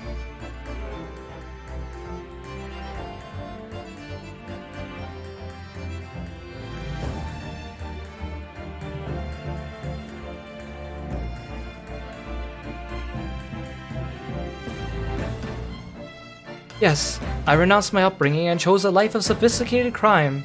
But regrets? Please. Get over it, bruv. This ain't the Ash we used to know. We got time in here to plan the comeback of Milverton and Skulkin's milk run, right? The Three Musketeers. Milking the neighborhood for all it's worth.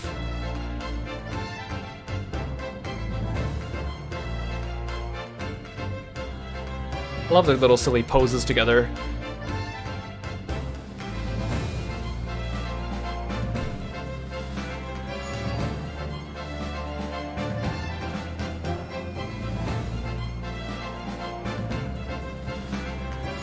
This past 6 months has been a time I shall remember forevermore. Painful goodbyes and wonderful encounters. I've come to realize that's what life is all about. Naruhodo-san, I promise.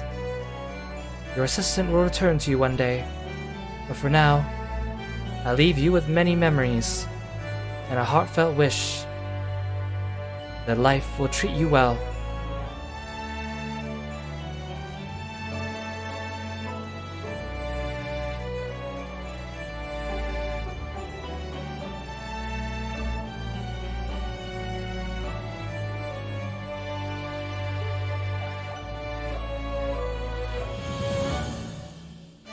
Aw, how cute.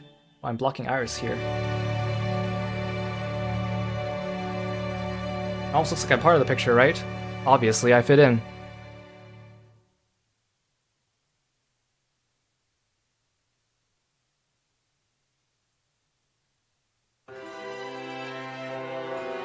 Here's the rest of the credits. Let's sit back and enjoy, shall we?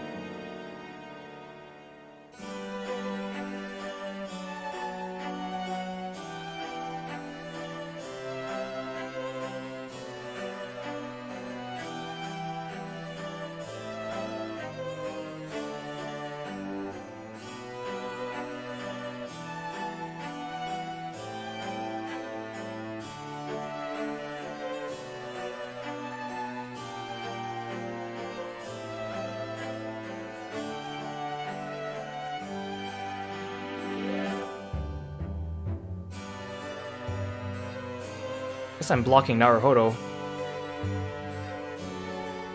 Oh well. Omnibus Japan Inc. Here,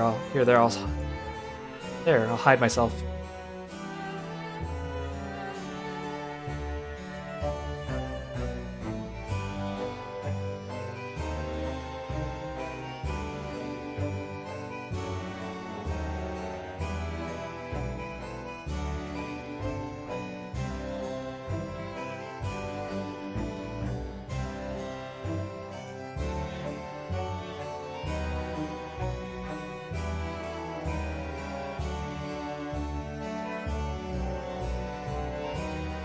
Oh, that's so sad. We're leaving Asogi behind now. Aw, poor Nicolina.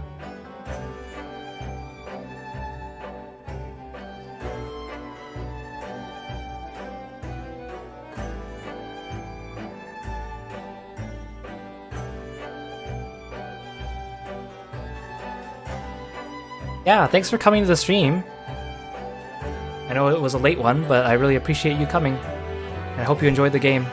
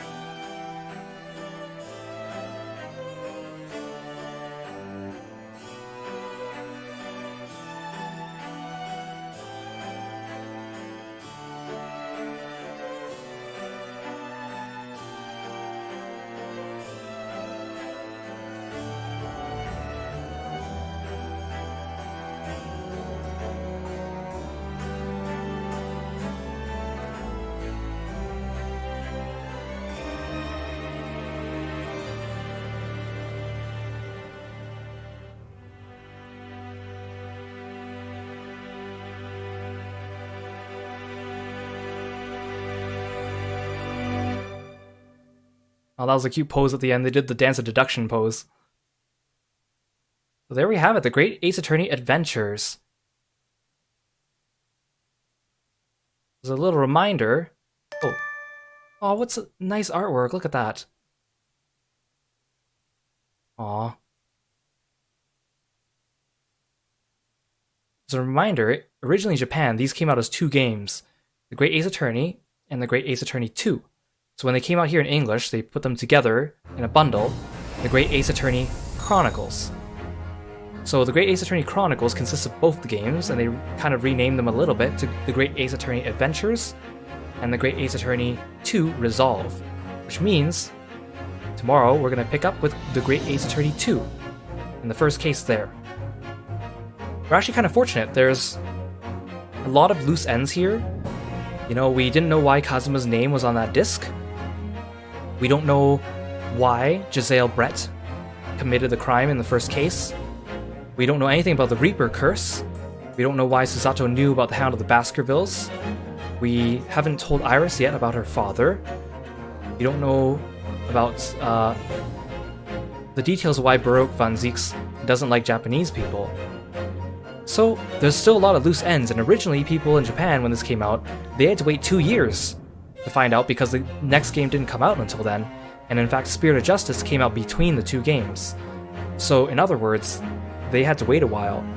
Plus, when it was released, we had to actually wait for the fan translations to understand what happened. So personally, I think it's a really good idea that when they localize them, they localize both these games at once. I mean, it was probably cheaper that way too, right? You get the same team to do both of them at the same time. So we are very fortunate that we can pick it up right away and find all these mysteries, because these games were made to go together. Most Ace Attorney games are made to be standalone. Their stories are self-contained. There's small bits that might carry over from each one, but their overall plots never spill over from one game to another. So these games were created for that, and in that way, you can see at the end there, when they gave us the music disc with the names, there was a lot of intrigue there, left you wondering, what the heck's happening? Why do we hear Asogi's name again? Why did we hear Gregson and Dr. Wilson's name? So this game did a really good job, and it was obvious from the onset when they made the first one, they always intended to do the second. It's not like one of those sequels where they just kind of decided, hey, this sold well, let's write a sequel for it and jam it in.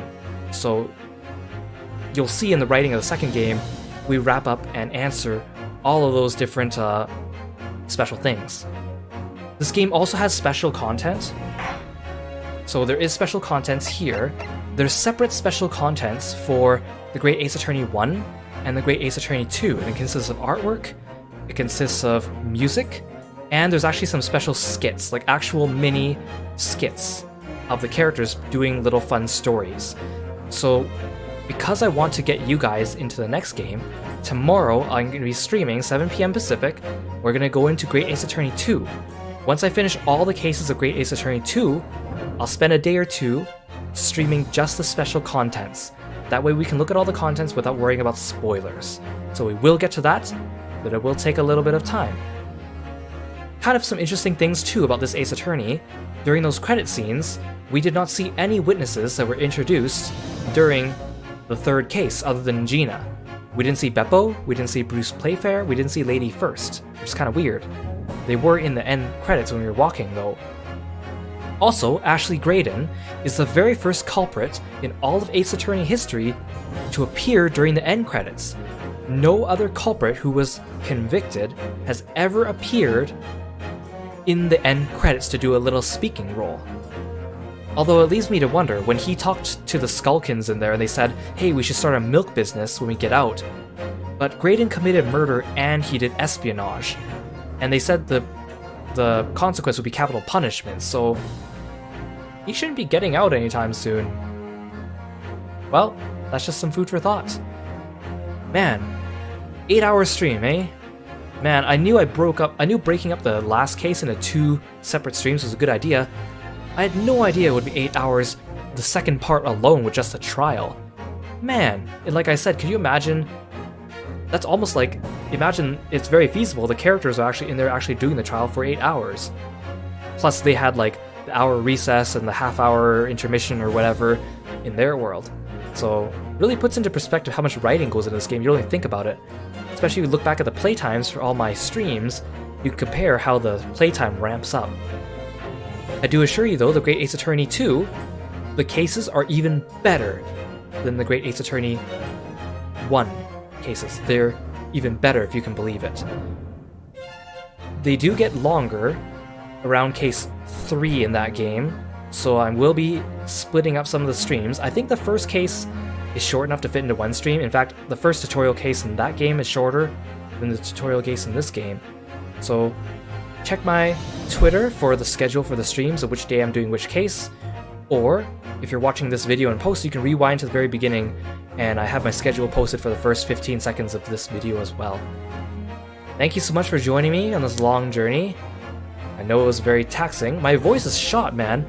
I thought my voice was fine, and then when we reached like the 7-hour mark, it really started to drop. You could probably tell my voices were not as on point, and I can definitely feel it. I need to go get a drink of water after. Thanks so much for joining me, guys. I super appreciate it. Hope you enjoyed the game.